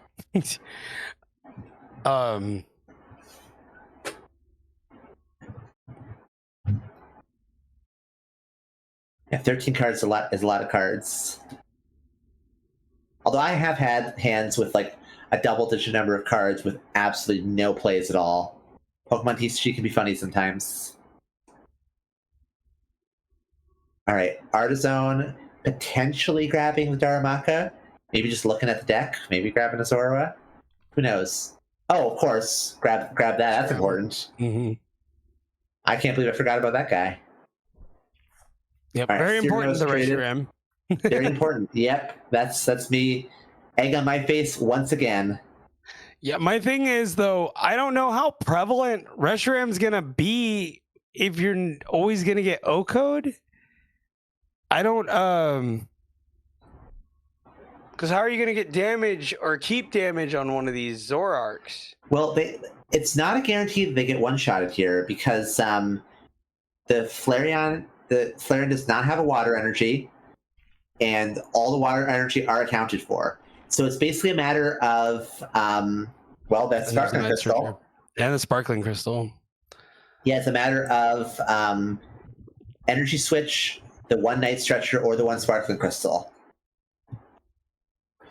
So I don't necessarily hate saying, well, got to make you have it when there are fewer outs than normal.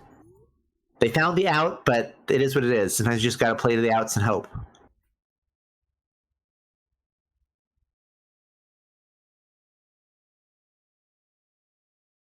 Now, if I am in Rex's shoes here, I'm not playing the Noctowl. I'm just clicking Carnelian, and they are doing the same. 280 damage. Down goes the Zoroark, and Rex goes down to just 2 prize cards remaining.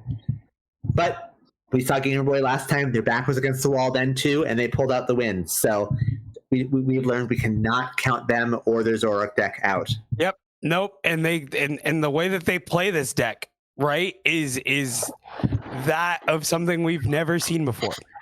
So,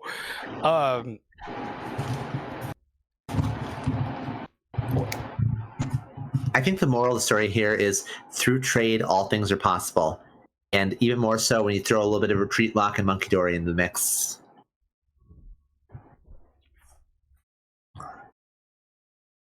Getting rid of Wait. the air balloon.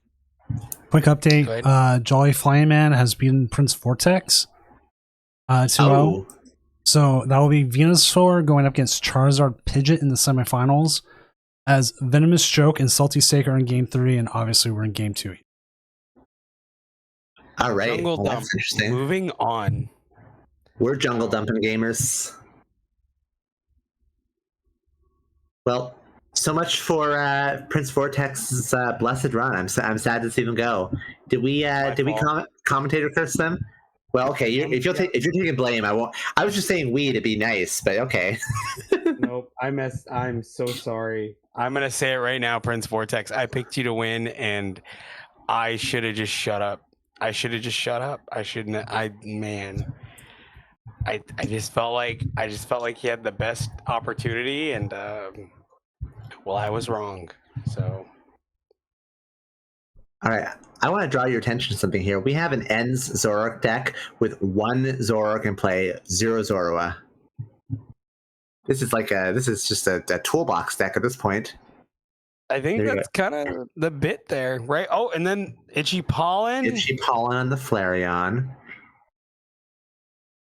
I mean, do you do anything more than just happily clicking Burning Charge? I think you just take the knockout and say, okay. Yeah, why not? I think the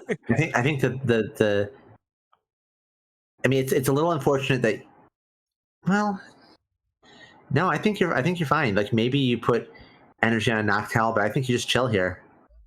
Maybe power up the Eevee to facilitate Leafeon plays, but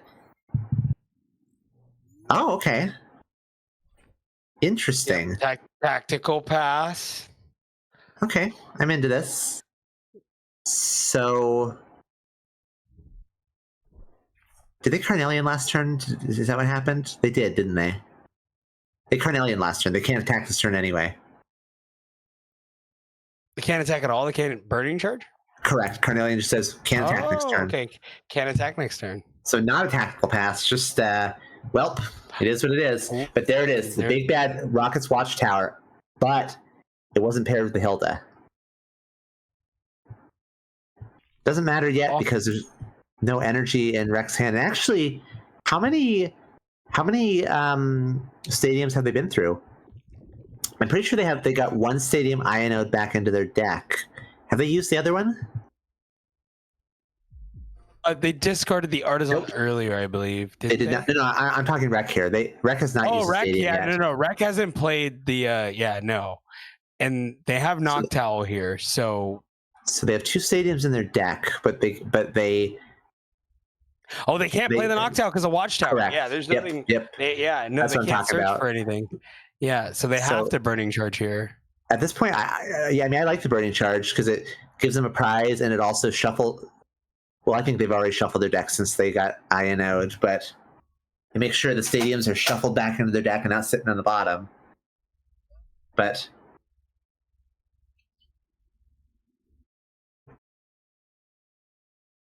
the Watchtower came down at a good time. Rec was unable to grab the boss for the KO to shore up the game. And with no Monkey Dory here. All right, this could be a big turn for Gamer Boy if they have a game plan that they're gonna execute. We'll see. The sad lone trade. And of course, you're never sad when you're trading, but you are sad when you're only trading once.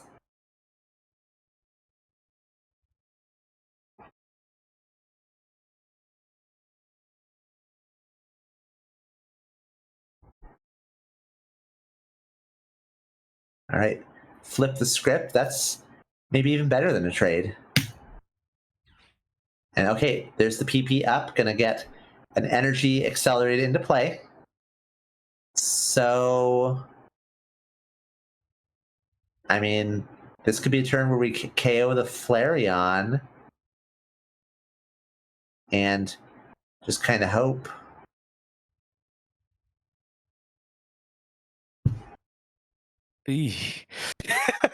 like, I'm looking at this. I'm like, eh. Did Gamer Boy use supporter this know. turn? I didn't see one. There's counter catcher. Counter catcher Itchy Pollen isn't terrible, but the Crispin, did they run out of energy last turn? And we're going to be definitely trying to stall here. Okay, there's the INO. I like that. Putting them to one card in hand with a Watchtower in play is not bad. That counter catcher's not doing us any favors.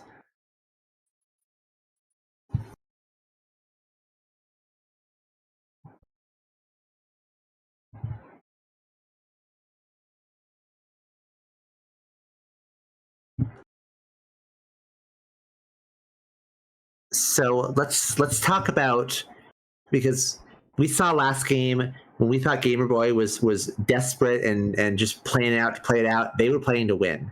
So let's assume Gamer Boy is once again playing to a win condition. What is that win condition? Because surely they're going to knock out that Flareon. What else? I mean, to me, without a Darmanitan or a way to get like poison damage or any kind of damage on the field, because that was the big difference last game. He was able to gather damage, right, and able to take that damage off and move it. He can't do that here. Gamer Boy is very much like, I don't know where you would because even if you were okay, let's say you wanted to spread, then right, there's no Darmanitan, there's no Darmuka on the bench for you to even set that up. I wonder if they have to if they have to use Peacherunt and just pass with a poison Pokemon active without attacking. I mean, I think attack. Okay, here comes boss. We're about to find out what we're gonna do here. I guess we're betting it all. Yep, we're betting it all right now on them just not having it, which is not a bad call because right now the hand's dead. The hand is dead. They have to find something through a Watchtower. That's not a guarantee. Now they did set up the Fan Rotom as a retreat pivot or an attacker or whatever, so that was smart. Let's see if they top deck something. Nest Ball. Okay, Nest Ball gets us a little bit more draw. Pheasant Deputy for 3. Mm-hmm. So I mean, Leafeon gets us there. Yep, Leafeon Ultra Ball. There's a switch. Boss's orders. That'll do it. There it is. That'll do it. Assault landing, 70 damage. Down goes the teeny tiny Badoo. Rek ties up the set. We are going to a game 3. So here we go. Deciding game, all the marbles. One of these players is going to be moving on to face off against. We don't know yet. Do we know yet? Nope. We don't know yet. On the other end. Nope, they are still in game 3. Okay, Hold on, I gotta shut the door real quick. Hold on. Okay, here we go. Deciding game 3, Rek versus Gamer Boy. We are flipping to set up, and we will see in just a second what these players have to offer. I'm keeping an eye on the other one. Venomous Joke versus Salty Steak. Nothing's shown up in their chat. They're just playing. No early GGs, nothing like that. I never know what to call players when their Limitless name and their PTCGO or TCG1 name are different. But oh no, that is not the hand you want. After 2 good starts in a row, we see a really, really ugly start for Rek here. It could be just as ugly on the other. No, it's not. Oh my God, it's a Zorua. Well, we'll see, but not off to a good start. Double for sure. Zorua. Pass. Okay, not great, but just to okay, not good. No fan call this game, so it's going to be a bit of a slow start, and no out to an EV either. So, unfortunately, not a good way to start off game 3 for Rek here. All right, for Gamer Boy, going second. Is there anything else in your hand?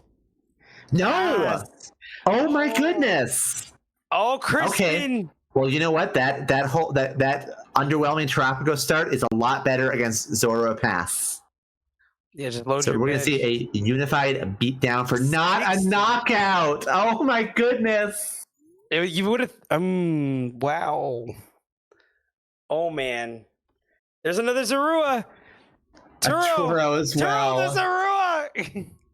Oh my goodness. So crazy. What else were you gonna do, or do you bench the other Zorua now? Surely, Yes. right? I mean, surely Yeah, we bench right. it. Oh, no, no, we they don't. don't. Oh, Fire. still no way to knock out a Zorua. It can use this wait, other hold up. attack. We have we are in the Crown Opal range, aren't we? We have a grass and a psychic. Well, yeah, we could. It'd be a little costly. Crown Opal here. Has to be a 4 energy Terapagos, but sometimes you got to do what you got to do.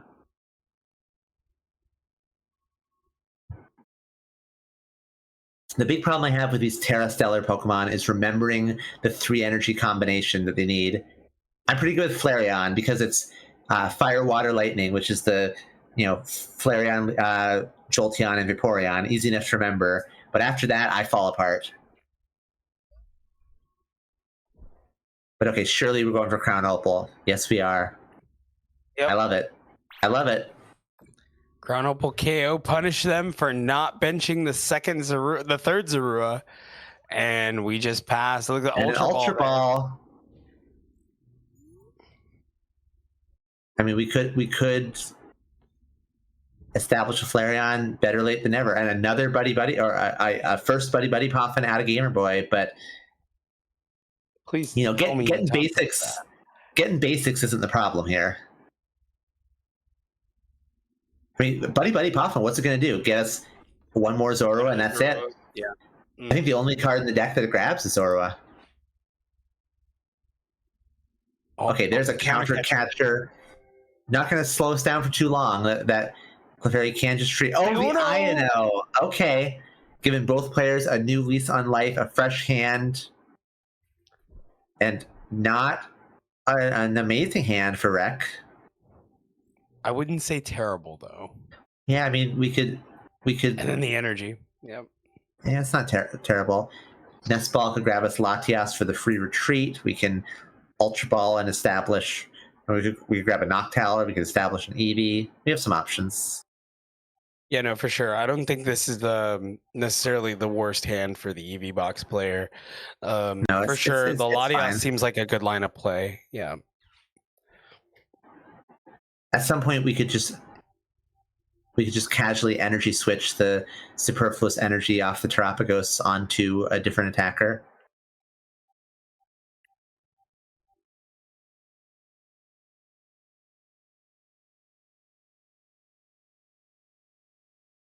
I'm really thinking about it. Yep, going for the Latias. I think. Oh, I don't think we bench that. I think that Wellspring Mask Ogerpon is a trap in this matchup. I think the Zorua evolved way too fast to ever get a good torrential pump off. Yeah, but I feel like it's not terrible here. If you could set it up, but I could be wrong. The problem is, how do you set it up? Well, okay, so you're already jewel seeking, right? You can Yep, switch. Oh no, okay. Jewel Seeker for Poffin. Okay, Poffin Ultra Ball I like. Poffin grabs you probably Hoot and an Eevee. Update: Venomous Joke has 1. So we will. So that is Dragapult Dusknoir, eh? Yep. So the winner of this will play Dragapult Dusknoir, while on the other side we have Charizard Pidgeot versus Venusaur. Mega Venusaur. Well, we'll respect on All it. right. Crown Opal, down goes another Zorua. Found the switch. Not bad to have in this matchup, as after we saw in game 1. Okay, moment of truth. Are these 5 cards do they have some gas in them? Yeah, I mean they got to start pumping it. Here comes the Cyrano. Okay, that is it. That'll get us there. We're getting 2 set up now. Zoroark and a Peachron. We are officially cooking. Now, do you think they have Countercatcher Daramuka? Darmanitan? Yeah, Darmanitan. Sorry. We'll find Well, out. they could have. They pitched a Hilda, so Artisan. Are they? I think we're going. Yep, we're going for a Virtuous Flame turn. I think.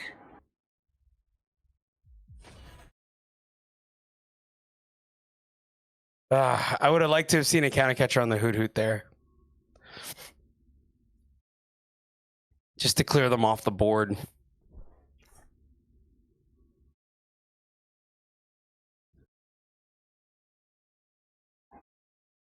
Okay, Ultra Ball gonna grab But the now, no Noctowl. Eevee in play. It's true, isn't it? No EV at all. No Eevee at all. Like, what do you do now? Well, let's see what Noctowl has to say.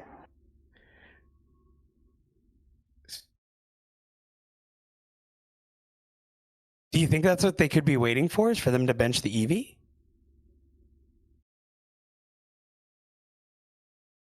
To target it down. Yeah. Well, the problem is there's that 50 HP EV that can just evolve the same turn it hits the bench, so it's not a sure thing. But I mean, this hand doesn't get us there. So okay, grabbing the 200 HP Terra EV EX, that's a safe one. But now we've gotten Definitely the ourselves better move. now we've gotten ourselves into a position where we're just got a dead hand. Got a dead hand. Our Terapagos is going to go down. Or they could target the Eevee down. I mean, either way, I feel like either one's a good play. We're not knocking out the EV. I think we knock out the thing with 4 energy on it. Well, not with Virtuous Flame. With with the other attack. What's the other one? I'm sorry. The Oh, Darmanitan? no, not Darmanitan. What's the other attack Reshiram has? Doesn't that KO? Oh, you're right. Yeah. Their attack- It's been a minute since I've seen a powerful rage. Yeah, they could counter catch your powerful rage here. We sure can. Yeah, you're 100% There it is, right. counter catcher. 100% right. This is a powerful rage turn. Because they are definitely more scared of the 280 attack. I can't say it right. Carnelian? What is it? Carnelian? Carmelian. Carnelian? Carnelian? Carnelian? I'm not sure which one it is. No, it's an N. They're definitely more scared of that than they are of a crown opal. You know? Like For sure, but hey, either one knocks out this active Zoroark EX, so. But okay. They are indeed actually they don't need they can just Virtuous Flame anyway. But yeah, they knock out with Virtuous I Flame. feel like- They don't need the other attack. do you think I think this is a missed opportunity here. They could have put that damage onto the Terapagos instead or something else. Yeah, just to create more pressure. Yeah, that's just But- wasted damage right there. Maybe they didn't realize that they could powerful rage until they were attacking. Okay, Noctowl off the top is very, very big here for Rec. Gives them some choices.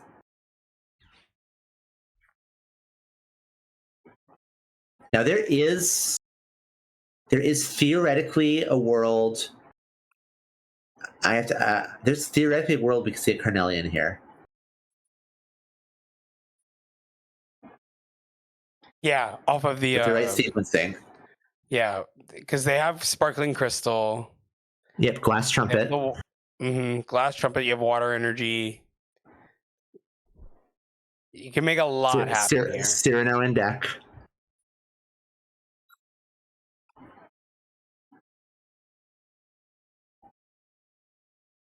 Terra Orb Ultra Ball. I guess we don't need a Carnelian here. We could just Burning Charge. Yeah, the Burning Charge would be fine.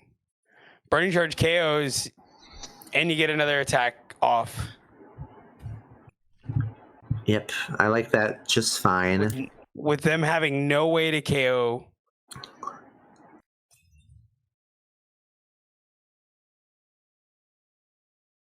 And probably just Burning Charge the Lightning Energy into play to threaten the Carnelian. Nope, no choice to do that. Yep, So because it's on the instead Terapagos. put a fire onto the Clefairy. I mean, the good thing about this list is with the energy switch, it's more viable to just bank an energy on something in play because you can get it back later.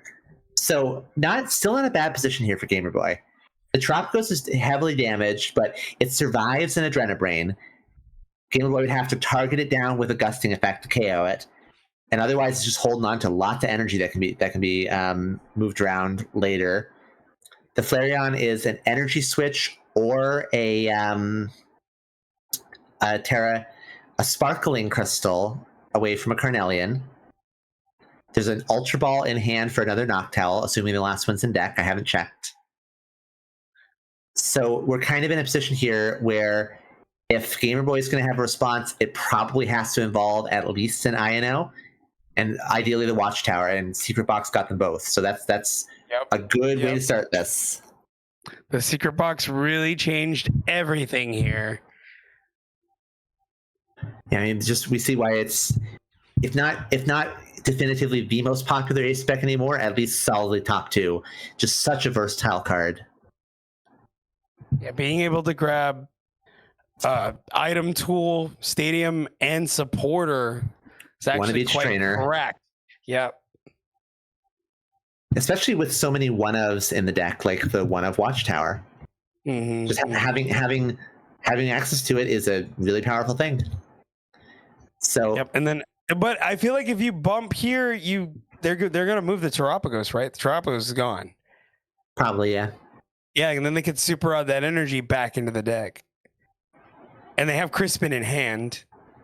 Well, they're probably not going to have it in hand much longer.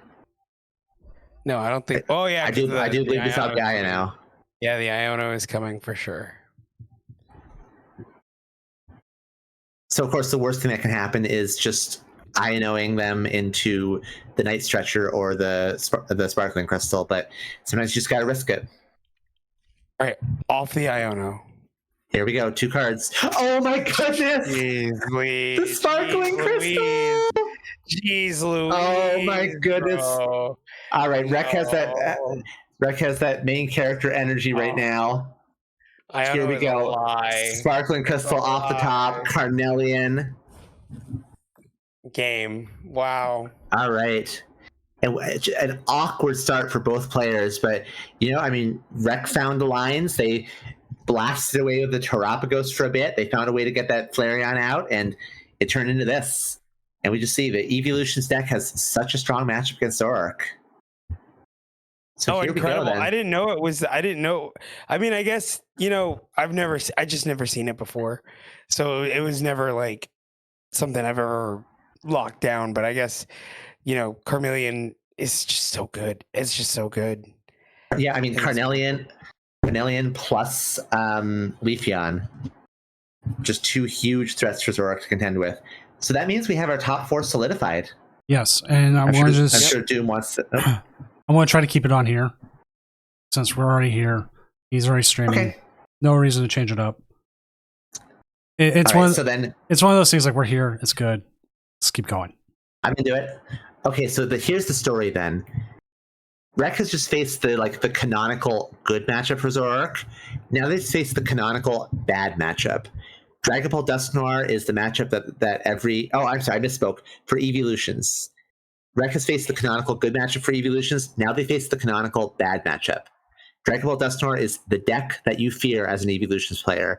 And if they're going to punch their ticket into the finals, they have to find a way to overcome this hill.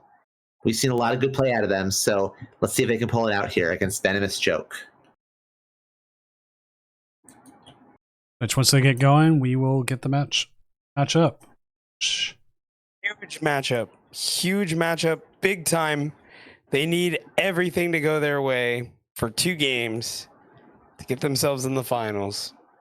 This is why they are devoting all that space to the Sylveon EX and Lily's Clefairy EX package, a package that does basically nothing in any other matchup. So we'll see if those cards pull their weight now. But this is the moment they get tested. Nope, absolutely.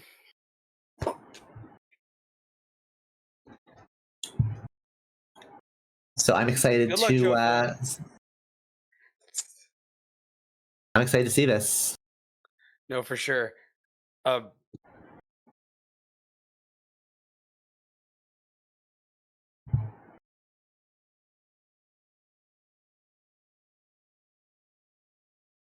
Ooh, here we go.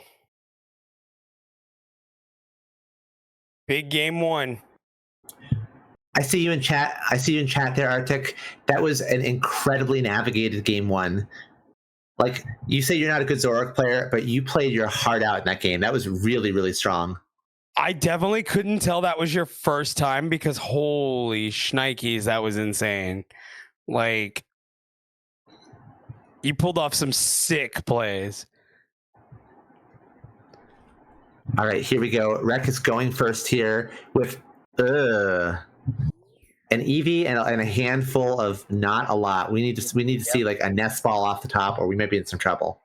Handful of nothing. But good thing Dragapult Dusknoir is a pretty slow deck. Oop. So Nope, that's still nothing. gotta thin the deck. But the last time we saw Rex start out with no access to Fan Rotom, they won that game. So fingers crossed for them. No, for sure. And here comes Venomous. But they, I'm getting sick of it. How do they always get it? How do they go? I feel like they always have it, no matter what. They sure do. Oh my goodness. All right, that is a handful of everything. What is it like? Yeah, I need you to tell me. Huh? What is it? My God. What is it? I'm gonna crash out. I'm crashing out. All right. We're okay. It's okay. No. Gonna be okay. I mean, Rek might not be okay because they're about to get Budu locked here, but Brother. Ichipalm lock has begun. Praise Okay, well, Crispin gets us there. Crispin gets us there. Hello? Okay. That actually completely fixes the situation. We can power just up like that. We're back. We're so back, chat. We can power up the Eevee. We can evolve into Flareon, Burning Charge, set up the Sylveon. So we are just suddenly we're all right. I mean, we're not amazing. We still need a little bit of luck to get going, but this is what we need to maintain tempo. All right, seeing what all is in the deck. That Black Belt's training is huge in this matchup, and it is present. Both Underdepths present. The all-important Sparkling Crystal also present. See, Black Belt's training is really big because it lets Carnelian KO a Dragapult EX. That's the key. That is why it's in the deck. Mm-hmm. Gravity Mountain and Kieran, they only hit a max of 310. But Black Belt goes the distance and KOs a Dragapult. Oh. We're considering a colorful friends here just to get set up more. Really not sure what to do here. I don't hate it. I'll say that. I don't hate it. I don't hate it either. Yeah, but I also... It's fine. It's, well... Except that now we don't have a way to... Well, no. Now we don't have a way to Burning Charge next turn. Mm-hmm. I feel like if you're going to do that, at least put the water energy on the Eevee as well. I think that I'm not a huge fan of the way they played that. You're now just back to relying on a top deck anyway. Did I miss something? Is there some reason that they didn't? I mean, they certainly had access to the Flareon Burning Charge play. Also, I wonder if a lot of it is just thinning the deck. Also, there are other, and looking at the other side here, there's no. Oh well. Yeah, looking at the other side, there's no energy in play. There's no energy in play, but a Neo Up energy fixes it just like that. So I the Neo Upper here. Or just have it. Sometimes they just have it. Yeah, that's true. Sometimes they don't even need it. We saw like the ultimate punish here, though.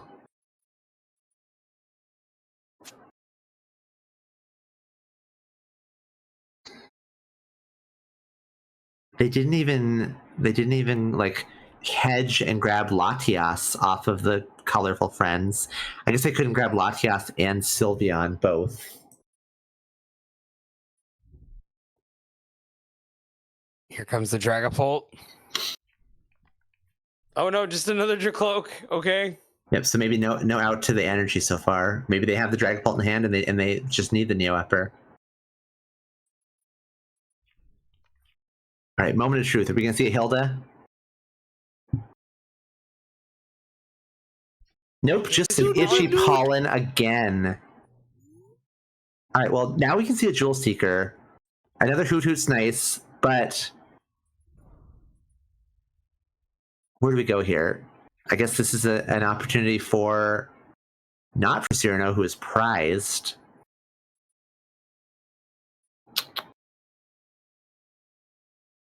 Maybe I think Turo. I think what I like here is Turo plus Sparkling Crystal. I think that's what I want to see. You'll get Crispin Boss instead. Well, I guess I'm mistaken. No, Crispin also lets us attack, and I guess we're gonna see an Angelite this turn. That's pretty good. Well, like it's not bad certainly, but the problem is that it's still possible for the Sylveon to get KO'd. It would take a Dusclops and a Neo Upper Dragapult. And that's Get one search here. That's what I mean about Angelite sometimes being a bit of a trap. Like this might work, but there's a big wide open window for Venomous Joke to punish them. Okay, Fire Energy, sigh of relief for Venomous Joke. Now things are solidly in their corner. They can boss the Dracloak next turn, and they're feeling just fine.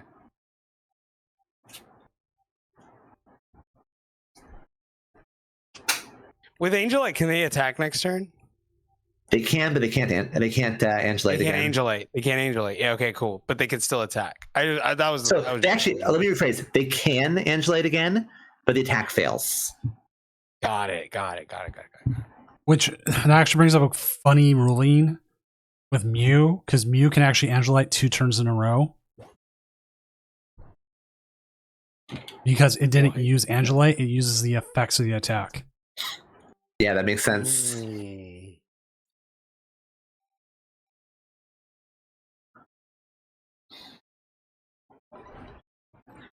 All right, well, now the Sylveon's just taking over the game. So they're in control. An awkward start, but since we have 0 copies of Rare Candy in deck for Venomous Joke, I mean, there's just another turn without a Dragapult. So it was a little touch and go. There's a big opportunity to punish, but didn't happen. Angelite. And now, oh my goodness, they just whiffed any Pokemon, any evolution. So yeah, Angelite again could just sweep up this bench. And suddenly we're just this is just solidly in Rex corner. Yep. Angelite shuffles away both of those bench Pokemon. It's just a Budew against the world. And if they can't get any Pokemon on the bench, it's over. It's over. Oh All my right. God. Let's go. Game 2. We're so back. We're so back. Well, so Rex is doing what they need to do, and they overcame that scary matchup in game 1. Let's see if they can do it again. No Rare Candy is so bad. I just say it. It's Rare risky. Candy is crazy. No Rare Candy is really risky. I mean, it's hard to call it bad when this style of Dragon Ball Dusknoir is so thoroughly proven. You gotta have at least one though. I don't know. I just don't like this. Like, I don't like this. I don't like the. Why wouldn't you play Candy? You know what I mean? I don't know. I do like having access to. I like having access to the threat of it, because if you have the threat of it, your opponent has to respect it. And okay, that's a fan rotom start. We are officially cooking here. Yeah, we're in it. We're in it to win it now. So very, very strong start here. Oh my goodness, very strong start. Energy Searcher, Fire Energy, Cyrano, Fan Rotom. We have everything. This is an Evolutions player's dream.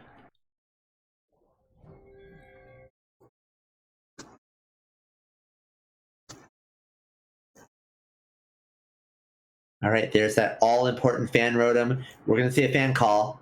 This is where we find out 4 Hoot Hoot are prized. Just kidding. They're all on the deck, as are all the Noctowl. I'd love to see it. Audacious going for double Noctowl here. I'll be honest, I don't care what's in the hand. I never want to go for double Noctowl.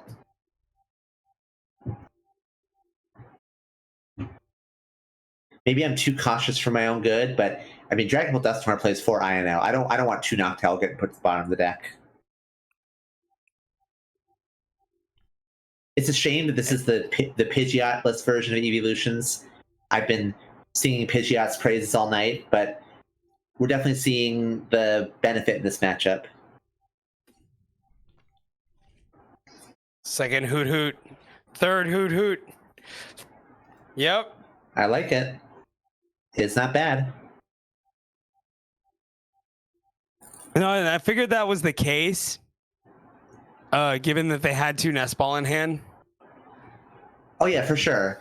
I mean, I definitely figured they were going to get in the triple Hoot Hoot.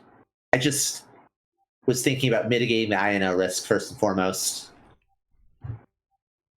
And then they have Cyrano in hand. I mean, honestly... And search for fire, and we're cooking. Yep. Or Psychic. Sure, whatever they want. I mean, I guess we're just going for that Angelite threat immediately. Yep.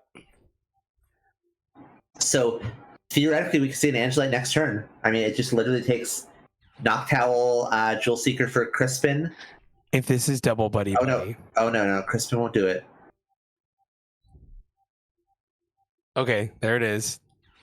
Lilies. I'm not sorry. We don't need Crispin at all. We just Jewel Seeker for the Sparkling Crystal. Cyrano gets a Sylveon. Water Energy attach. Yeah, we are 100% going to see an Angelite get rid of both those Reapy this turn.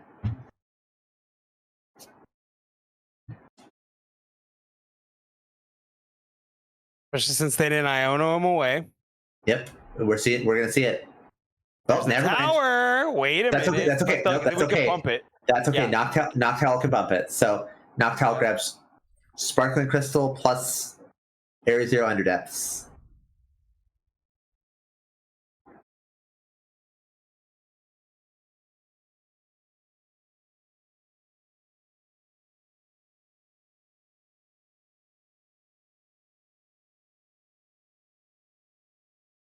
I mean, I missed something, right? Did they see a different line or something prized that I overlooked? Oh, they are grabbing Crispin. Okay. Then how do you get the Sylveon? What am I missing? Yeah, they're both there. Oh, grab the Sparkling Crystal. There we go. There we go. We're going to see it. There we go. All right. Sylveon's in the deck too, right? I didn't miss something? I think, yeah, no, it should be in there. Here comes Cyrano. There it is. There it is. Okay, we're cooking. I'm excited. Yeah, I'd go Mew. I'd for sure go Mew here.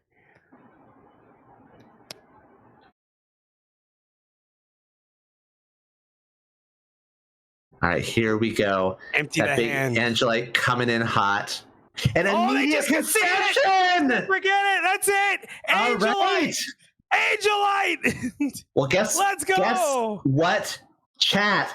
That means we are guaranteed to see stream for the finals because our stream hero rec is moving on. Wow. They haven't even finished game 1 in the other one yet. Oh man, my goodness. Is it tense or what? What a wild blowout match that was. Remarkable Insane. stuff. They had no response. I'm pretty sure that's what happened. I have to say though, I mean, wasn't that a situation? Didn't Venomous choke Buddy Poffin for Budu? Yeah. I mean, that's a situation. You got to have that third repeat before you grab the Budu, I think. Yeah, I think going third Dreepy, being able to, cause you gotta set your board up, and I guess maybe they kind of autopiloted, like, you know what I mean, going with Dragapult Brain Rot and just pushing up the Budu without thinking of the inevitable threat of an Angelite. And again, Zero Candy, they got punished for Zero Candy. So it's unfortunately how the cookie crumbles. Even with zero candy, you can mitigate the threat of an Angelite significantly if you just get your 3 Dreepy. Sure, you lose 2 of them, but you can evolve one, start reestablishing. The fact that they can't do it every turn really, really helps to mitigate that threat. But Yeah, no, for sure. That was a Wow. game. that sure was a match. Oh my goodness. So We have no- A certified we have- Doom classic. We have no way to watch the other match, right? I'm waiting for them to finish game 1 before I ask them if they can stream game 2. Gotcha. So Should we move back to the casting desk for now? yeah, let's go ahead and move back there for now. And then I can share exactly what I'm looking at. All right, That Joe, 1 list second. I'm once gonna again. step away from the bet for a minute. I'll go for it. All right, just you and me, Doom. I've been so quiet all night now I don't know what to say. Has it been nice? Have you been enjoying your break? I've sorted a lot of cards. Good. I am a little bit more prepared for Vegas that way. I've built Dragapult Dusknoir, I have built Charizard Pidgeot, I have built Gardevoir, and I have most of the EV deck already. What I am missing from those with or without Pidgeot. I can do either. Okay. The one thing I'm missing right now is this EVX. But Well, if you need it, I could probably help facilitate that. Don't forget. yeah, I think there's actually check local card store that's near me. EVEX. They have a bunch of them for $2. There you go. You're in business. Or if I wanted to, I could spend $43, get the Prismatic Evolution surprise box they have, and hope I get the EVEX. Isn't there like a box topper promo or something? EVEX. It's in the surprise box, but you can get any of the EVEX. I see. So then they're all stamped with it. And the thing is, I had EVEX. I had the stamped one. This one right? No, not that one right here. They didn't show it on here. That's the one I got right there. This one's great. This I got the one's fancy one.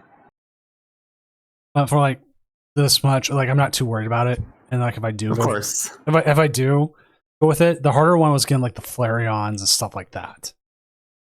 That the more costly kind of thing. So when I saw that, I hate the trend on Twitter where someone destroys their cards after a regional. I hate it so much. So dumb. I hate anyone destroying cards. But I also try to get as many price stamped cards as I can, especially Cosmic Hollows. But yeah, I gotta save mine for you. I'll just give you mine. So because I don't need them. I don't use them, and I don't care for them. So anytime I get them, I'll hold on to some for you. yeah, I try to use them as much as I can. I got a full set of Buddy Poffins, I got a full set of Nest Balls, full set of Arvins, full set of Ionos. It all goes except for research. Research I play full art Juniper. Classy. Full art Juniper's not that expensive. No, it's a couple bucks. Yeah, easily. I don't think any researchers. Yeah, I think Sada is maybe $7 or so. That's the most expensive. Yeah, I don't think I paid more than $5 for them. I have bought a lot of full art research because I've mentioned this before, but I run for all of my retro decks from the recent years. I do all full art supporters and Pokemon. Mm-hmm. So I bought a lot of full art research. So the most expensive ones right now are the ones with the Professor's Program stamp.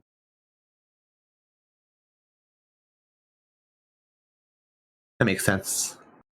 And then a bunch of the Japanese ones are high priced. But after that, it's Magnolia is the highest at $4. Oh, really? Higher than Sada? Sada is right there. It's Sada and Magnolia are 1 and 2 right now. Interesting. Juniper's right on their tail, but they're all like $4, $4 to $3. Turo's like you can get for 2. Oaks have actually gone up. They're like 25 cents at one point. Yeah, it wouldn't surprise me if those keep going up. And then after that, you start getting into like the normal arts.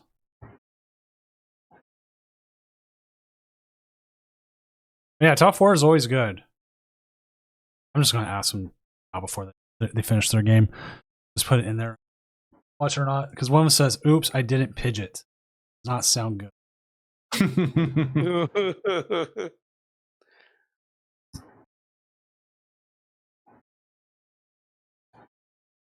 Let's see. Jolly Flyman would hate to move. Oh, Jolly Flyman said, yeah, he can do. So we can Okay, All right. at least get game 2. Do you know who won game 1? So game 1's still going. I just asked. I was just like, you know what? I should ask before they get too far. Some people keep an eye on their chat, some don't. Good call then. He also might be in chat right now. This chat, so I will make sure that is set up so we can see that game once they get to game 2. Unless he jumps in. Never know. Never know. Yeah, it's actually been a while since I had Jolly. I think the last time I did, he was playing Iron Thorns right before a regional. That's good. We can see them tearing it up with the jungle dump. I know a certain Twitter account that's going to like this, so. We'll have to make a whole big spectacle of that when we're recapping this tournament. Yeah. Well, oh, that reminds me. Start working. The 5 through 8, which is. I wish I had a fraction of your graphic design skills because I would definitely be making stuff for my retro tournaments.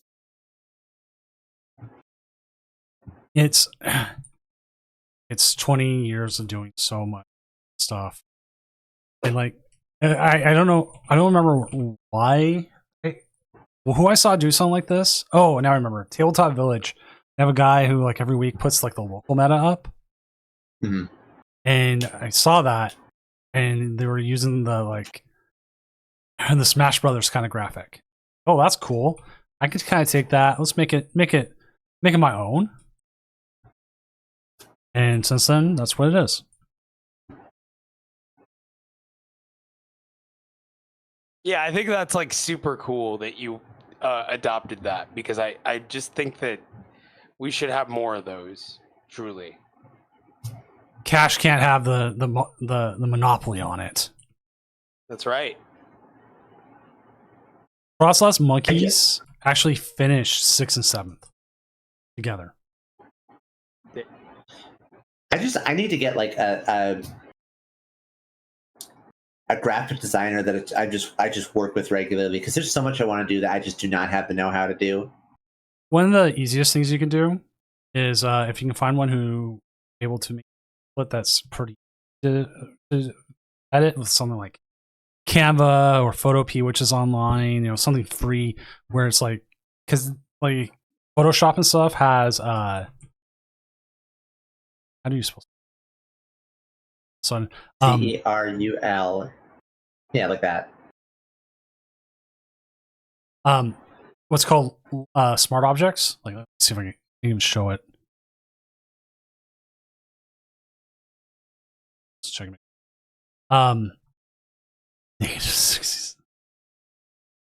So Photopea is just like an online version of Photoshop. I don't remember if it has smart objects, but sometimes you can, or they can have it set up in a way where like you just have to drag the image behind it, start masking, just maybe change out some text. It's like easier, I would say, low level stuff that someone with no experience could do. Okay. Yeah, so just find someone to make me an editable template. Because that's all I'm doing right now with this. Is I made this template some time ago. I have like I have a whole bunch of card art down, and all I do is I go in, I change what the card art is. Like I just the way Illustrator works is it's just linked to an image. So it's like, oh, okay, now I use this image, and I just gotta change out all the names. Yeah, that's something I could do. I mean, that basically reduces the project to the level of like a little bit of Microsoft Paint. And let me tell you, I can do a thing or two with Paint. So if it's that level of technical proficiency, I am confident.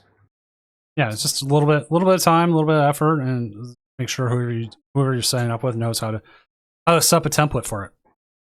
And Now I just need to find an artist to work with. That's the other challenge. Yeah. Which I mean, like when I'm an artist, I'm looking for artists to work with. That says something about my workload. Right. Ugh. Oh no, I have begged you twice already. I'm not going to beg you a third time. Don't you worry. And like the thing is, like people ask me these projects, and it scratches an itch. I'm like, ooh, I could do that. Ooh, this would be great.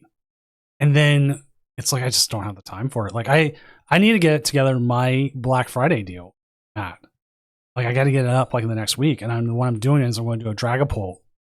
Not just because Dragapult's deck out there, it would look really great in the like edgier style I've been doing. Great. I have to find the time for it. I'm like, okay, I hate this. I have to schedule out time to practice doing the thing. That's my career. Yeah, I do my freelance writing stuff, and I've done some good jobs. But I had a job I took on last year, and I took on the job, and then life just threw like 1,000 things at me, and I just was looking at like things that I said, I'm so sorry, I have to cancel this job. I just don't have the wherewithal to do it, which was like just felt truly terrible. But I know what you mean about just getting slammed and struggling to get it together sometimes. Okay, we got Jolly Fireman has won, so we know who won, and then he's going to jump on here. And okay, so moving on to game 2 now. We'll be in game 2. And then once he gets onto a table, we'll go there, and his opponent is going second. So once he jumps to a table, we'll jump to it. I'm ready. Ready. Here we go. You ready, Frodo? Let's get it. Yeah, let's go. We're all sitting here Race waiting. Frodo. I'll race you. The thing is, you can't jump to a table early and guess that's the one he's going to be at because they all are different. Is this the right table? Yeah, that's the right table. Sorry. I can't be hearing you guys during the game. I don't want to cheat. I know. We'll mute you in a yourself. second. We're just all laughing when we heard you laughing for a second. I won by deck out, by the way. Oh, That's why wow. it took so Incredible. long. We still got game 2. Cool. Awesome. Well, I'm going to mute and deafen you now so you don't Thanks. get horrible information from us. Thank you. My information is beautiful. Thank you very much. I swear. Frodo, you've been lagging. So I double clicked it, and I don't know why it just didn't take me there. I was like, you know what, whatever. I lost. I was just like, damn. You have to change your name to Slodo at this rate. No, nothing. No laugh. No pity laugh. Even. Aha! Oh, Thank you. I'm gonna go walk into the sea. All right, here we go. Look alive, trainers. We are live with game number 2 of our top 4 match. All right, that is a solid hand. Yeah, I mean, not an amazing hand, first? but we got a Are we Lily. going first or second? That's my real question. See, the one thing about this deck is it doesn't really matter if you miss basics turn 1, thanks to the power of that Vitality Forest. Yeah, we saw earlier how Forest nutty it of can be. Vitality. Just kidding. I know card Forest names. of Giant Plants.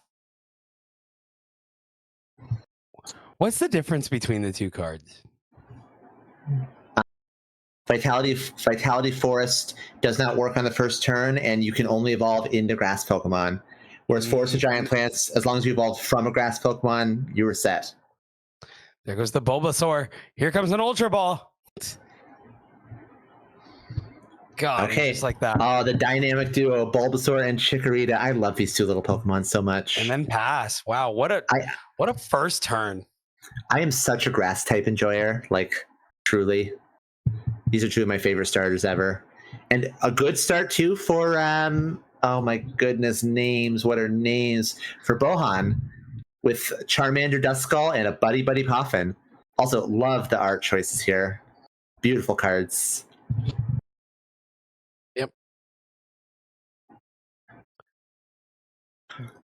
Bohan Ma versus Jolly Flying Man.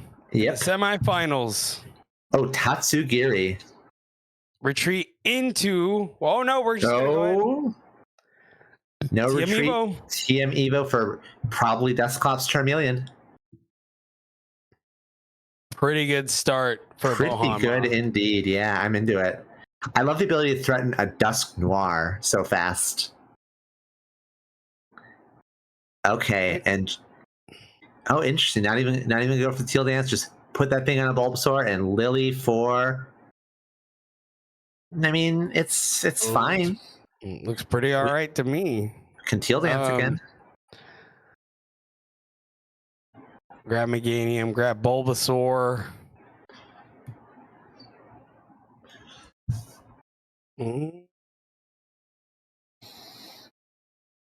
Why not? Toad Scroll. Okay. I'm a little surprised, maybe. Well, I guess Bind Down's and the pretty Bind good. Here Down! we go. I've been waiting to say it. I told you it's gonna happen. It had to. There was no All right. way.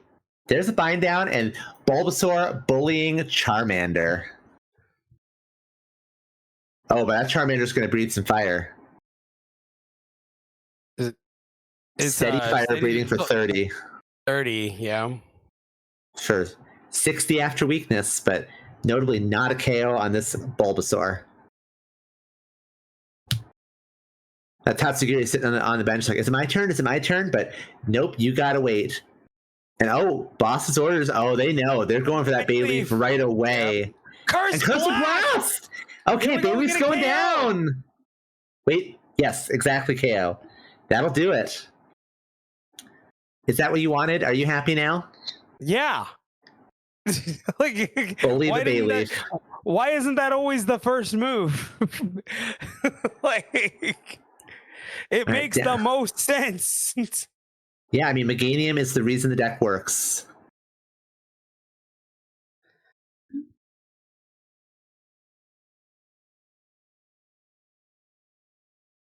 All right, Super Rod to reestablish. But still struggling to find access to the Forest of Vitality, and no real action in the hand either. So No, not really. manual evolutions and prayers what we're working with, and unless we find like a way to get access to Forest and some basics, this Meganium's not coming into play anytime soon.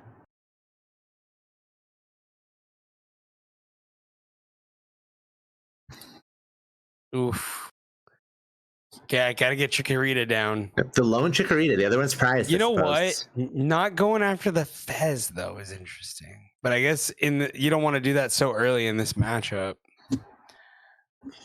Yeah, taking their time with a field full of one prizers. They're respectable. They kind of have the inevitability here, thanks to the weakness on the Charizard. Of course, there is that big Ho-Oh.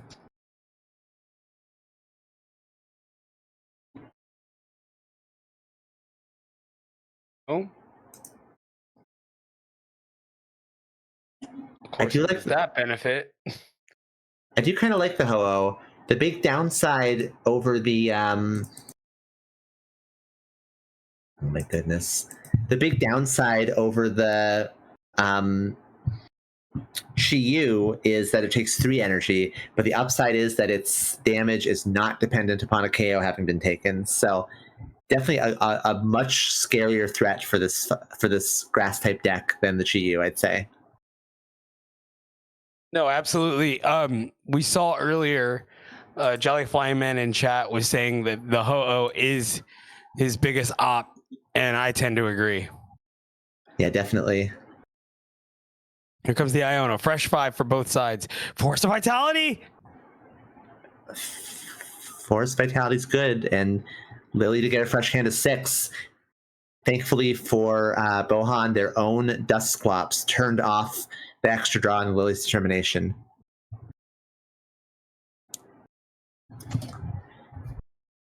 Yeah, something else to think about when you trigger a Dusclops. You want to make sure you're getting the KO so things like that can't happen. Here we go. Ultra Ball. Do you do it to grab the Bayleaf? I don't hate it. Could pitch the Toad School. Pitching the Fez too. Okay, I respect it. Yep, there we go. Grab that all-important Bayleaf. All right, Lily for fresh hand of 6. Are we going to get it? Are we going to get to all the good stuff? It's a nice bug catching set.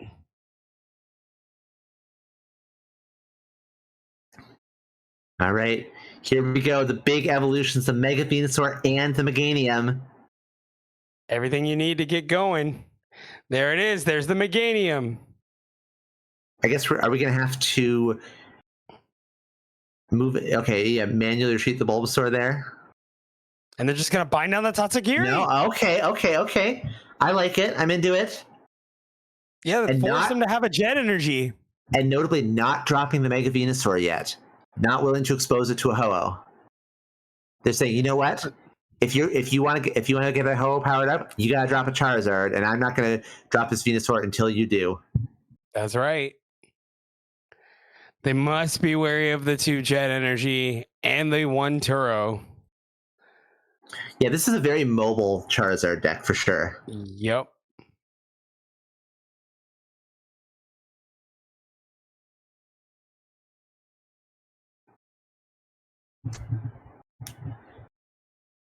I think they're passing.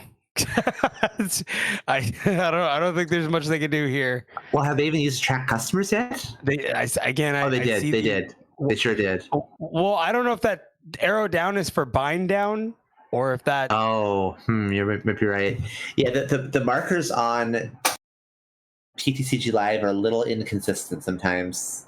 Yeah, no, for sure. Here comes the lilies, though. So now that answers your question. Off of the fresh 6, what are we going to see here?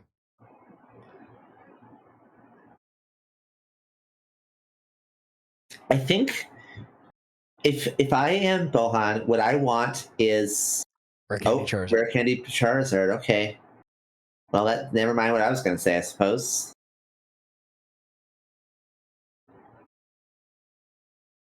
But just 1 energy to the Ho. Are we a little low on energy? The deck only runs 5 fire energy, so if we discard 1 and prize the couple, that could get ugly. All right, Attract Customers has officially been used. And just a pass.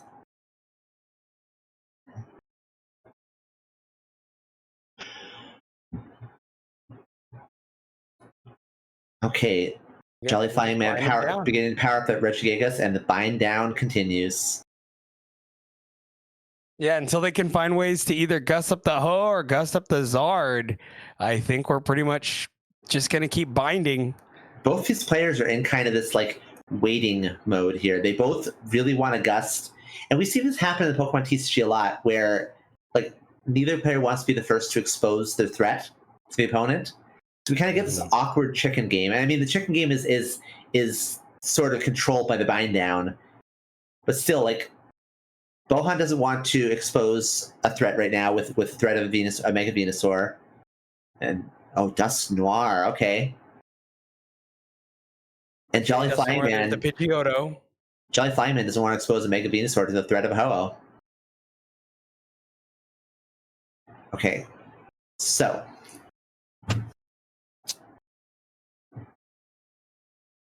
Cursed Blast coming in. Coming down on the Ivysaur. Yeah. Okay, that's going to be fairly low impact thanks to Night Stretcher in hand. And double bug catch. Well, okay, 1 bug catching set. I thought I saw another one in there. But yeah, no, Ivysaur will come right back. 2nd energy to the Ho-Oh and they pass. So how do you feel about using the Dusknoir just to take out an Ivysaur like that? I think it was a little too aggressive. I don't think it's as I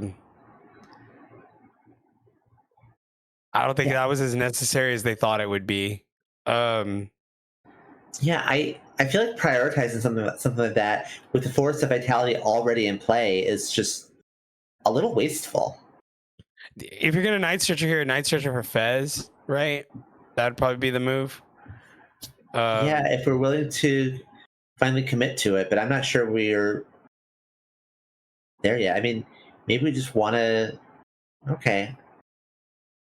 Yeah, I like this well enough. I have the Fez in hand, but still refuse to put down a 2-prizer or a 3-prizer for that matter. Here A comes rule box Pidgeot. Pokemon. Pidgeot finally hit the board. The quick search train has begun. So that means that Bohan's going to be working toward a board of, I guess it's going to be a boss's orders plus a jet energy, and they might have it all right now. They do. Jet There's the energy. jet. Out comes the Ho-Oh. Okay, and they're just going to say 2-turn clock. Here you go, and boom, down goes the words. The Teal Mask Ogerpon EX. I think I'm We're putting up seeing- Ivysaur here, and We're then seeing try to jungle dump. We're seeing exactly why this Ho-Oh is so scary. The Jolly Flying Man. So no script being Ivysaur. flipped. Yes, no Ivysaur at all. I don't know how I feel about this. No, you can't evolve it. Did they maybe think that they had the Ivysaur active? It seems like maybe they did. You're gonna have to move that. You're gonna have to move the energy off. Solar transfer. Yep.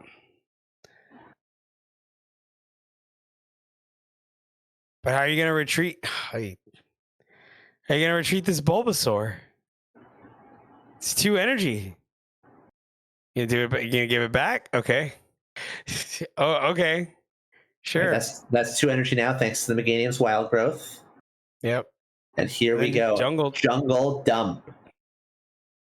Boom, 240 damage. Down goes the Ho-Oh threat. 3rd prize taken for Jolly Flying Man.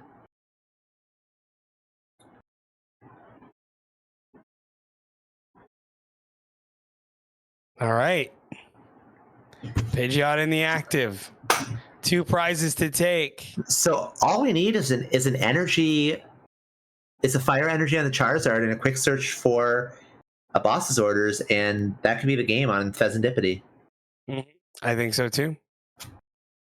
So the Cursed Blast that we said was a little aggressive. Maybe just did what it needed to do, which was take a prize card and set up this clock. Because Bohan now is in a position where they could win the game right now. I think they're checking their deck and making sure everything's there with the Buddy Puffin. But all they need is fire energy plus a boss's orders, and that is the game. Or even worse, they need both. And if they don't have it, that's kind of hard. Oh, for sure.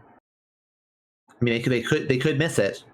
There's the max belt, which could be enough to KO this Ivysaur if they needed to. But I don't think they. Yeah, here comes the quick search. Okay, off the quick search. Yeah, this will be telling for sure. They've run 2 boss's orders. They've played 1. I don't know if they played the other one. I don't recall. Where's the other one prized? Even worse.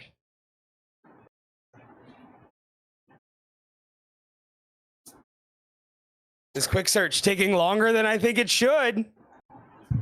Yeah, that's usually a sign they don't have the card they need. They Okay. don't have the energy. They have to super But rod the energy back. They could have a Charizard in hand to get the energy. Okay, Lily's Determination is notably not a boss's orders. So And then they're gonna just- Badoo. it's gonna be Okay, a Buddy I mean, return. yeah. What else could you do here? That's fine. That's fair. I get it.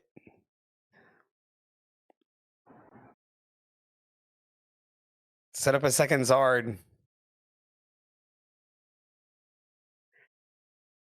No, second. Nope, grab the Ho-Oh. Oh, yeah.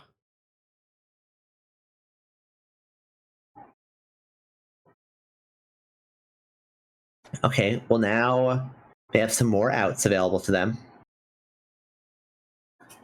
I like it. I mean, they've made it very, very difficult for Jolly Flying Man to win the game. If this Mega Venusaur stays active, all they need to win is quick search for Charizard EX, and that is it. There's a scoop up. Mm, Oh, can't be played though, thanks to Can't be Itchy played. Pollen. yep. So yeah, Jolly Flying Man knows they have to retreat and just start the bind down again. Bind it down. Yep. Keep them where they are.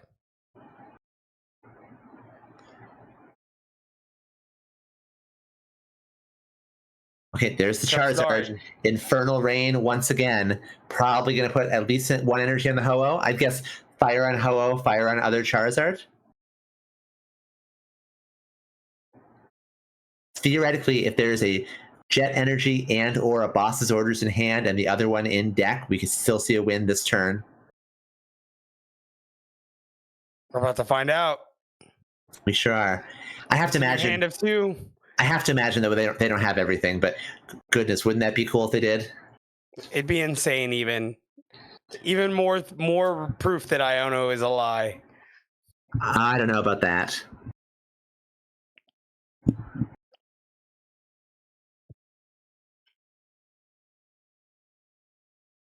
Okay, There's Jet the Jet. Energy. Boss. Nope, just a knockout. Still pretty good. Say, okay, one turn clock. Good luck. What are you gonna do? I mean, you gotta push up the Mega Venusaur. I think.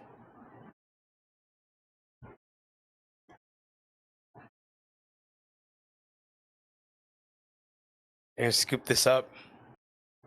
There's a boss. I don't think that there's a winning line here for Jolly Flying Man this game. Short of some kind of short of a bind down line. 2 Jet Energy have been used, but I think the Turo is still unaccounted for.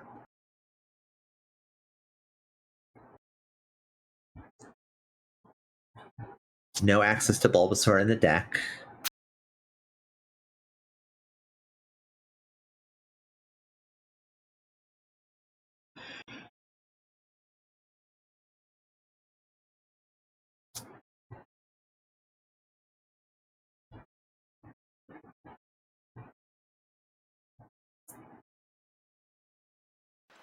Doot. Okay, picking up the Mega Venusaur. Putting down Bulbasaur. Lilying. No.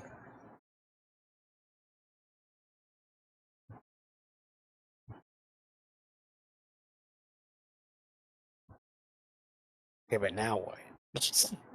Yeah, unfortunately, maybe they didn't sequence optimally and deny themselves an opportunity to get that bind down. And quick search will probably just grab the Turo if it's in the deck.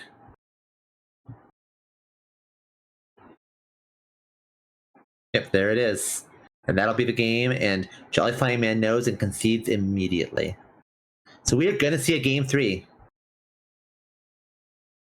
Charizard EX triumphing over Mega Venusaur EX.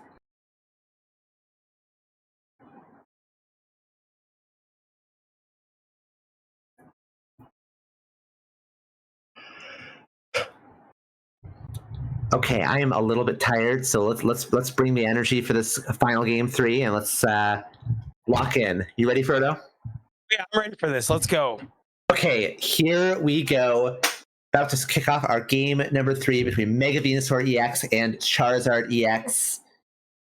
Game is starting right now, and we'll see what both players have to offer.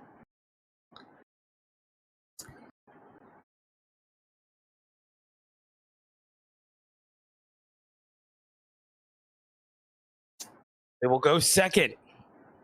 with all the marbles on the field. Who's gonna get Okay. to face EVBox in the finals? All right, not a terrible starting hand. Lily plus a forest is, I mean, it's not a lot, but it's kind of getting that forest turn 1 is not everything you want, but it's certainly a lot of what you want. Yeah, no, especially going second. I think that's pretty good. And double Charmander plus Pidgeystar. Who needs Buddy Buddy Poffin? Bohanma. Bohan does, because there it is. They're going to grab themselves probably Tatsugiri Duskull. Yeah, I'd imagine so. Hopefully, maybe even have a Jet Energy to push up the Tatsu. No, Double Duskull. Never mind. We don't Here want comes- to there's gonna attract be- customers. Yeah, this will be a very aggressive game for them. Here We don't goes want to attract Forest customers. Lily. Who needs customers when you can blow up? Am I right? No, for sure. There's the Bulbasaur. We're gonna bind down. Yep. We sure are. Force them to have Rare Candy Charizard. And Bulbasaur bullying that little Charmander once again. You know, you said you didn't see enough bind downs. How's that? This is, I think, our 47th bind down of the set. That's pretty good. Maybe 48th. I've lost count. Made up for it on my end. There you go. All right, Artisan I'm for for the it. Budew. This Charmeleon. is Charmeleon. I'm into it. Here's the Jet on the Budew. Itchy Pollen. Like, okay, you're gonna bully me. I'm gonna bully you. Okay, scoop. Right. They'll go. Yep. Here comes down a Chikorita for sure. No, Mm. another Bulbasaur. Okay. Shows you what you know, I suppose. I would have guessed I don't- Chikorita too. I was thinking Okay. Chikorita for Fresh hand at 8 once again. And oh my goodness, there's an Ivysaur Venusaur if we want it. But not sure we want it. Not sure if we want to expose the 3 prizer so soon. Yeah, but you got to think that I don't know. I'm looking at Bring the Mayhem. I think Bohan Maz. Oh no. Did they mean to evolve the active? That's the second time they've done this. Yeah, it's I don't know. I don't know Interesting. what's going on there. I don't know what's going on there, but I don't like it. This is the second time they've done that. all right, immediate itchy pollen for Bohan. Yeah, I was gonna say if they evolved to Mega Venusaur, I don't think their opponent has Well- a follow up. Okay, well they can do it right now if they want to. Oh no, they can't because there's no Meganium in play. Nope, no Meganium. So they have So- to do this naturally. No access to wild growth, so we're just doing a good old honest jungle dump.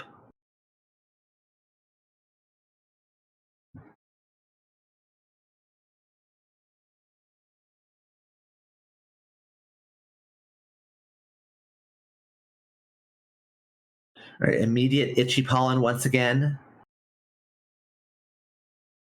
And I think it's just going to be a Ball bind, can't play it. Yep. just going to be a bind down.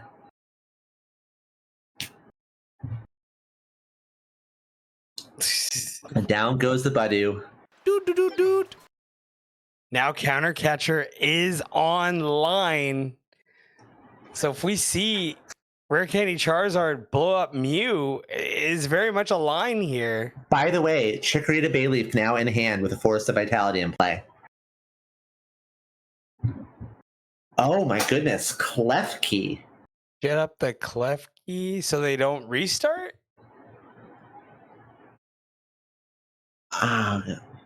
Let's think about this, eh? I mean, I feel like they kind of just did it for him. Huh.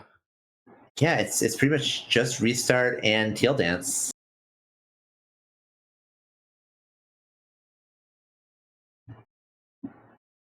And just the bind down again. At least Yeah, we got we're a just gonna Bayleaf lock down. him in. Yeah, what are we doing here? I don't. Did you just say we're gonna lock in Klefki? Yeah, I think so. And I don't think that's the second Jet Energy, and all they have is Turo. Are we just jousted until we KO it? I'm confused. Locking in Klefki has the kind of puns that gets you. Keep it up. I'm 2 for 2 tonight. Is that another gold star? Yes. Yes. Frodo, you can have a bronze star.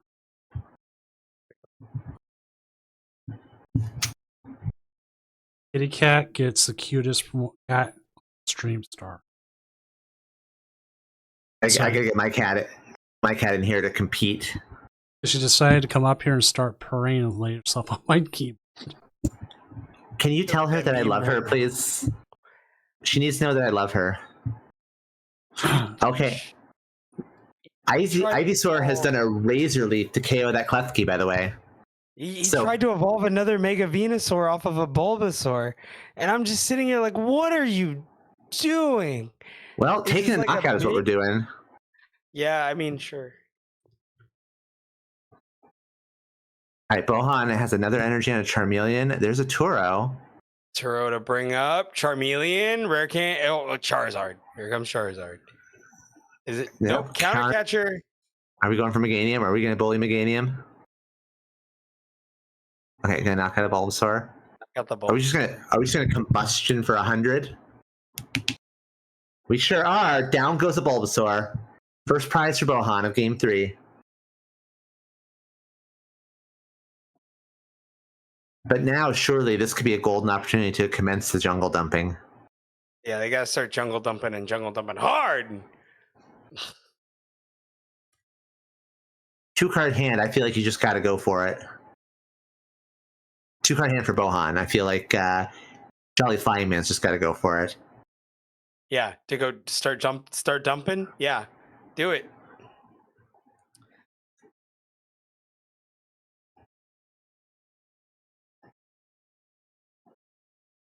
But no, Solar Transfer. I guess Jewel Breaker is even safer. Oh yeah, 100 damage. That's a knockout. Yeah, you would KO here. Grass Energy, bench the Ogre Pawn. Teal Dance. Bug Bug catching catching set. Interesting that we didn't just grab another Pokemon just to have a little bit more discard fodder. No, for sure. And here we go. Jewel Breaker, 100 damage. Down goes the Charmeleon, and a third prize taken for Jolly Flying Man. I'm surprised Jolly Flying Man didn't opt to restart there before taking the KO. I agree. I wonder if there's a thought process there. Okay, there's the Ho-Oh Ho-Oh. comes down, but it's just And a pass. So just not a lot to work with for Bohan here. Clear your hand. Clear your hand. Yeah, I feel like you just Ultra Ball away the whole hand. You don't need a second Mega Venusaur. You really didn't. You All really right, Jewel did not. Breaker, fourth prize taken for Jolly Flying Man. It's starting to look dire for Bohan. If they're going to win this game, they need to start doing something right now. Bohan's got to pop off like crazy here. What's the top deck, Bohan? No! Nothing. The concession. Jolly Flying Man! We're getting Venusaur versus Eevee Box in the finals? Okay. Oh. All right. Let's go ahead and get that set up. I stood up for just a second, and all of a sudden I hear everyone popping off. I'm like, oh, I should probably go back. Yeah, we got our finals ready to go. All right, so we can either Well, jump. Rec has left, so All right, so just stick with Jolly Flying Man then. Easiest way to do I it. suppose. As much as I would like to see Rec, if they've already jumped off, Jolly Flying Man's already here. It stays easier on production stuff. Yep, I think it makes sense. And they are ready to go. Let's do this. Yep. And I am almost ready on my end. Yep, that should be everything. Let's reset the clock. Clock is going. Even though I'm a fan of just finals playing it out. No time limit. I understand like why there is a time limit, but for like worlds and stuff, but I would 100% be fine if there was no time limit. Play your best of 3. Still kind of watch the time. Shout out to the Klaczynski Open. Were you around for the Klaczynski Open back in the day, Doom? No, I wasn't. So the Klaczynski Open was a tournament, an independent tournament in fall 2013, hosted by Jason Klaczynski. Just wanted to put on like a really like premium Pokemon TCG tournament. The Top Cut streamed the whole thing, all that. Every round of Swiss was, I believe, 75-minute best of 3, and the finals was an untimed best of 5. Wow. And it was ended up with Ross Cawthon in the finals, notorious for his methodical play. So let me tell you, that was a long final set. That makes sense. I gotta see if it's one of those things like where best of stuff usually determines the winner, except for certain things. I don't know if the Pokemon TCG is one of those where like the better player isn't actually determined in a best of 3. It's because I found out about it because like in football, the better team wins, like say even a best of 3 every time. But like in baseball, this is the reason why it comes up, which has a lot more RNG, like a card game. It can take up to find the actual better team, and you need a best of 8. Okay, well, I don't want to interrupt the baseball talk too much, but I have to say, Fan Rotom start with a Buddy Poffin. This is the evolution dream. Unfortunately, we can't see Rex's hand, but I mean, I can't imagine they're feeling too bad about what they have to work with so far. Yeah, no, opening Fan Rotom into a Buddy Poffin sets them up for great success. And this is going to poise this Fan Rotom to just blow away the competition. You know, this is where Jolly Flying Man is so grateful Bulbasaur has ADHP. Jolly Flying Man might be sent flying. Who knows? Oh, I like you swinging for the fences with these puns. I'm trying my best, man. I gotta pop them up. I'm so just like my gold stars are really getting to you, huh? I just felt like that's the theme, and I probably should have kept up with it. Like, I don't know. Okay. I'm not very good at this stuff, and I think I should just get better at it. You know, triple Hoot Eevee with a fire energy. So everything coming up Rex so far, but you know, nothing too bad for Jolly Flying Man. They have a Forest of Vitality plus a Lily's Determination plus a Regigigas. So. Yep, a lot of setup here for them. Here we go. Reset up. There's the Chikorita. There's Chikorita. Opting to not evolve into the Bulbasaur. You know why? It's bind down time. It's bind down time. Here we go. And that's pretty relevant here. I mean, I'm sure that Rec would love to Latias retreat the Fan Rotom, and they just don't have that luxury now. And the Fan Rotom can't even assault landing for a KO because Bulbasaur has ADHP. That's right. All right, there's the Terra Orb. Probably going to be a Flareon. And that'll turn on all the Jewel Seekers. So we know that there's Wellspring Mask Ogerpon. Oh my goodness. Are we gonna see and we could my God, we could absolutely see a torrential pump. We could absolutely see a torrential pump this turn. I think we know they have 2 Noctowl in their hand, so a Crispin, a Switch, and a Sparkling Crystal will get the job done. Do they have Sparkling Crystal in hand, do you think? They might.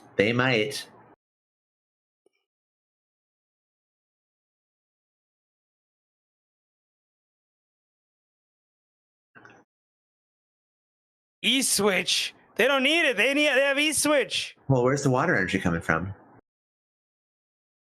Oh no. Oh no. Uh-oh. Oh, brother. Did they get a little bit too spicy for their own good? Okay, now they're gonna go look for it. Now they're gonna Noctowl and fix it. But I wonder if they just kind of got a little too excited with the energy switch.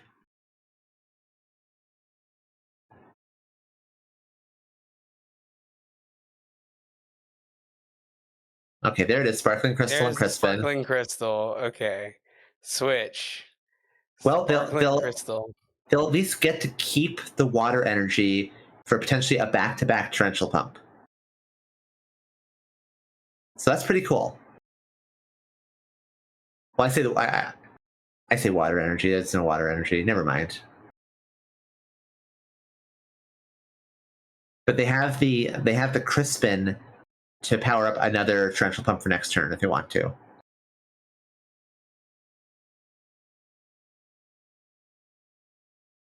And the fact that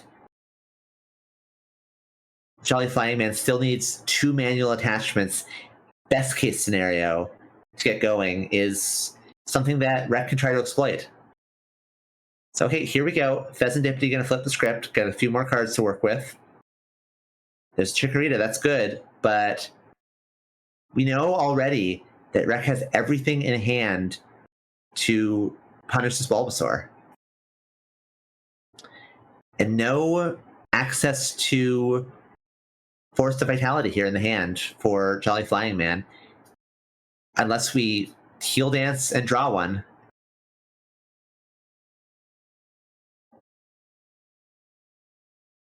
We could just see Ogerpon Crimes really starting to define this game.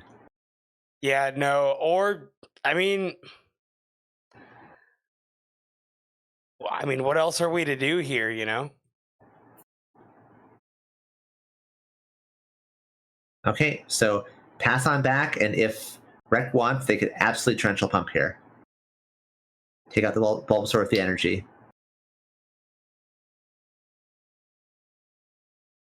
It's not the highest impact play since the Regigigas will survive it, but taking a third prize is not terrible. So this Crispin is going to be very telling. All right, that's a water energy. Oh, they're going to go for it. We are about to see a back-to-back torrential pump here. Yep. All right. The thing is, are they just going to pump the Bulbasaur, or what are we? I mean, the heads-up play is pump the Chikorita, right? Like, no matter what. Yeah, no, for sure. Yep. And it did. Yep. No, they got. Okay. Yep. They know what's up. Down goes my poor little Chikorita. I'll miss you, my love. I'm sorry. Third prize taken for Rec here. And, I mean, Jolly Flying Man's not out of it, but they're still kind of struggling. Yeah. Script. A Lily will help him get a fresh hand. And benching the Teal Mask Ogerpon allows them to take advantage of the Area Zero underdepths, load up their bench even further. There's Bayleaf energy. Just no way to get Chikoritas back into the deck. And they don't want to get rid of the hand that they have. I don't blame them. Oh, another Nest Ball. No Super Rod, no Night Stretcher. They have 3 recovery cards and have found none of them so far. Yeah, well, I mean, also they have they could have. They have to commit. And there's the Night Stretcher and the Forest of Vitality and the Bayleaf. Mm-hmm. Okay, that's something. Put down 2 Chikorita, grab 2 Chikorita with both Night Stretcher. Well, they could also. No, it's not gonna get them far enough. Never mind.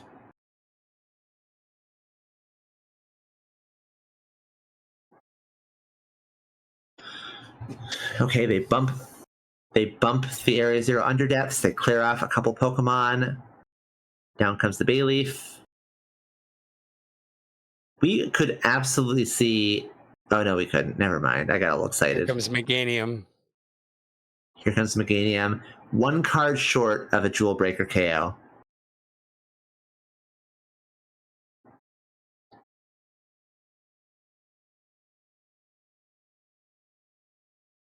Unless we haven't attached return yet. Have we not attached return? Because that'd be pretty big. That'd be huge, but We have. nope, it doesn't matter.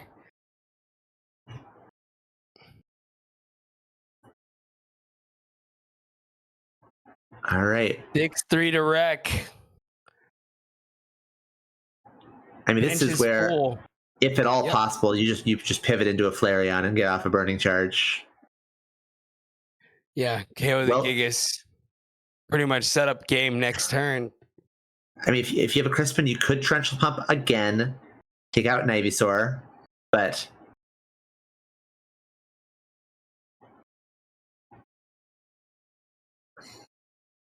unfortunately, it's not that easy to pull off. In fact, having burned the switch, yes, Sob is our only recourse. And that's not ideal because this Regigigas is going to Jewel Breaker the Wellspring Mask Ogerpon for KO. Yep, there it is. KO grab 2 prizes, and somehow, some way, Jolly Flying Man is back in it.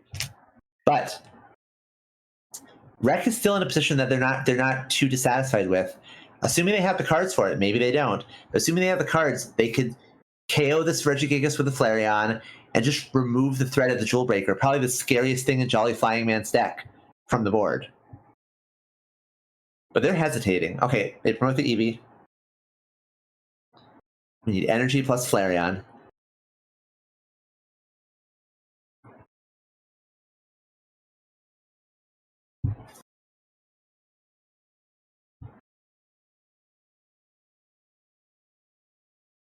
Oh, they're really taking their time. Oh, Leafeon instead. Well, okay. A Verdant Storm would also KO the Regigigas here.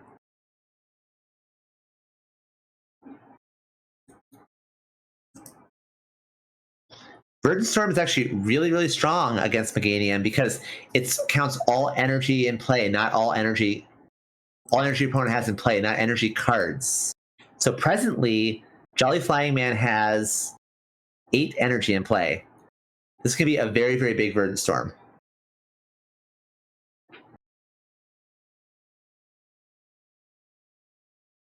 And I didn't see what else the Noctowl grabbed, but okay, a boss's orders. So I'm going to see a boss on the Pheasantipede for 2 additional prize cards. This is going to be the biggest Verdant Storm you ever saw in your life. We're looking at 480 damage here, if my math is right. Yep, 480 damage indeed. It's a little bit questionable because What's your follow-up? Fan Rotom. Oh, just KO with Fan Rotom. Yeah, I guess. Assault Landing. Yeah, I mean, 40 HP remaining. That's not very much. So just makes it a single energy drop is game.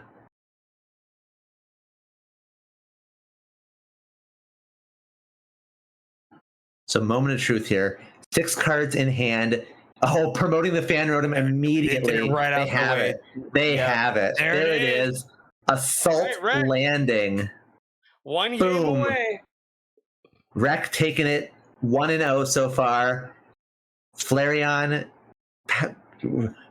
triumphing over the Mega Venusaur deck. Yep, they're charging their way to just Burning Charge? What's that? I saw Torrential Pump, Verdant Storm, and Assault Landing. a little bit of watering the plants. Maybe even drowning them. Okay, that was good. I like that. I'm working on it. I don't know. I'm just spitballing here. It's Hey, like- you're among friends. What better place to try out some new material? Gotta try stuff. Now, am I going to roast you? Absolutely. Yeah, go. That's it. I don't have anything else to say. I'm just going to roast you. I do it with love, allegedly.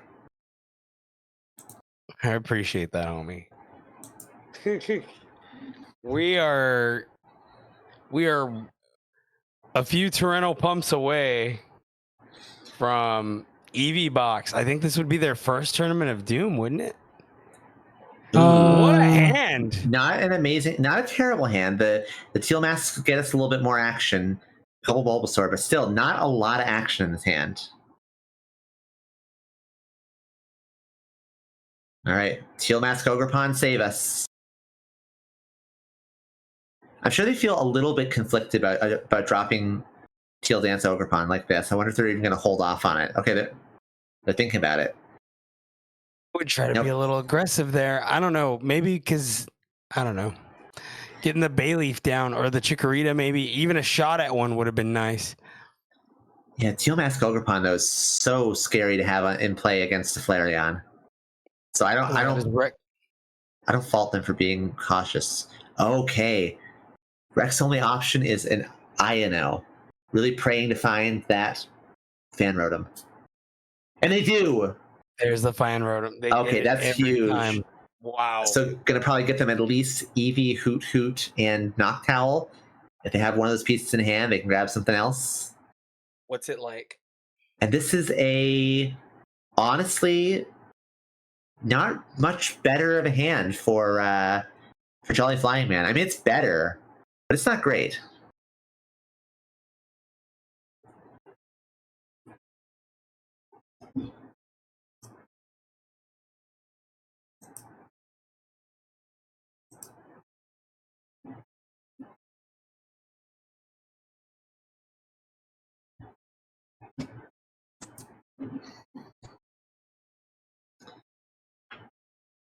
Okay. So Eevee, Noctowl, well, Hoodoo and a Noctowl in hand. Yeah, that'll do. It's a Oh my God. solid turn one. Incredible. And here And we go. Call for retreating- friend. Retreating prematurely to Colorful Friends. Not going to risk getting hit with a bind down and going to grab those evolutions. Yep. Right. Yep. Flareon, Eevee EX, and the Wellspring Mask Ogerpon. And this hand looks pretty dead. Yep. A Teal Dance and a Prayer. Yeah, pretty much. The draw. See, Venusaur just feels like it's a draw engine away from like being really Okay. good. We could see a KO on this Eevee this turn. A Turo plus attached onto the Ogerpon would KO the Eevee. Do they see and- the line? Do they see the line? And I think you go for it, right? Yeah. Yeah. There's a very good chance that line makes it so Rek cannot attack next turn. I can't. Oh, Turo, there we yeah, go. there There we you go. There we They go. see it. They see it. They see it. They saw it. Yes. All right, Myriad Leaf Shower, 150 damage. I And it's bet enough to Rek, KO the Eevee. I bet Rek wasn't counting on that. Now, if they have the 50 HP Eevee, so they can still just get right back in it. But if they don't, it might be a stumble for them. We'll find out. Now does Rex see the line in return? Well, Okay. that EVEX cannot evolve this turn. Here comes Noctowl. I imagine Stadium Nest Ball. That would be, I think, would be the move there. Because I know they have two Noctowl in hand. So if they want to set up a pump, well, I don't know if they can do that just yet. But So they could still theoretically get a Flareon this turn. They need Area 0 Underdepths plus Nest Ball plus... Okay, Crispin and Ultra Ball will get us there. Discarding a Flareon. and the Teal Mask. I mean, and the Ogerpon. I think pitching the Ogerpon is reasonable, but... Okay, they have the Crispin. What they need to get the 50 HP Eevee and an Area 0 Underdepths. There it is. Do they have the 50 HP Eevee? Oh, Glass Trumpet. Oh, they can Energy Switch. And Crispin?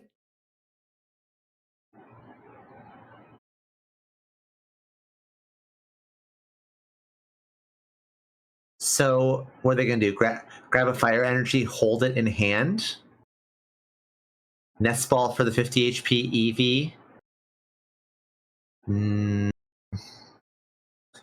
Are we going to see a genome hacking this turn? Is that enough? Yeah, that would be a KO. That'd be a Myriad Leaf Shower KO. Win? What a sequence! Okay. Myriad Leaf Shower for 210 damage. Exact knockout in the Teal Mask Ogerpon. I gotta say, I didn't have genome hacking on my radar here. We saw a Myriad Leaf Shower and then a genome hacking for Myriad Leaf Shower. Two plays that we just, did not see on the board. These guys are playing hold their on. outs. I saw that first Myriad Leaf Shower. Hold on a second. Well, yeah, you called it. Yeah, no, the genome hacking, more though. about me. I'm talking more about me. Yeah, Look, my wins are your wins and vice versa. We're in this together. Yeah. But genome hacking, yeah, I didn't see that at all. That was interesting. And you know what? We're gonna respond with some bind down bullying. No energy. And pass. All right. Here we go. Oh, no bind down bullying because no energy. Good call. Energy in hand, probably. Energy in hand. Boss up Pheasantipity. Cruel arrow. Oh, On a that would be Chikorita. that would be hot. That would be hot. Oh my goodness. I'd lose it. I'd lose it right here. You know what? If that happens, I'll applaud you. Here comes energy. Energy. Water. Ultra ball.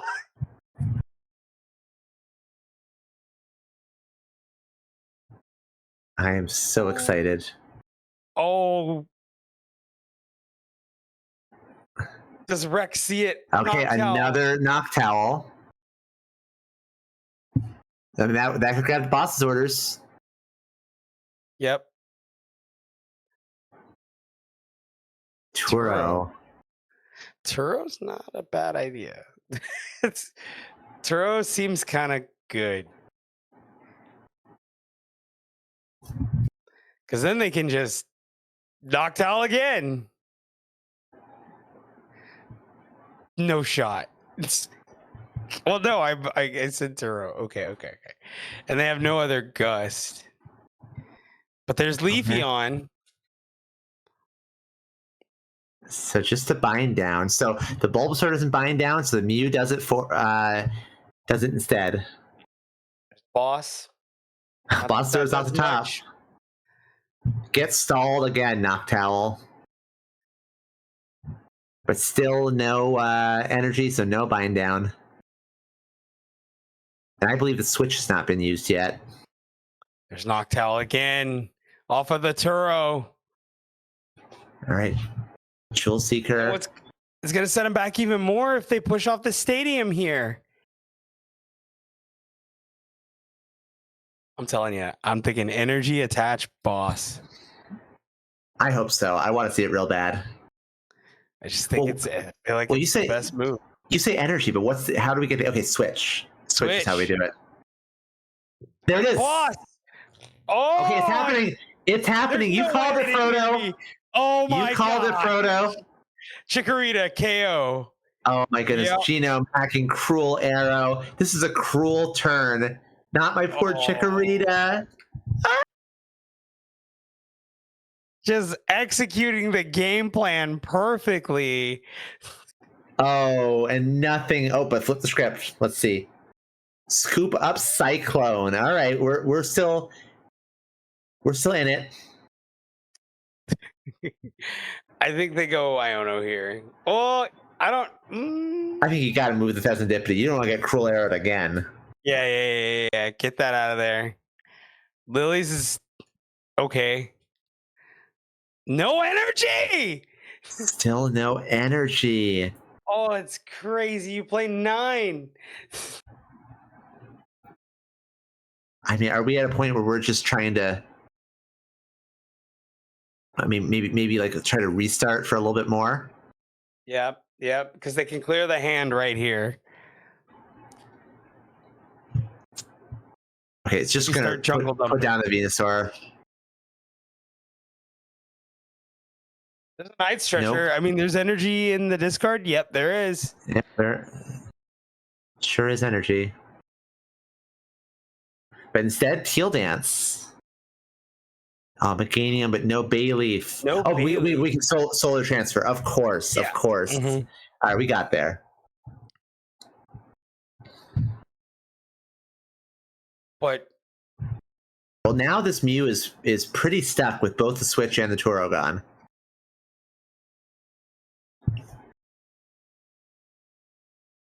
So at this point, it's going to be Rex's job to just kind of, well, all I can do is bind back and prepare for next turn. The Sparkling Crystal and the Leafeon is good, though. We saw Verdant Storm used to great effect in the last game, really taking advantage of the wild growth. Is that another Noctowl? Yes. Sure is. What could you get off of it? Ooh. Right? Ooh, indeed. Boss's orders? What are we doing? Boss's orders. Are we jungle dumping? We're jungle dumping. Oh my god, we're gonna jungle dump.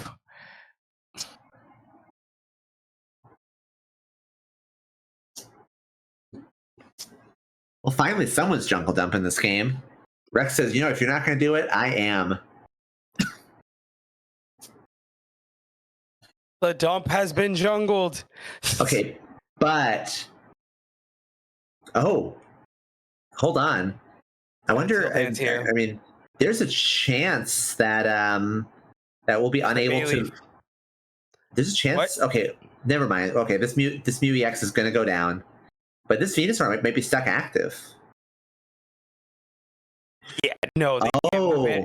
There's the Meganium, but they can't evolve into it. Oh, they can't. There's no stadium. Is that going to be the game?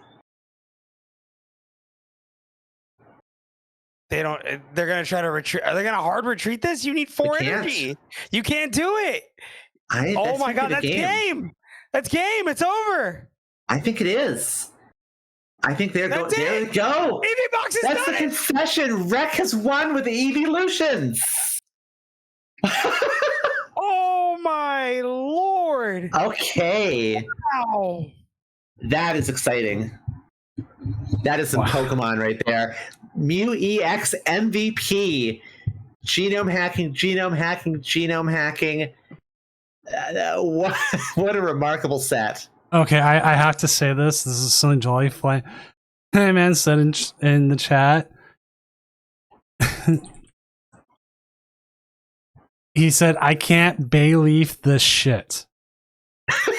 That's pretty good. That's pretty good. He says apologies for the swear, but I'm like, this is just too good. That's I love amazing. That is incredible. Oh. Well, I know how I want to celebrate this. I want to go to bed. I think we're all pretty well there. It's pretty crazy. That was an amazing finals. Wow. You know, I said in the beginning I want to see Evolutions really put on a show, and they did. I'm excited about that. I had a good time. I think it was a good set. I think I was pleasantly surprised Venusaur got as far as it did. It hasn't really almost went to sleep after the energy and water pond. It hasn't had as much success, but now it does. So, or now it's had since the regional. So maybe we'll see it this weekend in Gdansk, which is actually going on right now. Stream isn't up yet, but it's going on now. So we're starting to see some stuff. I am so glad that I didn't decide to co-stream that, because I would be just pulling the worst all-nighter of my life. Yes, I've started so many of these, and then I'll wake up and it'll be like the end of the tournament. I'm like, oh wow, maybe I should stop streaming these late night tournaments, and then I don't. I still keep streaming them. But well, we're glad you do. With that, last second promotions. Who wants to go first? I'll go first. So thank you so much for having me again tonight, Doom. It's been a blast. I have been your commentator, Kara, aka Shining Espeon. Go ahead, give me a follow at Shining Espeon 3 on Twitter or twitch.tv/Shining Espeon. I'm going to be live, I would say tomorrow, but it's today at this point. I'm going to be live at 9 p.m. Eastern tonight with a retro Pokemon TCG tournament. We're doing the Worlds 2005 format. And I have a whole batch of fresh new emotes on my stream. So come check me out. There's just never been a better time to get in on this action. Now, Frodo. Hey everybody, I'm Frodo HTX. I do mostly TikToks and short form content. I do stream every Monday on Twitch and TikTok. Yeah, and I love casting these tournaments with Doom, and thank you so much, Zach. I really appreciate it. You and Emmy do an amazing job. Thank you, Kara, for being a wonderful co-caster with me tonight. I really enjoyed it. Just an awesome night. And I hope you guys have a good one. I really appreciate it. Thank y'all. No problem. And I'm Senior Doom, your tournament host, organizer, other stuff. Going to bed for the first time before 3 a.m. in like Must 8 be months. nice. Yeah, like 8 months. I'm like, oh, it was really nice. It's when I think part of it is Halloween, and then Australia has a regional going on. So all my players are either A, out trick or treating, or B, they're their first in-person regional in a while. So a little bit smaller tournament, but that's fine by me. Made things a little bit easier. Had lots of good games. Again, I'm Senior Doom. I am back Tuesday with, I believe, Poseidon's joining me. We'll be back with the Challenge of Doom then. Hopefully we'll see you then. I'm going to send everyone here off to the VGC Pokemon stream.